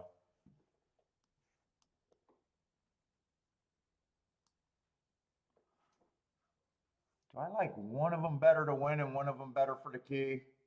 Really don't matter.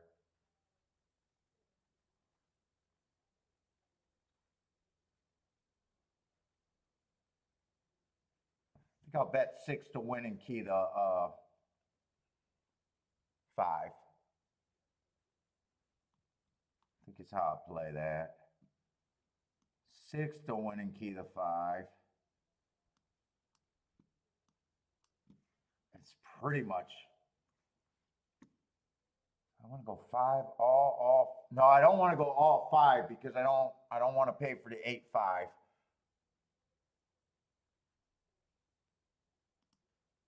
Let me get the win bet in here. I said I'll do the 6 to win.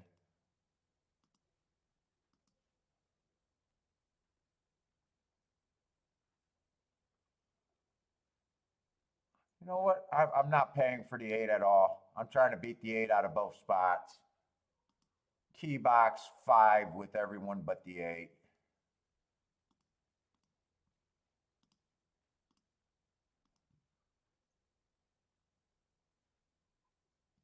Then I want one more press ticket. Exacta box 561.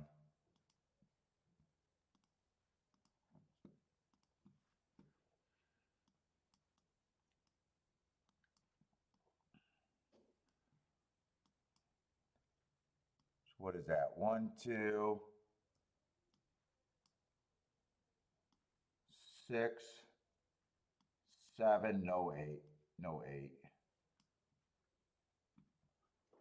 If 8 wins or gets second, I can't hit the exacta.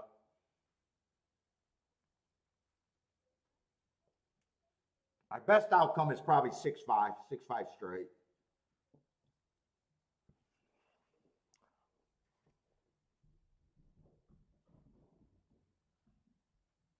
By the way, I took a shot here, but I didn't go all that crazy.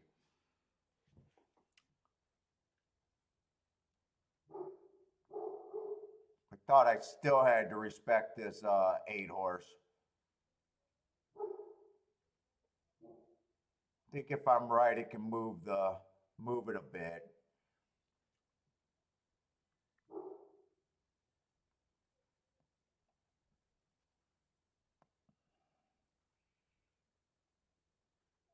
Who's a 2?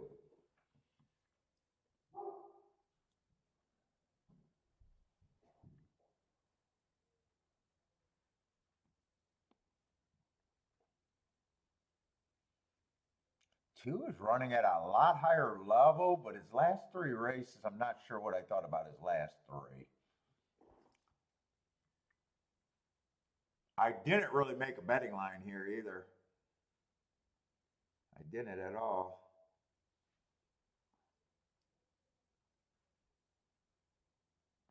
Come on, keep this 6 interested and bring this 5 a bit.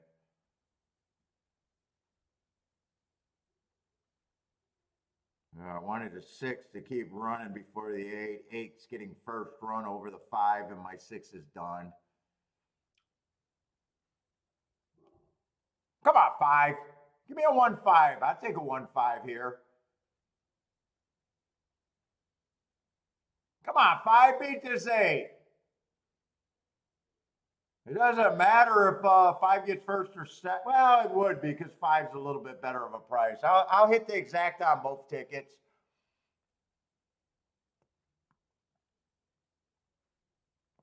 Blues to win bet. I imagine I'll do okay. I didn't even check to see how much that was paying. Got to be paying 20 to 1, right? 17 to 1. So it cost me 17, $6 base bet and an $8 base bet. I'm not going to get that much. It's not going to be that big of a hit.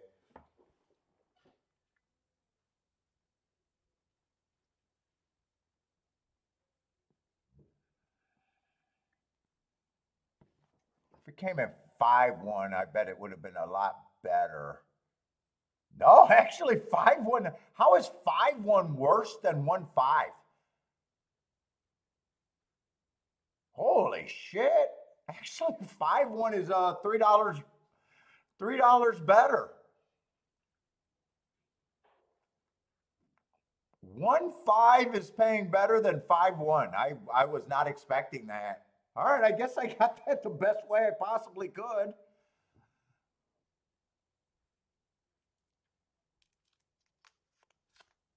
I'm not going to do great. If I pay $8 to get to 17, that's not great. I don't want to be in that position much. And really, $6 to get 17 is not great either. You'll definitely pay for the win bet and be a little bit of profit, but not going to be enough to put me up today either.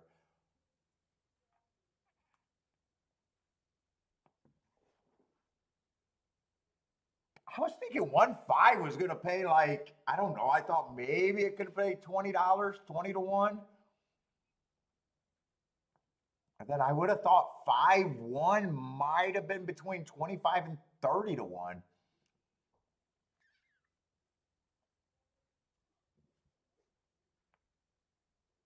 But in this situation, it was better, I think, getting the chalk home than the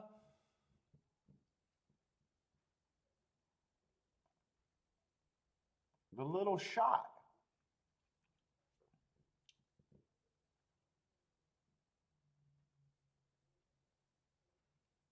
Charles is booming.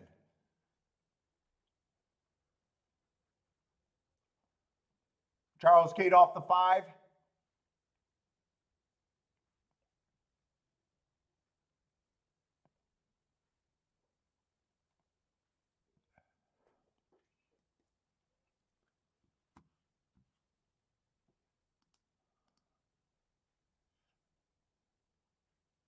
Who got third for your try? Do you get help for third? Why did I go to Gulfstream? I'm not sure who got third. If 8 got third, you probably don't get any help.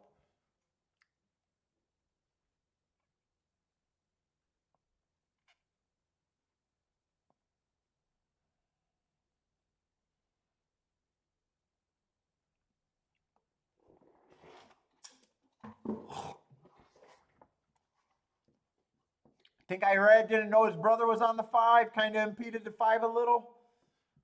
Who was Jose on then? Was that I read exact or Ortiz exacta maybe? Is that why that paid no,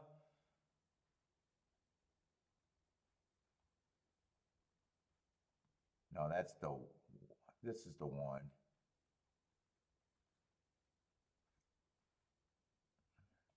No, it wasn't Irad, unless there was a jockey change.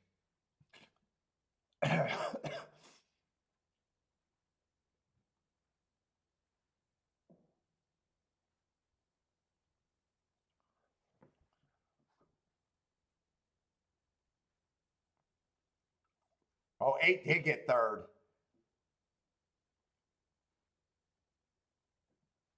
Yeah, that's what I was looking at. I was like, "Oh, Charles, you might not like your payouts." Yeah, Charles says the payouts weren't great, but he did love the 5 there. I'm just shocked that 1-5 it was playing more than 5-1. I'm just shocked that. Normally I don't see that.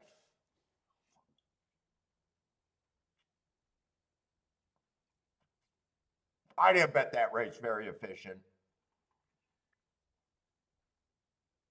And I was on a 50-50 call. I guess I said I'd take the higher win bet for the win bet and key the other horse.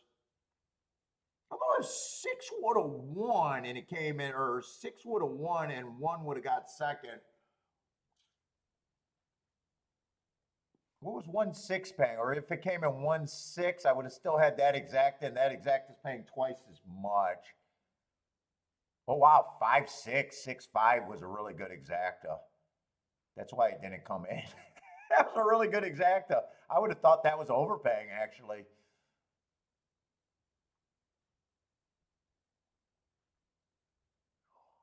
8 was the big favorite on the ticket, but I don't think 8 was that big of a favorite over the 1 in the exactas, is how I think they bet that race.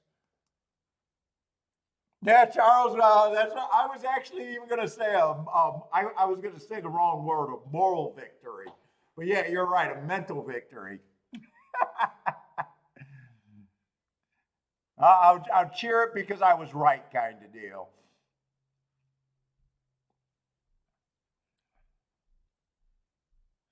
I'm celebrating because it's kind of the same way. I picked the right horse to do the key with. I hit the ticket, but I'm willing to admit that it's not a great hit for me. And really, I didn't bet that efficient at all. But maybe if I would have came back and just did this, one more ticket, and just did that, maybe that would have helped a little bit. But it still would have been $17 for another 4. It wouldn't have been great. Oh, you're off early today?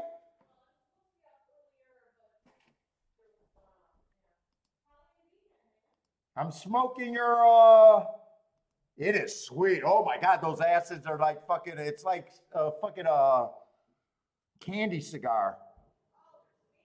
Mm-hmm. I'll smoke it though. No, it's not like, you know how sometimes when I turn in my points and I go the cheap route to fill the humidor, and I'm just smoking them because I got them. They're not that bad. No, the Robustos are my good cigar. They're just on the smaller side. But I'm not going to blame you on that. You got me a great cigar.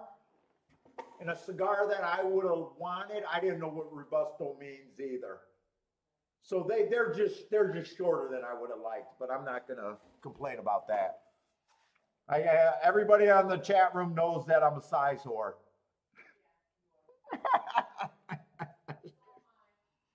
Oh, thank you very much. That's why. So your boyfriend got a big one then, huh? Kiki goes, so am I. I was going to say, oh, thank you for a compliment. Then I just realized, oh, maybe her boyfriend has a big dick.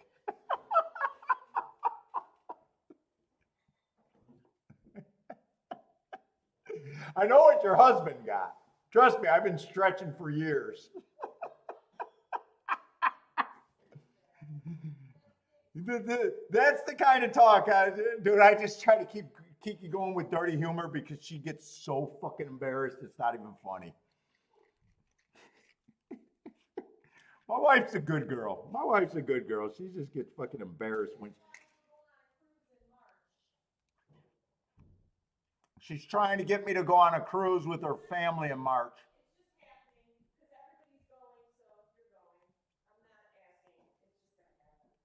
That's probably what you got to do to make shit happen with me.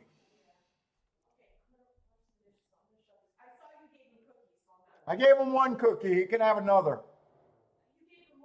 No, I literally gave him one cookie. I'm not kidding. I really only gave him one.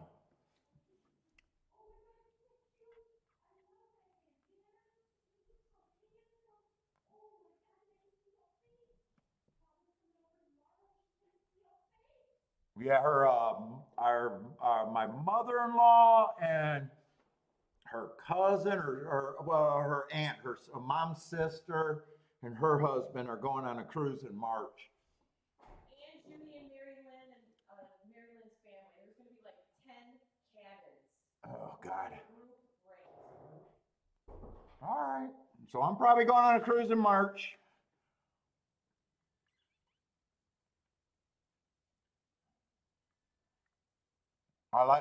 Plus I like her uncle. Oh, I'll check my phone. We got a slow day, Boulder. What's up, Boulder? Yes, Boulder. I'll get you what I got. You might, I'll send you what I got tonight. If I get them 100% done, you got them, and if not, you might have to check before you leave. We're gonna have Kentucky Downs in Gulfstream tomorrow. Margaret says, yeah, dude, it's almost funner when you go in a group. The other ladies, those are her work friends. Like you guys know, I get along great with my mother-in-law. I actually get along better with Kiki's side of the family than mine. Her aunt and uncle. They all had a family restaurant, so it was the three, her mother and the two aunts all together. So we used to go hang out all the time at the restaurant before COVID. Kiki got a great family. I can't do better. I can't have better in-laws.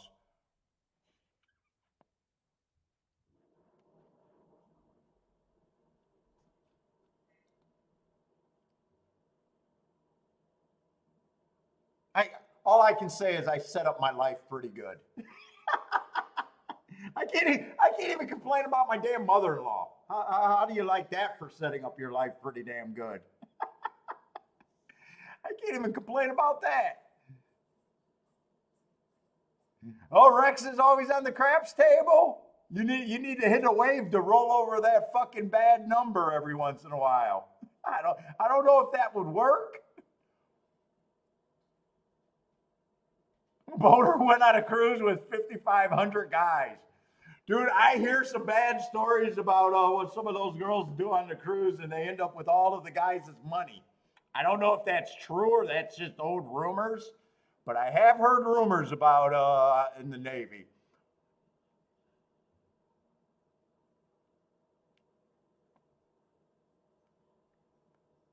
Charles, you were a Navy guy, or I know you did things with the military. I don't know if that actually made you a Navy guy.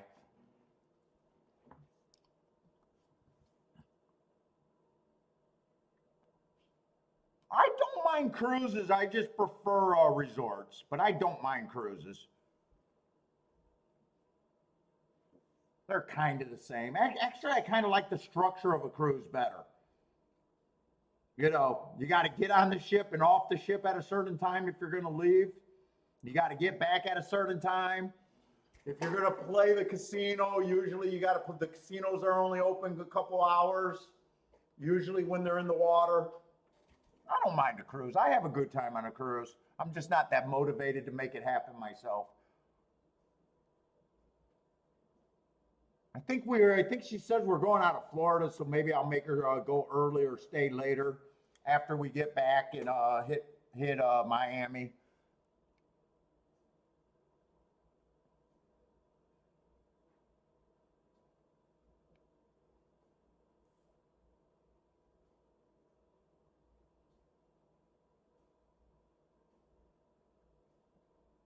Oh! Hey, Rex, you got to read my book. I got crap secrets. It's one chapter. How to win at craps. Just find the roll, the roller that roll for a half an hour. It's impossible to lose. Paul's crap secrets. Yeah, they do that on purpose. Dude, I was at an Indian casino and I'm a Detroit player. And you know us Detroit guys, we got to stack the fucking dice just right. And a lot of us, you know, it's more style over substance. So I don't know, I hit 3 or 4 points. Not that many. But I got one of those fucking gangster high-ass arcs. Didn't throw a single dice off the table.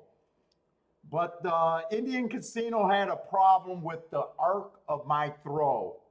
And soon as they made me adjust my throw, it was, I'm out.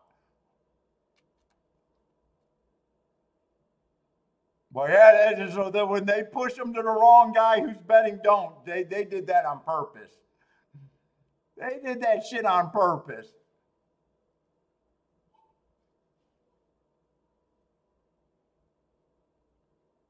Oh, I won't be a big player. I will probably dress up, go to the casino, but I'm not a big casino guy.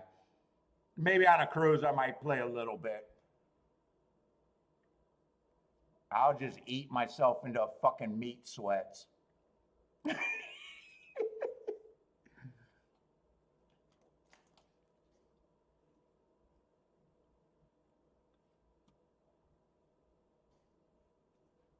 Maybe if they got good Wi-Fi, hopefully I can find a nice deck chair, or maybe I'll be able to bet on the Wi-Fi, but that might be a long shot. I haven't been on a cruise in the modern era, so I do know that old resorts in Mexico and stuff, you had to upgrade to get the Wi-Fi, you know, in the upgraded rooms. And the last time they updated all of their Wi-Fi, and I was able to play at the regular pool.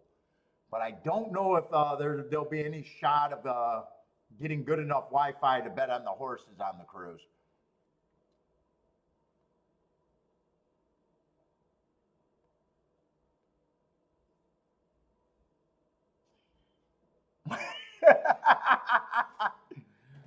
Parsons is calling out your Navy guy. 100 sailors go to sea, 50 couples come back. Parsons, you better watch it. We got a lot of Navy guys out there. You might want to hide your face.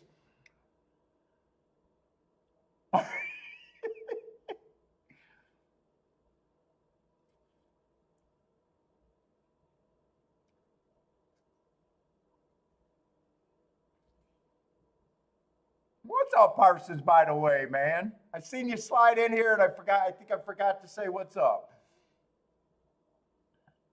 Parsons, I think we're going to Keelan, though. I think Kiki is going to get Keelan, and we'll definitely let you know if you can make it out there. I think we'll be going in October.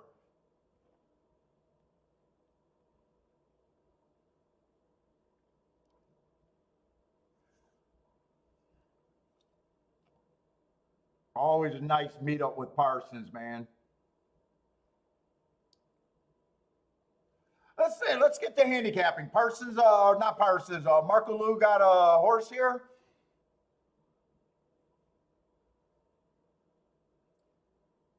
Yeah, I'll definitely let you know. I'll let you know, and I'll shout it out on the show, just like last time. If anyone's out there in Keelan, we'll love to fucking meet up and bullshit.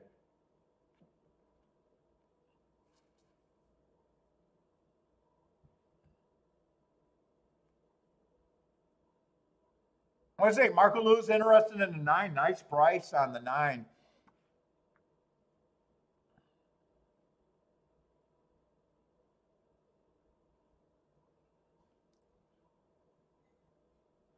Let's see. Marco Lou's alive out of the 129 and 2 alive multiple. Well, you really need the 9. You need a separator, I think, just looking at the results today.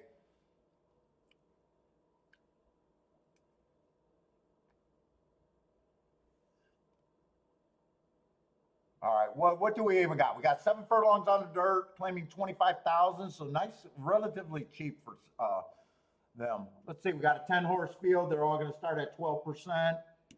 I got to talk myself into doing a betting line. God, I kind of wanted to see what they might be doing today. Did I do a tic-tac-toe board? I think I did. So far on the dirt, I think we've only had 3 dirt races, and they all went wire to wire. I think that last race might have been a turf race.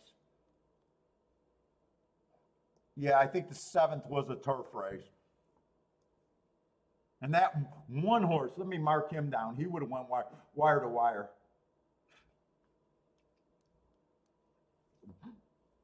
I'm pretty sure he went wire to wire. What's up? Is that Rico? What's up, man? First time I seen that name. Welcome to the show, man.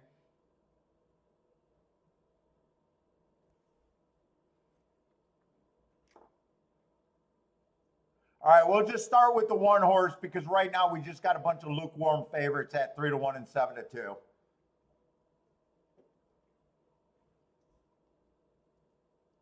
Austin's booming at Colonial. Let's go. I mean, the boom's been kind of light today, too, on the show.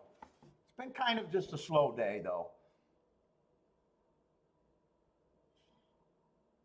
Let's see, the 1, 4 races ago at a route. Stalking closing day, would have ran against the bias. Match strides with the fastest winner, average before getting tired. Comes back, would have chased the slowest pace of the day, so that slow is kind of deceiving. That would have been the slowest pace of the day. If you think he's a speed horse, you might not like that race.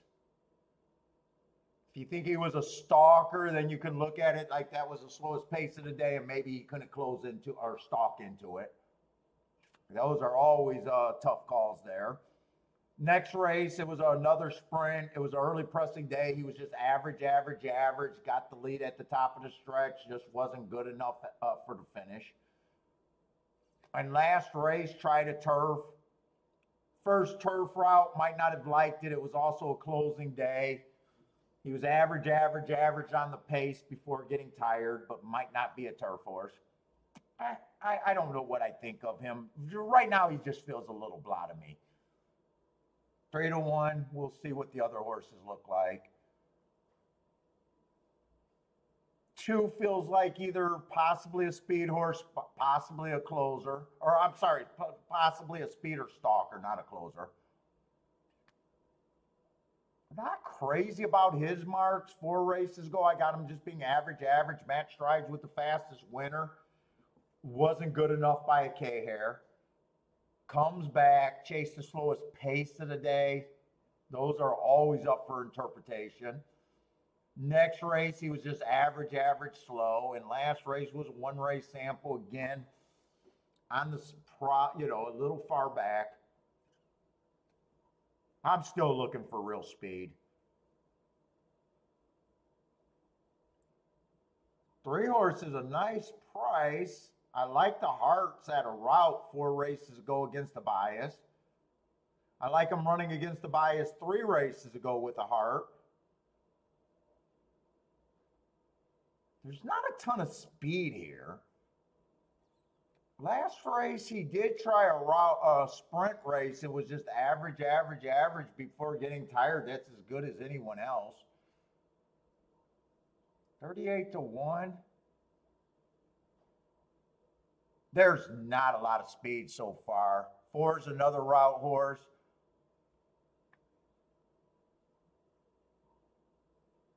5 I'd be a little interested in. 5 got speed. I like the Hearts. 4 races ago, I like that race. 3 races ago, I like that race. 2 races ago was just a 1 race sample. Nice little second there. And last race, a bad rail, early pressing day. 5 feels like a little bit of value. Even if I think he has a 15% chance, he's a bit of an overlay.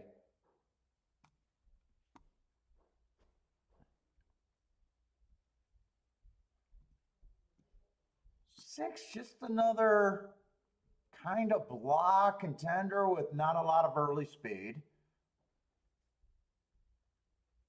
5 might be the lone speed in this race, kind of. 7 might be able to put pressure. I got some one race samples on him. 7, I think, gets 15% too.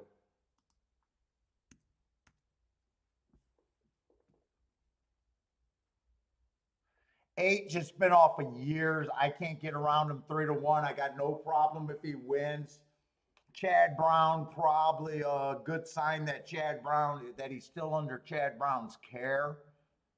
But if he goes back to what he was in 2021, but right there, you're gambling that he's okay.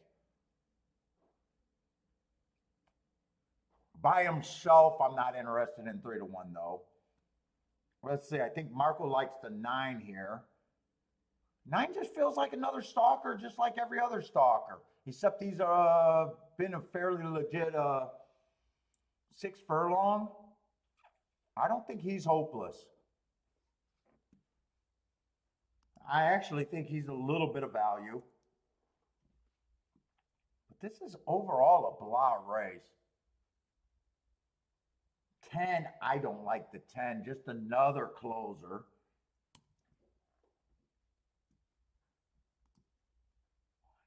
3, 4, 5, 6. I still got 6 horses.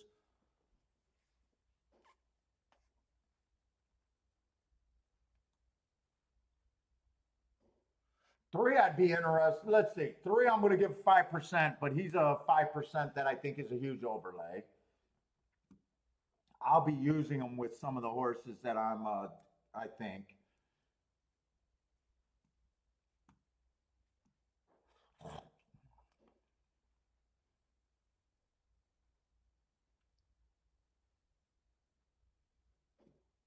Eight, I'm just going to set at 10-1.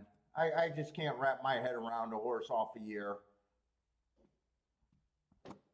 Fuck, my mouse is really acting up. Put this down because I'm on short time. Let me see the 6 one more time. I want to see the 6 and the 4 one more time. 4, I just think is another stalker that can.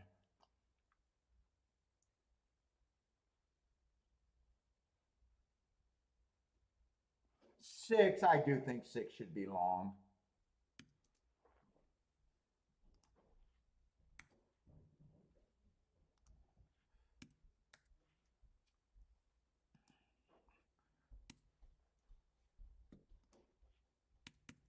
I won't touch anyone for a win bet under 7-2. 5 is still the most appealing horse to me. I think 5 and 7 to me are who I'm most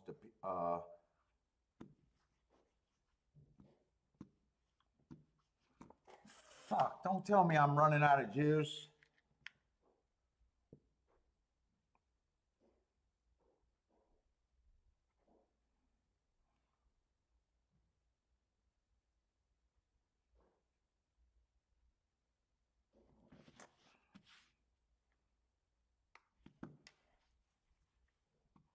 Hopefully that gave me just enough. 5, I would be interested in a win bet. Maybe even 5 and 7. I'd probably key off the 5. I'd use the 7. I would use the 3. And I'd use the 1, the 2. 8's the question. Would I even use the 8?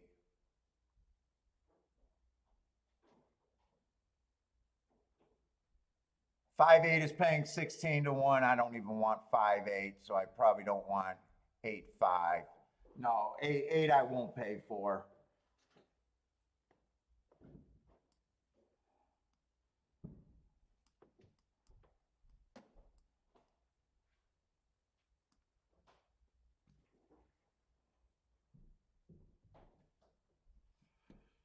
You know what? 1 and 2.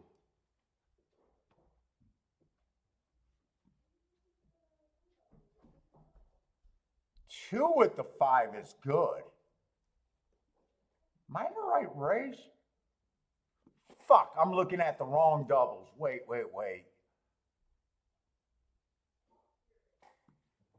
That changed a lot. I was looking at the wrong exactas, actually. 8-5 is actually paying 39 to 1.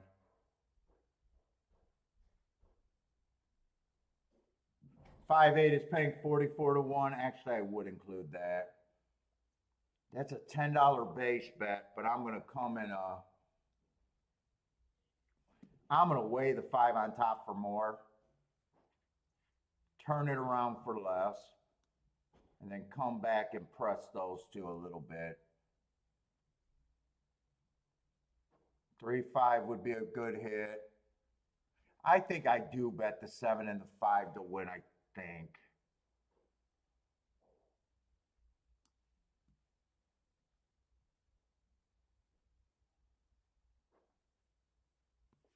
Let me look at the 7 one more time.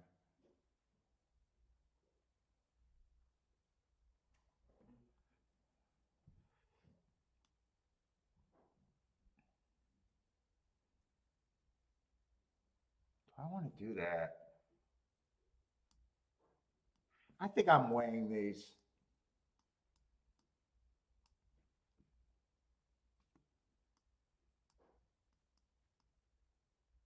I think I'm weighing these.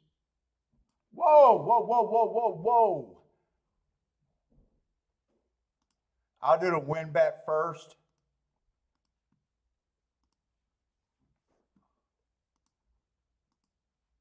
Shit. I hit trifecta instead of exacta.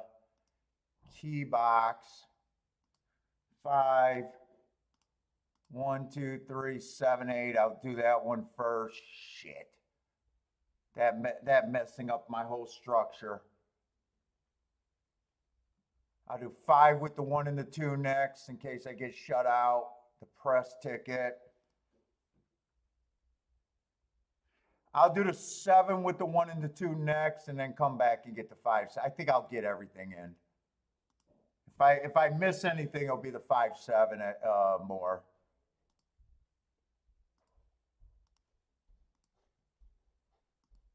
No, I'll get everything. I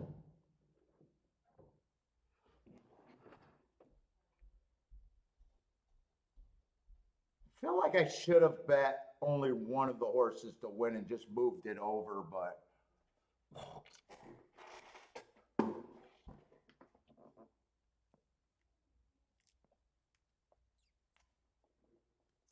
give me the lead with the 5 here. Fuck, 5 did not break. I thought 5 might have been on the lead by himself.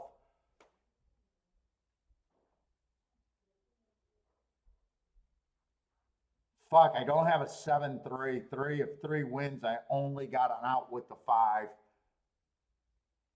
Wait a minute, they got the chicklets wrong, do they? I can't tell who has the lead here.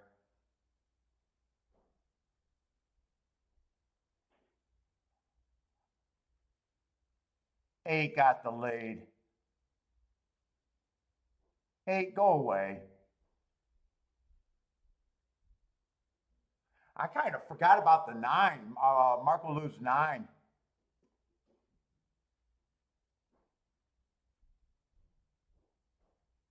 I'm on disaster land right here, I think.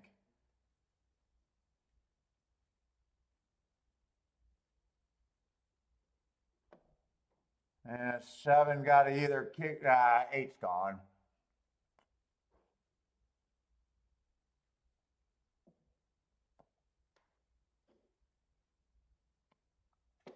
No, the horse off a year is going to get me.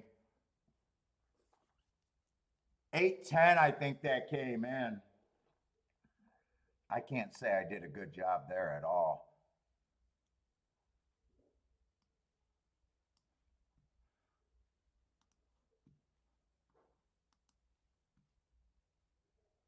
That bet cost me the most today.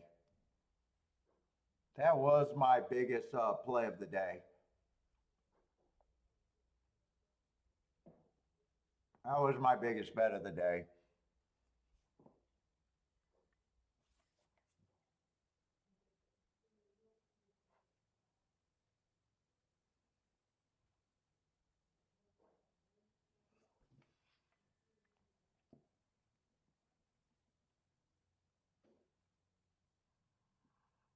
Should have bet the exacta. Famous last words, huh? Should have bet the exacta, huh?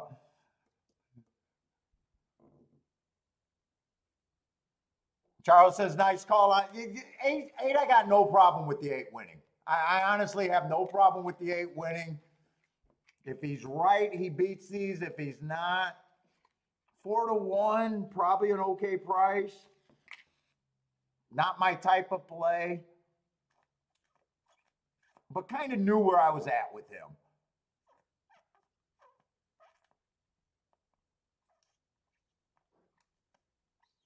I had him with the horse that I liked the most.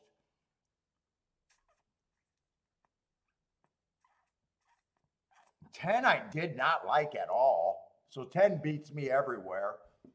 If it comes in 8-2, if the 10 doesn't run and it comes in 8-2, I wouldn't have wanted that combination. You know, I did have the thought, and I said it, that, you know, Chad Brown probably doesn't dick around with horses, so it's probably a good sign, but even then, he's not my type of horse. Like, if that was a lesser trainer, I probably would have faded the 8 completely.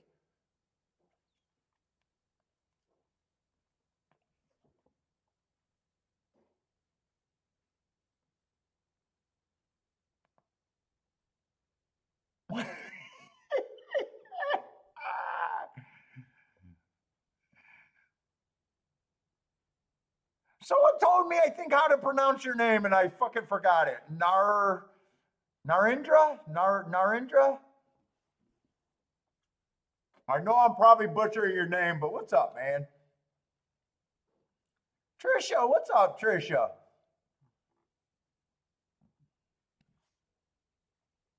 Thaddy with a nice exacta, 44-1 on the exacta, so nice call, Thaddy.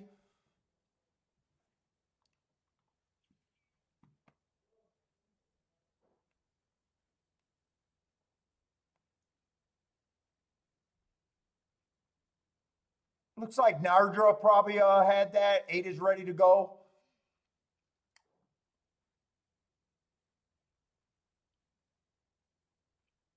Charles and I got suckered in on that 7 a bit. We both got suckered in on the 7, Charles. That's going to be an ouch for me. That was a race that I played the most today.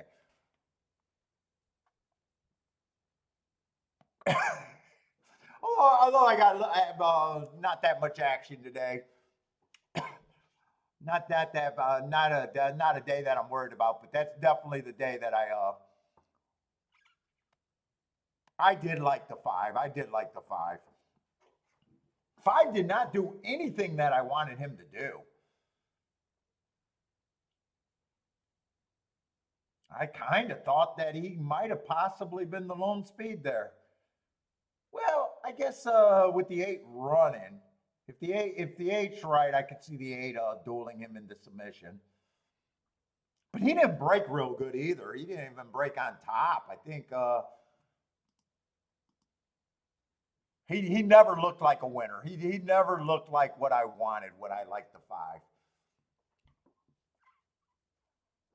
They had the chicklets wrong early, so I think the 3 got the lead early.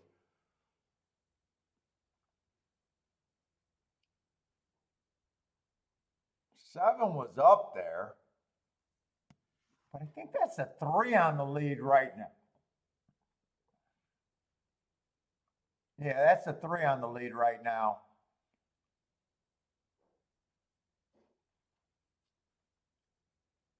Maybe the 5's up there dueling with them. I can't even tell on that picture.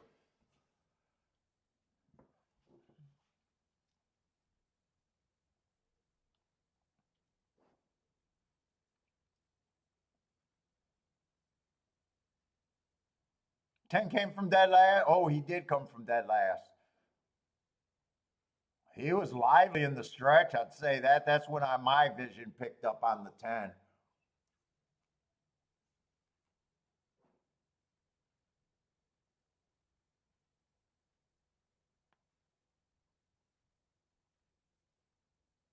He really showed some nice turn of foot there.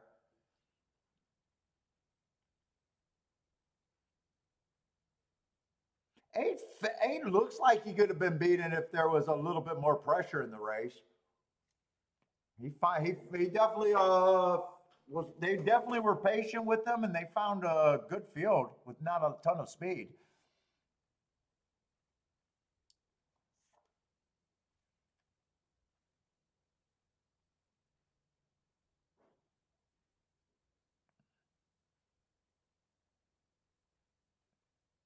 What is Tyson tomorrow? Is that Tyson Fury fighting tomorrow?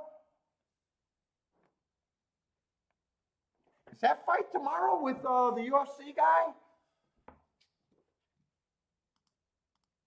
I don't know any other Tyson.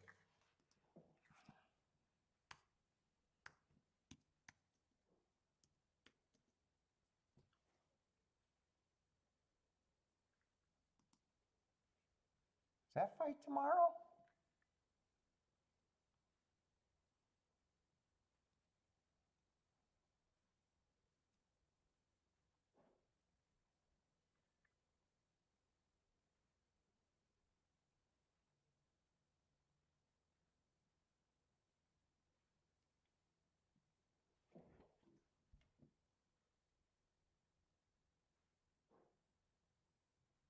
No, that's not tomorrow, so I don't know who Tyson is tomorrow.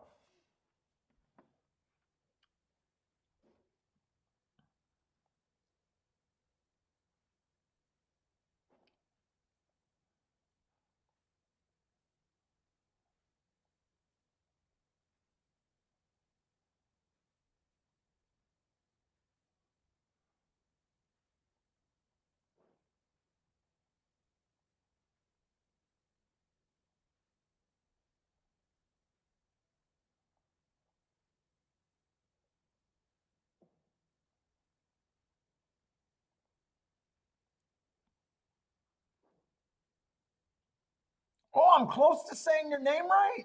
Oh, wow. Holy cow. Can't believe I'm even close. I don't even know what I said.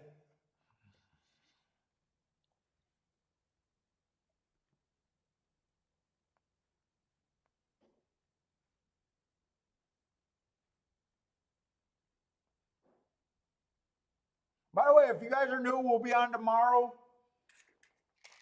We'll be on Sunday. We'll be doing Gulfstream and Kentucky Downs in the next 2 days.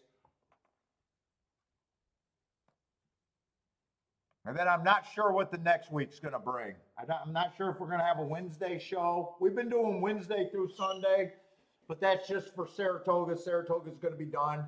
I got a feeling there's no major tracks running on Wednesday, so I got a feeling I won't be on Wednesday next week. I think Thursday, Kentucky Downs running, so I'll probably do a show for Kentucky Downs on Thursday. And then it'll be Friday, and then we'll be on Friday through Sunday again.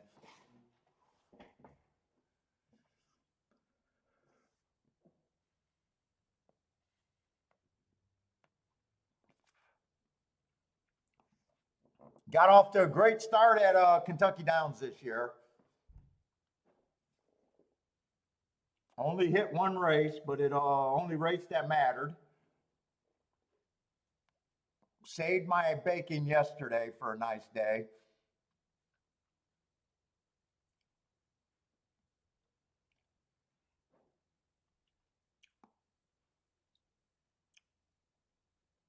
Monday show, I doubt it because Monday is when I do all my data.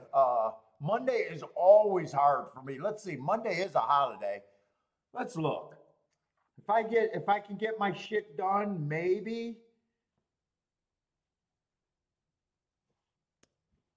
But I won't make promises for Monday. Who's even running Monday, Charles?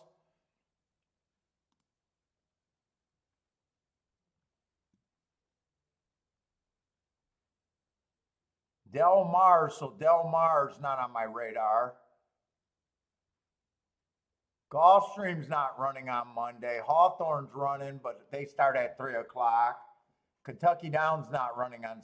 It doesn't look like anything. Well, I could do Monmouth Park.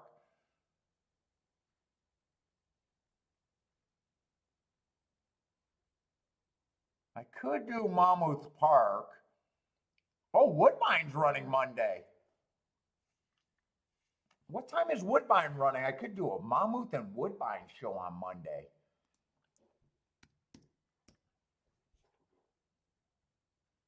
The big problem with just trying to do a Monday show, it'll take me 2 extra hours just to mark up the forms.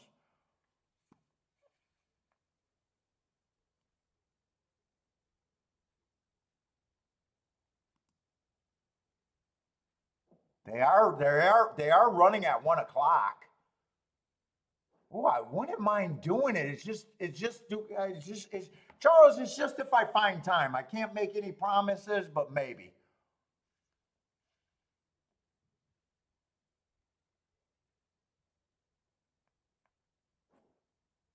Oh, Tyson is a horse? Racing tomorrow in the stakes? He'll have to be running at either Gulfstream or Kentucky Downs to be on my radar for tomorrow. Maybe I can do a Monday show. We'll see, but it'll be tough. I can't make any promises.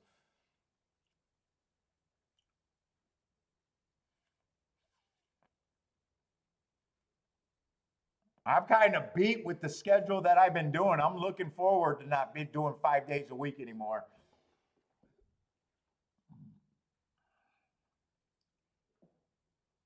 Maybe if I have a huge horse racing boner. Charles, you better root for me to have a huge horse racing boner where I just want to handicap. You might want to, dude, for me to do a Monday show, the best thing to get me to do a Monday show is if I get my ass kicked today, tomorrow, and the next day. But then you might not want to tune in. If I get my ass kicked the next 3 days, that might put me into, because I'm a rage handicapper. I do well at Monmouth when I play Monmouth. I got enough data to play Monmouth. It's really, the biggest problem is just finding the extra 2 hours to mark up the form and then getting my data done.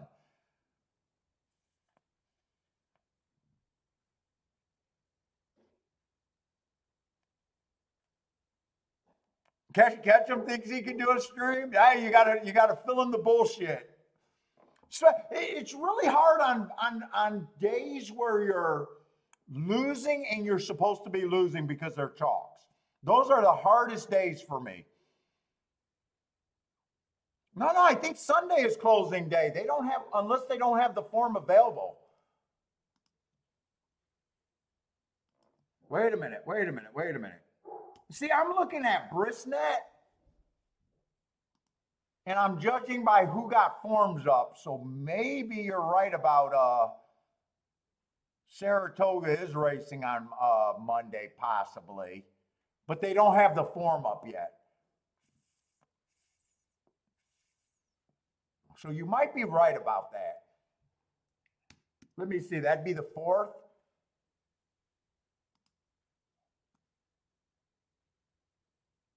Right now on equine base, they don't have anything up.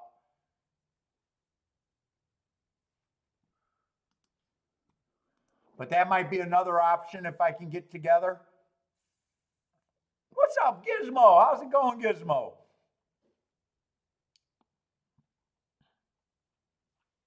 Yeah, Ketchum. The other thing about streaming, man, it's playing in front of people is a different level of stress. It definitely took me a while to get used to it. Because, we want to look good. And horse racing is just a game where even when you're good, you don't look that good. Only hitting 20% of the races that you play, and they might not be on any particular day.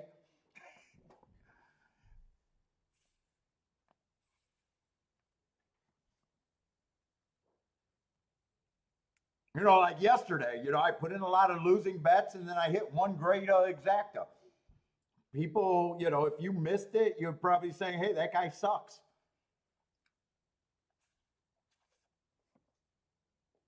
But he hit a 330 to 1 exacta quite a few times, It's hard to look good. And people, trust me, people tune in for the show for about 5 minutes at a time. So you don't even got much time to convince anyone that you're worth watching. They give you about 5 minutes and they make up their mind. It's not an easy thing. You set yourself up for more criticism than anything.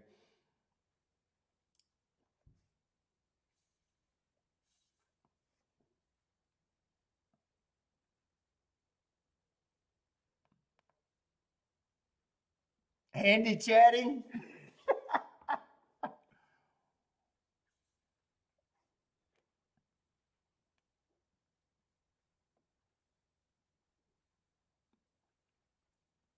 Let's see, this is probably not a bad looking race. It's going to be on the turf. We're going to have a West Coast shipper in here.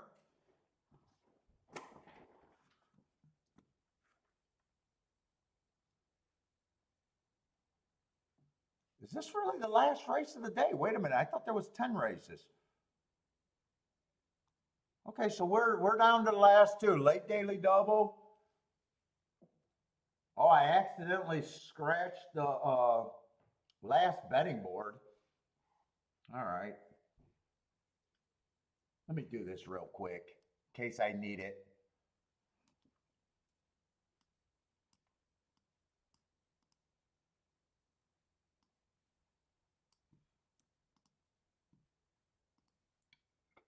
I haven't been making a lot of betting boards today,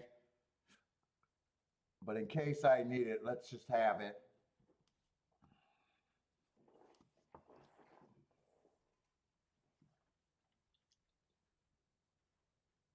Yeah, last race is going to be a cheap race on the dirt too. I probably am going to be interested in that race.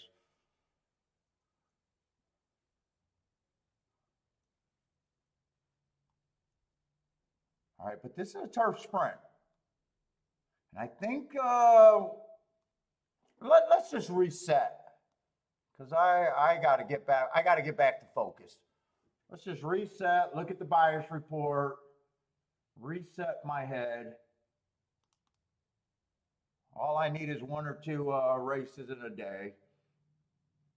Let's see. For the meet, the inside, post 1 through 3 has been pretty dominant with 51% winners. 4 through 6, 31%. Definite drop off from 7 on out. 18%. So I will say that that has the look of a little bit of an inside bias there. Speed has not been great. 23% of the wire winners been going wire to wire. Stalker's been dominant, 62%, and closers have been a weak 15%. Let's just reset.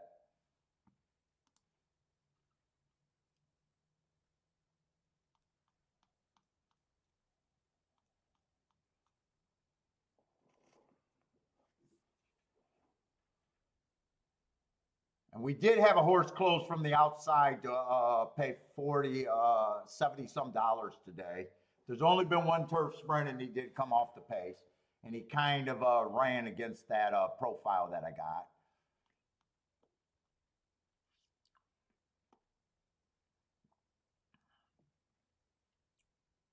God, I'm even having problem focusing right now.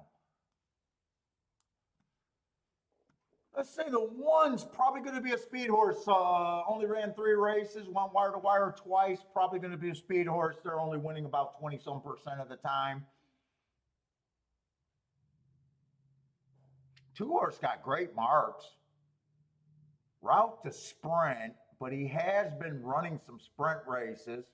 And he has been fast enough sprinting, and he can possibly even stalk as a sprinter.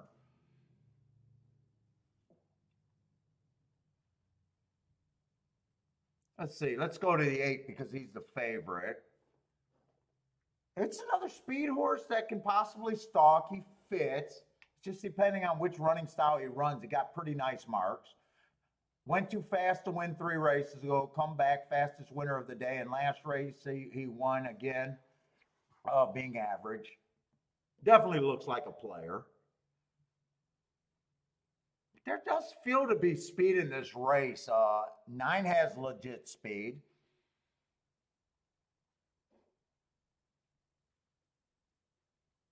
10 has legit speed. Fastest winner of the day last race. I like his progression. 4 races ago, running against the stalking closing bias, going too fast to win. Won within 3 races, earned basically almost a new top. Fastest winner of the day last race. He definitely got legit speed.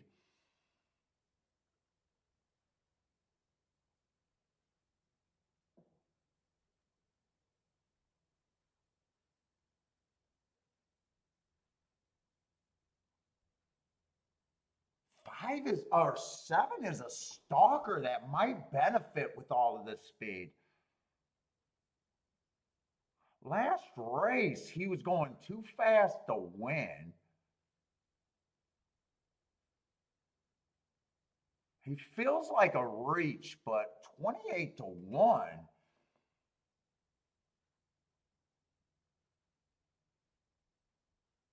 Six feels like a throwout. I don't like where he's coming from. He's another speedster. There's a ton of speed in this race. 5 would benefit if there's a ton of speed. Might be too far back, but if he falls in a stalker position, he would not surprise me.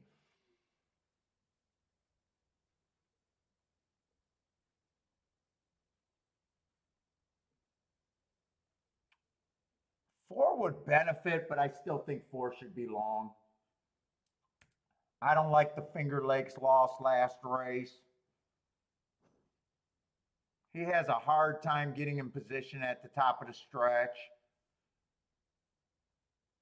But I still see a scenario where if he stalks and everyone's battling on the front end, I don't think he's a complete throwout.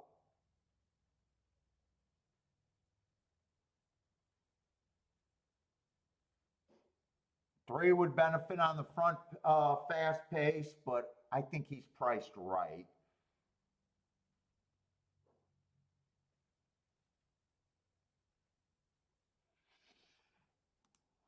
So we got 10 horses in this race. They're all going to start at 12%.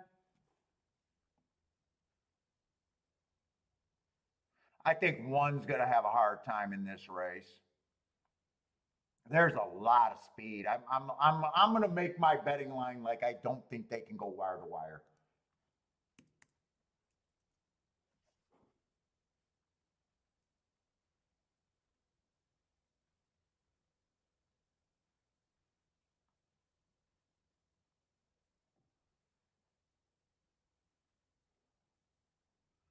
Eight, I just think is overbet.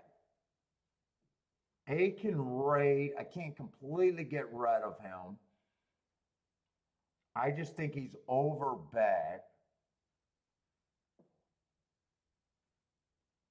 9, if 9 rates will be interesting, I think I could give him 10% and he'll be an overlay.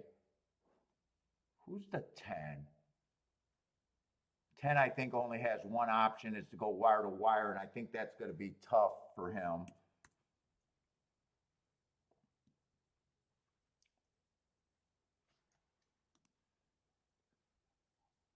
See, I got 5 horses right now. Everyone would be 17%. I think I'm comfortable with saying the 8. I would need 3 to 1 to consider win bets.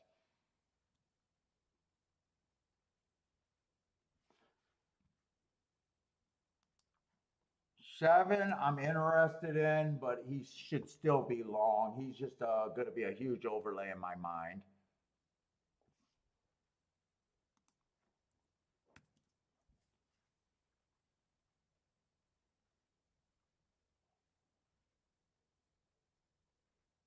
Five, I think 13% works on him. A little bit of an overlay. And who is the 2 and the 3?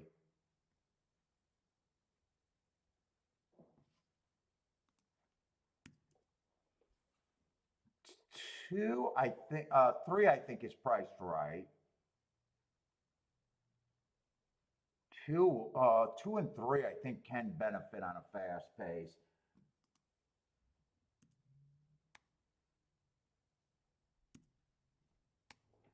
That's my betting line.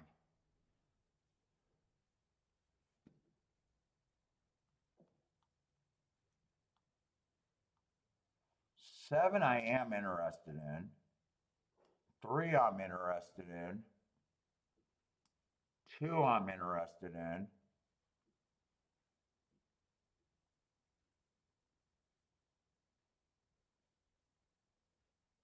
Five I'm interested in. Eight I think is the best of the speed. I think I could start writing down some bets. Eight.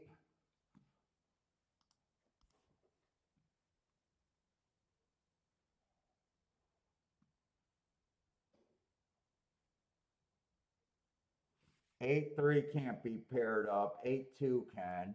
Eight seven can. Eight five can, but that's kind of light too.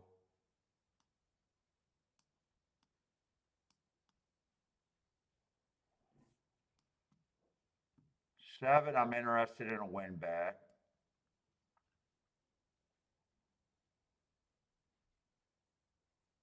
And everyone else is if I'm trying to really beat the eight. I got kind of a lot of horses, but I think I got to at least poke at this a little bit.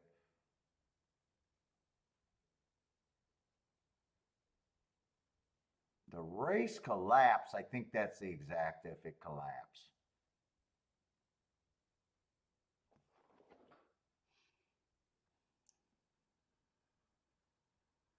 If it collapsed, that's the exact, that's where I want to be.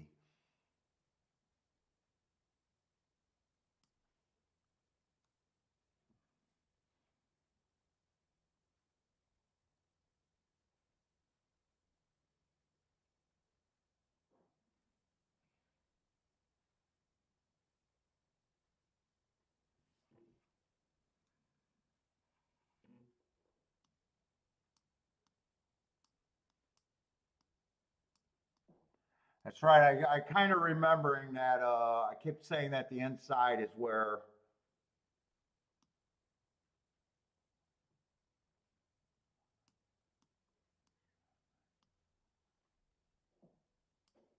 that's a $12 base bet. $12 base bet.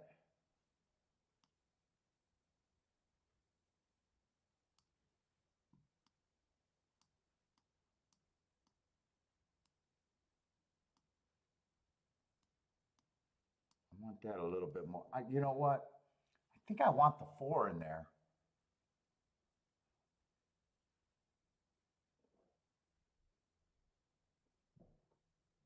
No, I think I leave the four out.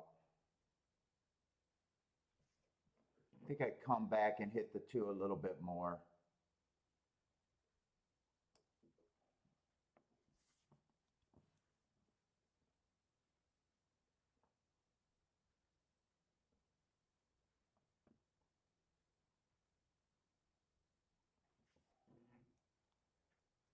Seven, I think, is the only horse I want with the win ticket in this race.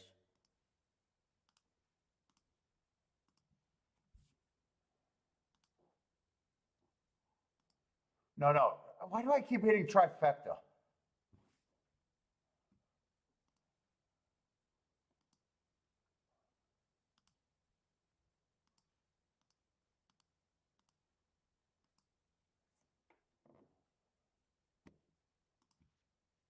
I think I'll be able to get this in.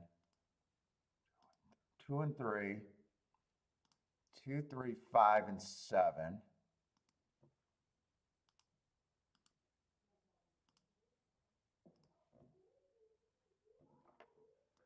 Two with the 3, 5, 7. Again. So I'm pressing the 2. And I want a 2, 3, 7 exacta box also. So I'm pressing the 2, 3, 2, 3 combination with the 7. So I got one more bet in there. I'm hoping for a meltdown here. Oh, and I did not weigh the 8. I'm gonna get that weight 8. I'm gonna play the 8 straight on the ticket. With the 7, the 2, and the 5. Oh, I did not get the, so that was not weighed. That did not go in. So this is played equally.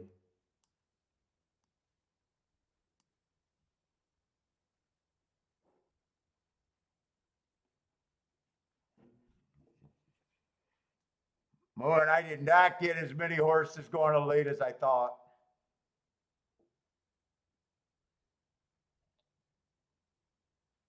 I am getting the fast pace that I wanted, but I am not getting exactly what I wanted here.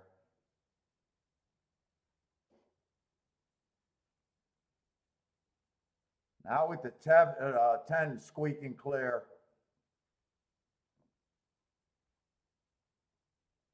I played this race for a collapse. Come on, 2, 7. Give me a 7. Roll with the 7. Roll with the 7. Roll with the 7. Let's go. Let's go.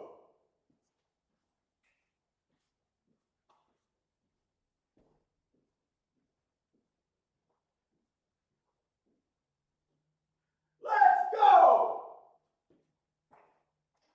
Let's go to the penthouse, baby.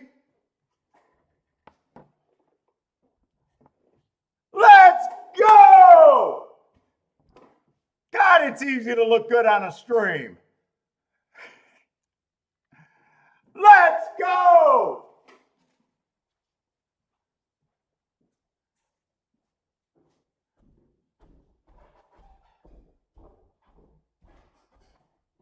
All we need is one.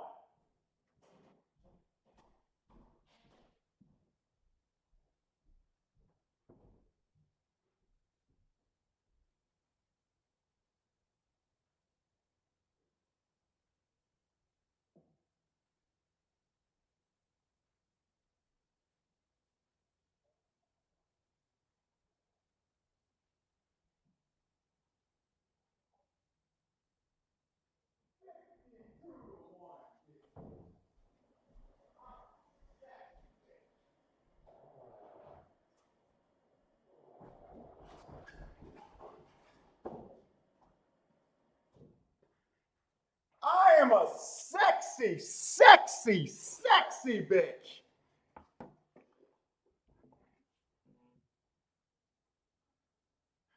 Huge. Huge, baby. I don't know what that exact is paying, but that got to be every bit of 200 to 1. I'm sorry. That has to be every bit of 200 to 1. 363 to 1. Let's go. Let's go. I did better than I did yesterday. John with the exact 8 times. Let's go, John. You guys don't want to know. You don't want to know. 237, 237, 27, 27. Let's go. I'm just going to say if they're all $5, I got it at least 15 times. I think that's safe to say I got it at least 15 times. At least. We're having a huge week. Only had 2 opinions this week. Huge week.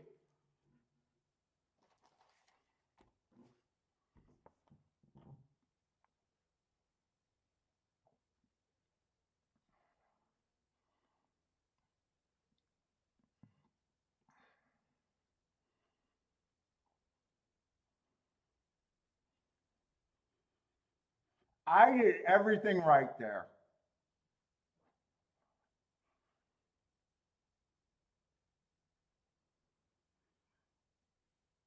Thank you, Greg. Thank you, man.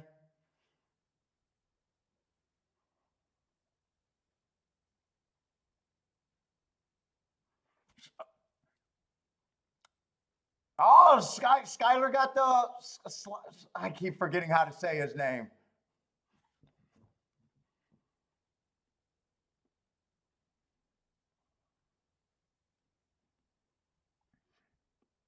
Woo!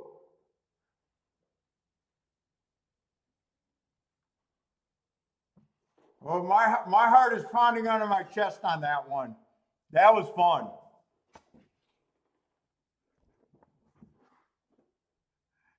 I know that hit might have been brought to you by freaking acid.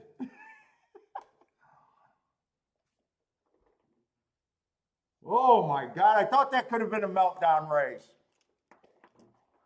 I can't believe I didn't key off the 7, to be honest. I made the 7 the win bet. I think it's because I read the bias report and said, you know what? It's safer to key off the 2 and the 3 than the outside horse. I don't know why I don't know why I didn't key off the 7. That was the biggest hit possible that I liked. I think it was because of the bias report says post 1 through 3 are dominant. Hector says no show. Well, yeah, that might not help the no show. I said I got to get my ass kicked the next 3 days. I can't be hitting 360 to 1 exactas that many times.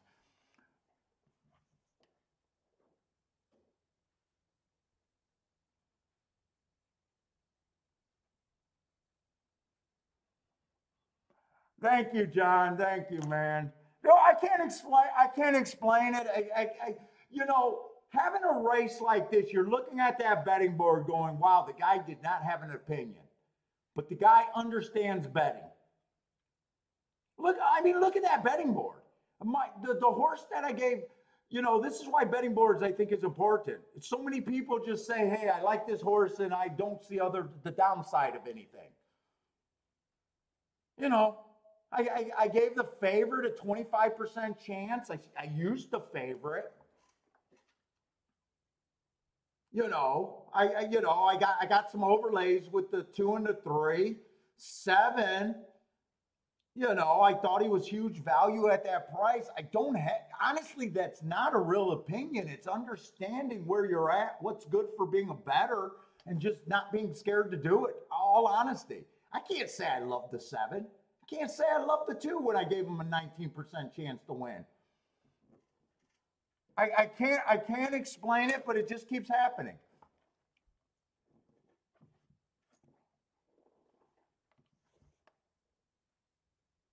And I always say, once you embrace that you only need to be right 20% of the time, putting in bets like that are easy. When you're wrong, it's like you move on.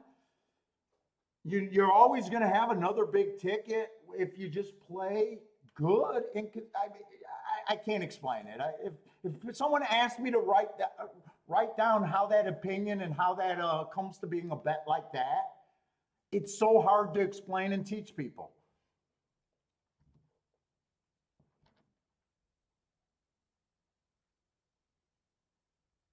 I mean, it's the same thing with yesterday, the hit. It was the right thing to do. That's all I can say. It was the right thing to do in a par mutual game.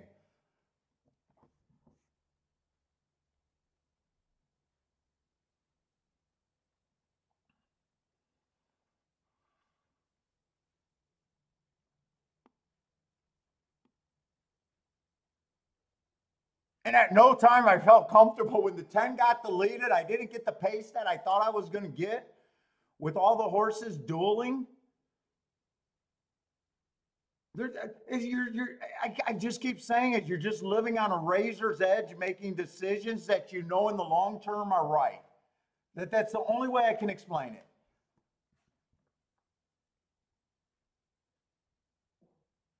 Yeah, Jevin, I'm so far behind on doing the highlight videos. I kind of lost oomph because they weren't helping the channel. And at the same time, I think I got to keep doing it.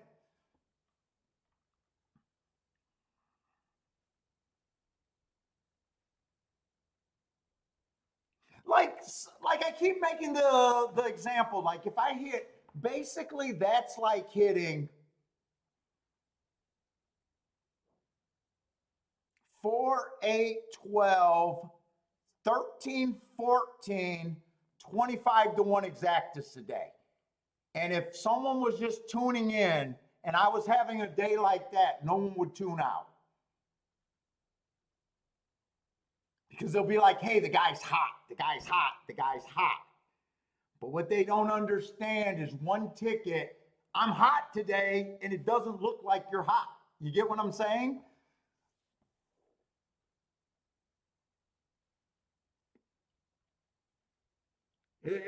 Like the whole industry would be watching if I just had show after show of just hitting 10, 8, $25 exactas every fucking day.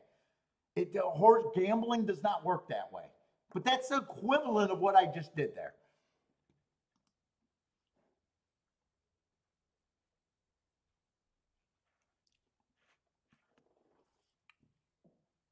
Hey, Nardra, I'm gonna have to bust you. Dude, there's over 500 streams and there's no difference.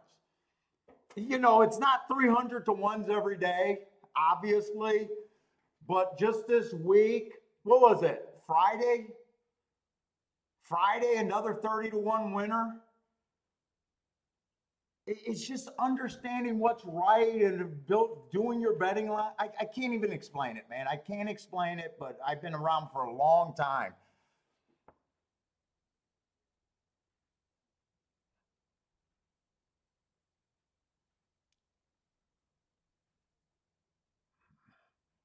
And it's not about picks. I don't pick better than anyone else out there. It's just so hard to explain and to say. You know, is it instincts? Is it handicapping philosophy? Is it betting philosophy? It's probably all of the above.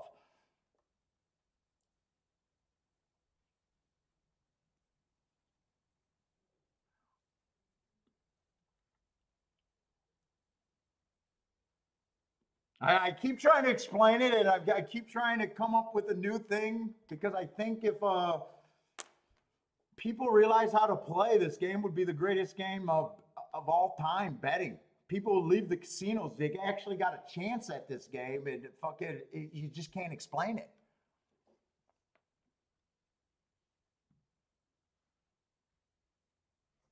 I wish I could bottle it. I can't bottle it. I can't sell it. I can't bottle it. Just knowing what's right is all you need to know to improve your handicapping. Yeah, Marco Lou. Yeah, Marco Lou.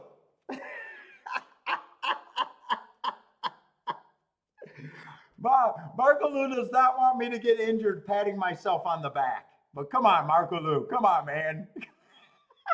I get it. I get it. Come on, you got to let me bask. You got to let me bask, man. Marco Lou does not want me to break my arm patting myself on the back. Fucking unbelievable, man. But at the same time, it's fucking, it is what it is.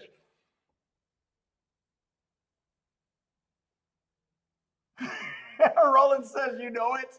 Well done, Marco.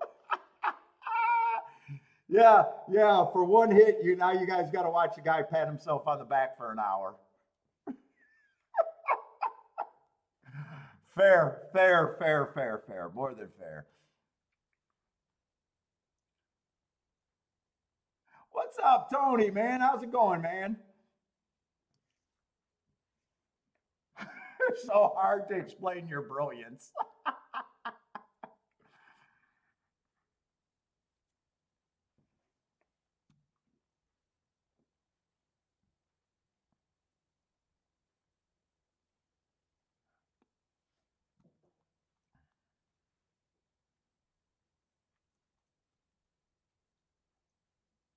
Let's see, I have to mark up the 11 and 12, but please, don't hold it against me if I'm a little checked out. Fuck.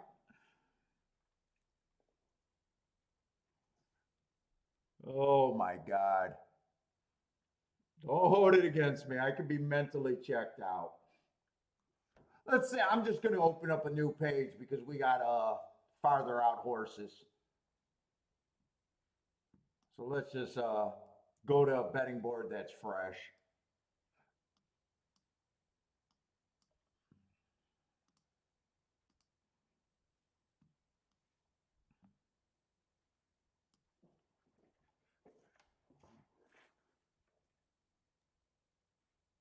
So we're gonna have 10 horses here.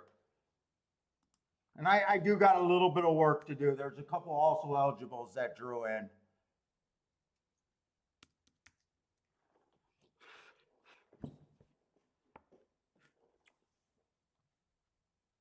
Biggest problem with the losses. And the other thing, it's just so hard to even look like you're contempt because losses are, you got to have the losses because doing the right thing just guarantees you're going to have losses.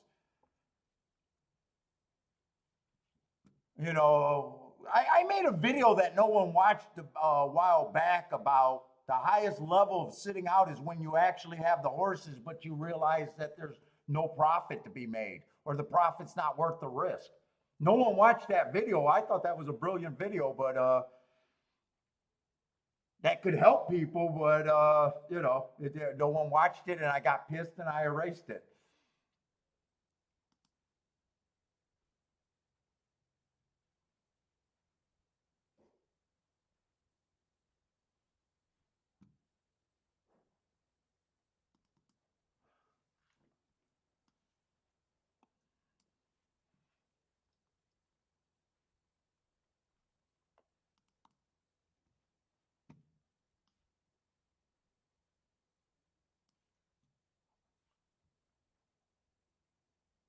Let's see, I got to look up a couple horses though.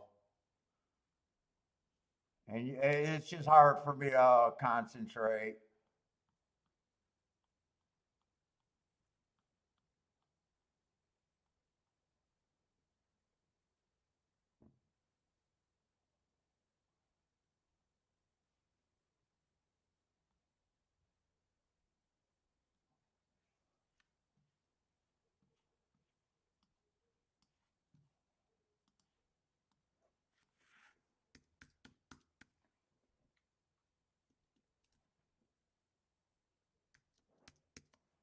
Slow, average, average.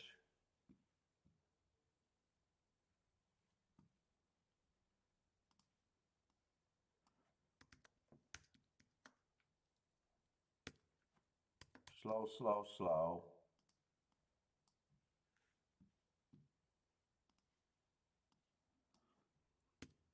By the way, we always got to put it out. Sorry for ruining the people that watch the show because they hate my guts. Sorry I couldn't accommodate you guys with a bad day. I'm going to hold my title of big hits and biggest shit talker in the game. So if you guys are tuning in hoping that I lose, sorry. I know they're out there. I know they're out there.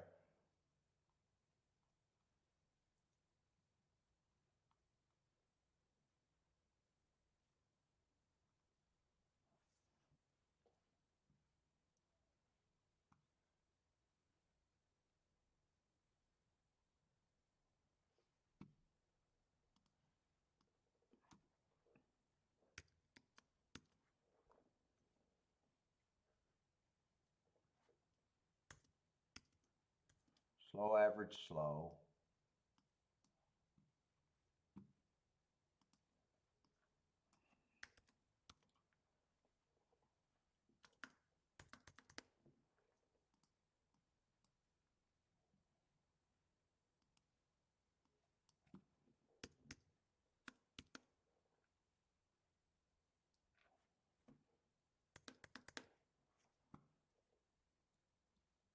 I think these are the only two horses I got to do. I just want to make sure before I close out that part. Grab my other fucking guide.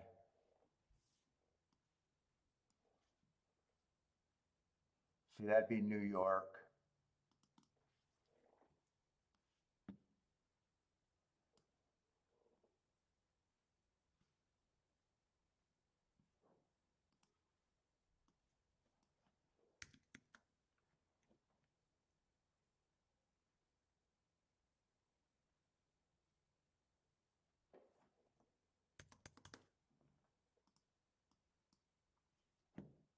All right, I should have everything.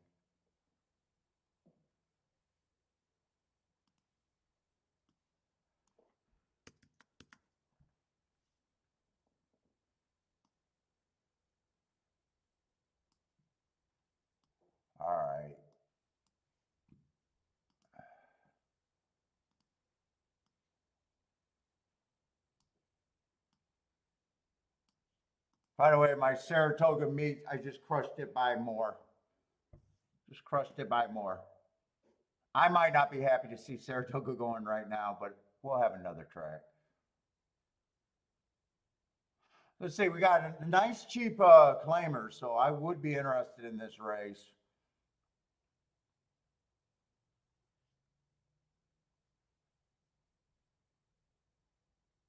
I don't think we got much on the tic-tac-toe board. Right now, I think we only had one dirt route. The favorite went wire to wire, but we got two dirt sprints where they went wire to wire. I might be missing some results there. I'm not really sure. I probably am missing a few races.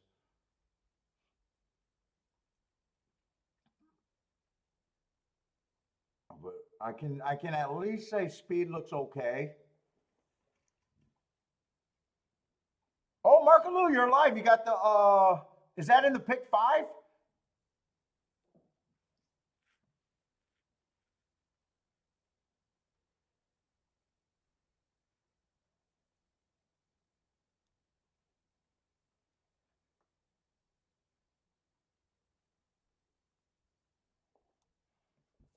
All right, who's the favorite here?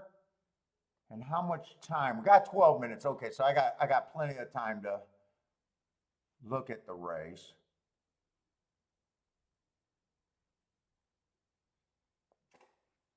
The 8 is out, so we actually got what, 11 horses?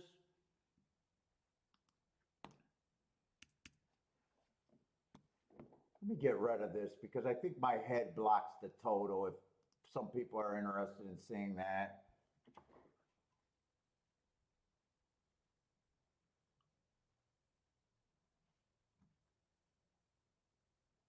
Who's the favorite? The 9's the favorite and the 12. Oh, 5's taking action too. And there's a pretty big pay raise once you get past the main 3 or 4 horses here.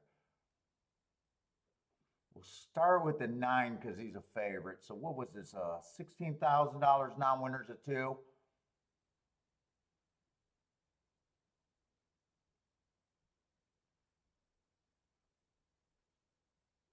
All right, so 9, I got 4 races go early pressing day, average, Matt strives with the slowest winner average, which he was.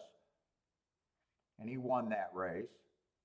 Comes back, runs on an inside speed favoring day. I gave him an asterisk because he was a stalker and not a speed horse. So I like that second there.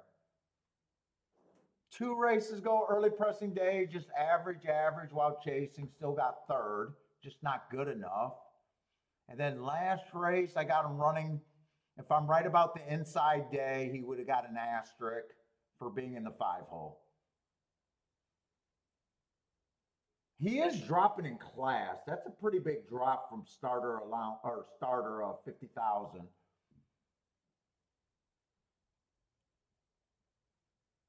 He looks okay, but he feels like a stalker. I'd be thinking that if someone is a front runner might be and get first run might be what I'd be looking for first.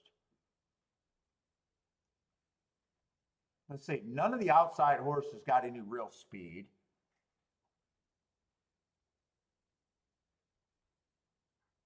Two doesn't really have speed. 3 might show speed. But he's a stalker just like the favorite. 4 might have speed, but he's a stalker like a favorite. So we do got a race where it doesn't feel like there's a lot of speed here.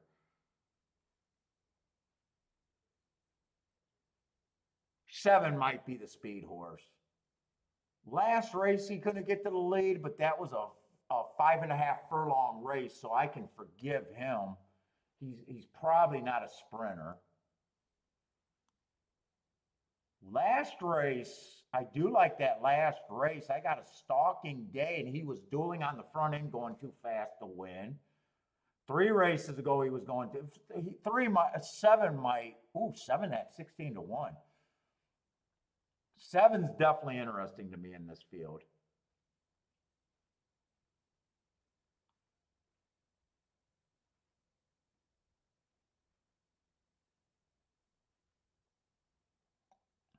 just go after. So I don't think there's a lot of speed in this race. Let's see, 3 races ago, Stalking Day was just slow, slow, slow. 2 races ago was a closer, slow, slow, slow. And last race, it was an inside early pressing day. He had the inside, but no speed.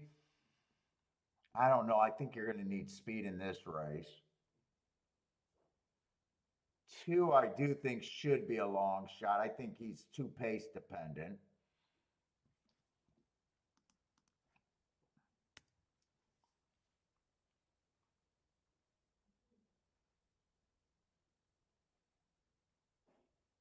Three, I don't mind that race 2 back. Average 1 tick slower than the fastest winner average.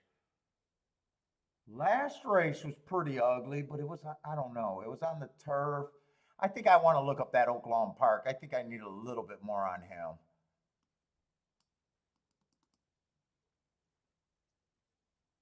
It's going back a ways, but I think I want to see the progression on him.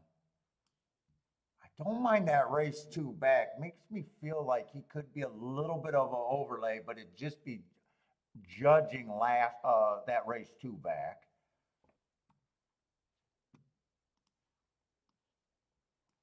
This race would have been off a bit of a layoff.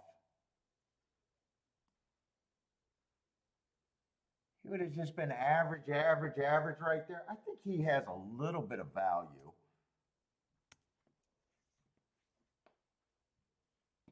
Wait, I didn't want to get rid of that. Hold up, I want that.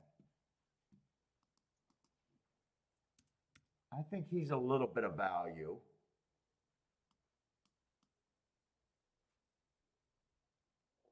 Four, I don't think 4 should be 18 to 1. He should be long, but not 18 to 1, so I think he's value.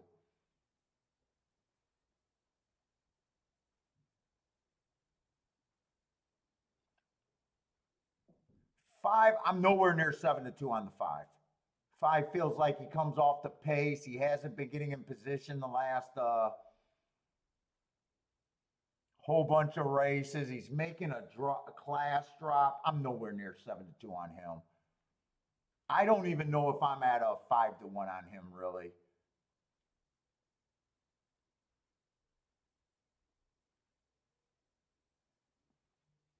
Six, I don't like the 6. I think 6 I can throw out. 7, I do like the races 2 and 3 back, and I think you can forgive that turf race. I'm going to put him at 10 to 1. I probably think he's closer to a 5 to 1, but I'm trying to save points to give the other horses. He's an overlay, and he's on my short list. 9, I do think is probably the horse to beat here.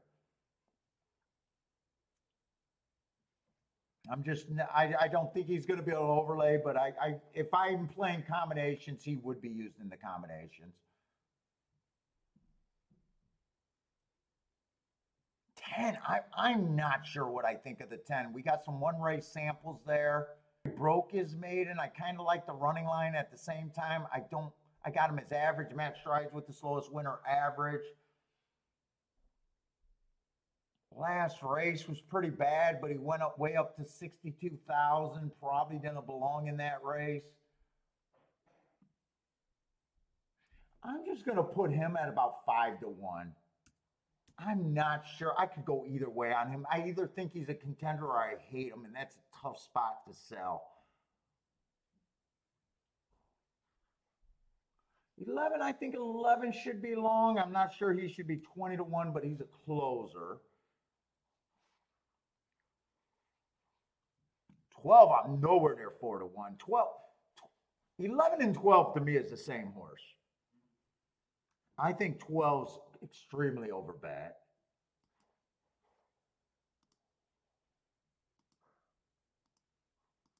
So really all I got is the 9 and the 2 right now. I don't think those 2 are equal though. Or I got the 9 and the 5. I don't think both of them are equal.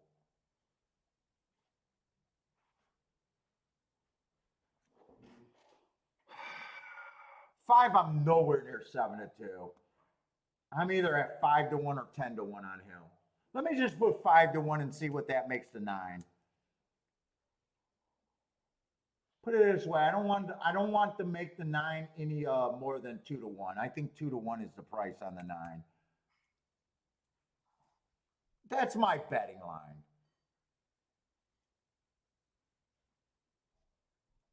If I play this race, I'm definitely interested in the 7.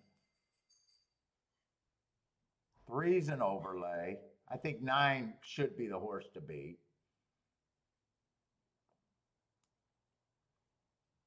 10 is that questionable horse. There was one other horse that I gave, like, I think it might have been the 4. I think it is the 4 at 15-1. It is the 4.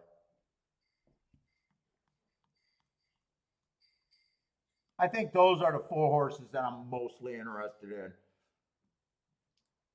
And then I'd use the 11 on the outside. I think that's the group that I mostly are interested in.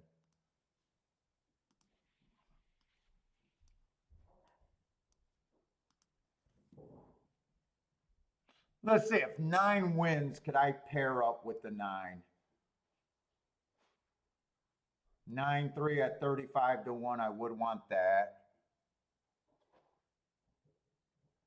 9-4 at 54-1, I would want that. 9-7 and 9-11, I don't think is a question.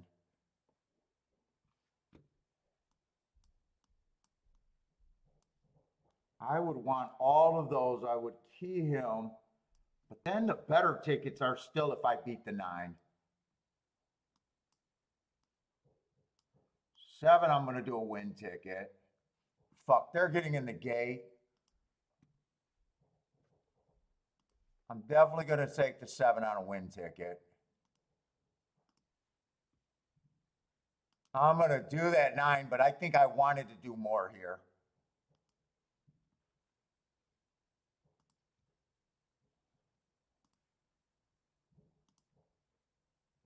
11, 7, 3, and 4.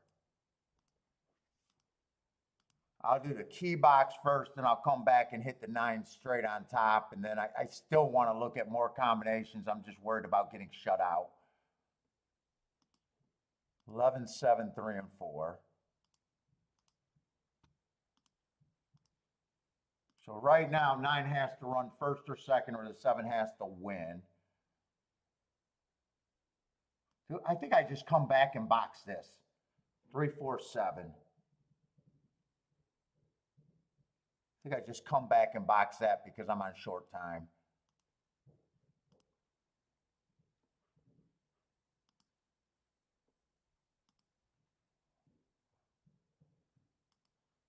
I think that's all I'm going to be able to do.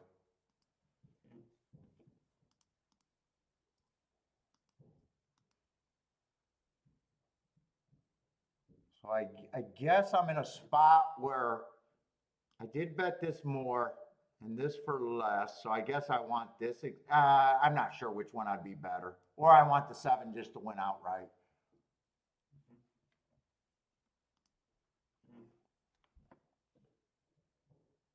I'm not sure what I would have done if I had a couple minutes to do that. I might have still used the 11. I'm not sure who I would have keyed off there. I definitely felt like there was a little bit more that I wanted to do, though.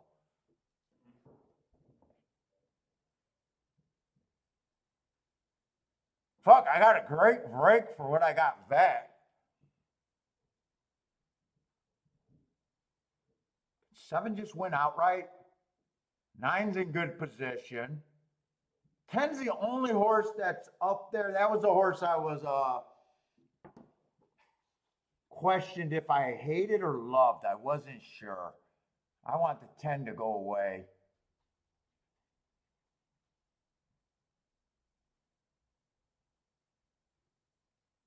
Can 7 survive? I don't think 7 can survive the battle, though. Come on, keep this 9 going and bring me the 3, the 7. I think the 10 is going to get everything. Or the 4. I don't think I think this is going to be 9, 10. Come on, 4. 4, 3. 4, 3. Come on. on, 4. Ah, 5's coming late. I don't have the 5. Ooh, 5's rolled.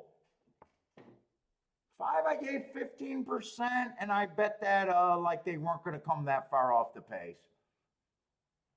I had a pretty good betting line there. I went for the bigger hits. 5 was a closer. I think he was the best shot of the closers that I gave.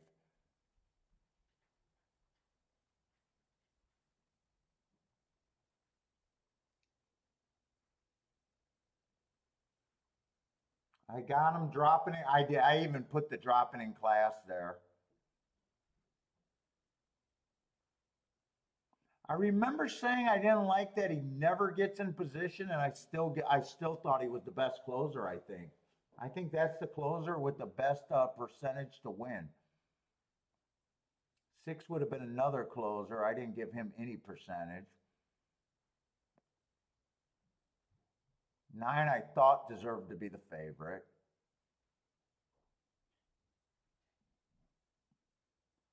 11, I thought had a little bit of upside, but I still gave him an 8%. 10, I think, got third.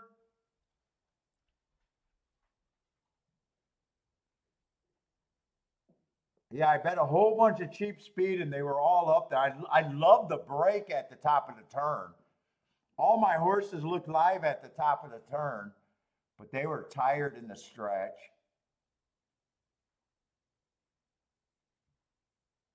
Christopher with the easy money. Nice call, Christopher. How much is that 5-9 pay? 17 to 1? That's an exacta that I'd be willing to pass on. I think the lowest exacta here I had was 34 to 1, I think. Well, 4 did go down to 25 to 1. 3 went up to 45 to 1.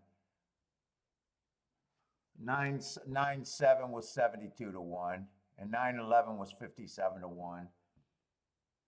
So that ticket had upside. I'm just wrong. 7 was the only horse that I wanted to win. I think I bet that race pretty good. I'm just wrong. Yes, tomorrow we'll be doing Kentucky Downs and Gulfstream, everybody. I don't know what time Kentucky Downs start. I usually come on 20 minutes, half an hour before the first race. So I'm just not sure on Saturday if Gulfstream or Kentucky Downs run a little bit earlier. Yeah, Jevin.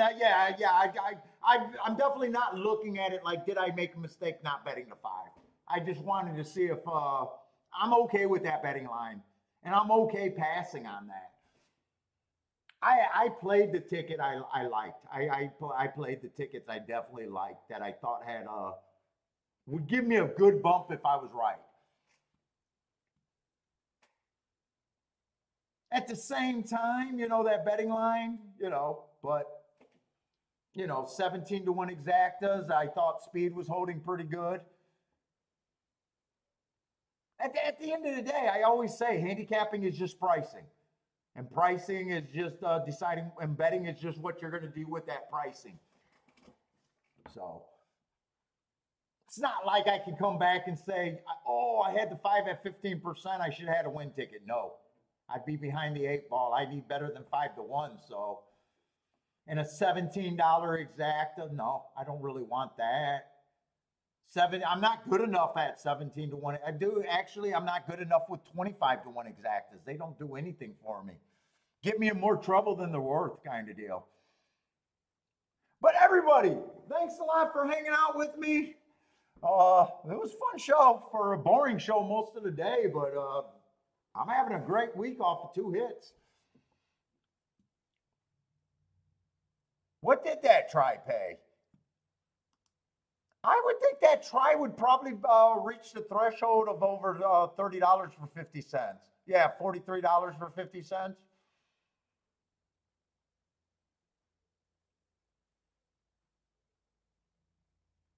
That is a try that, depending on how you do your bets, feels like if you were there, you could have hit that multiple times.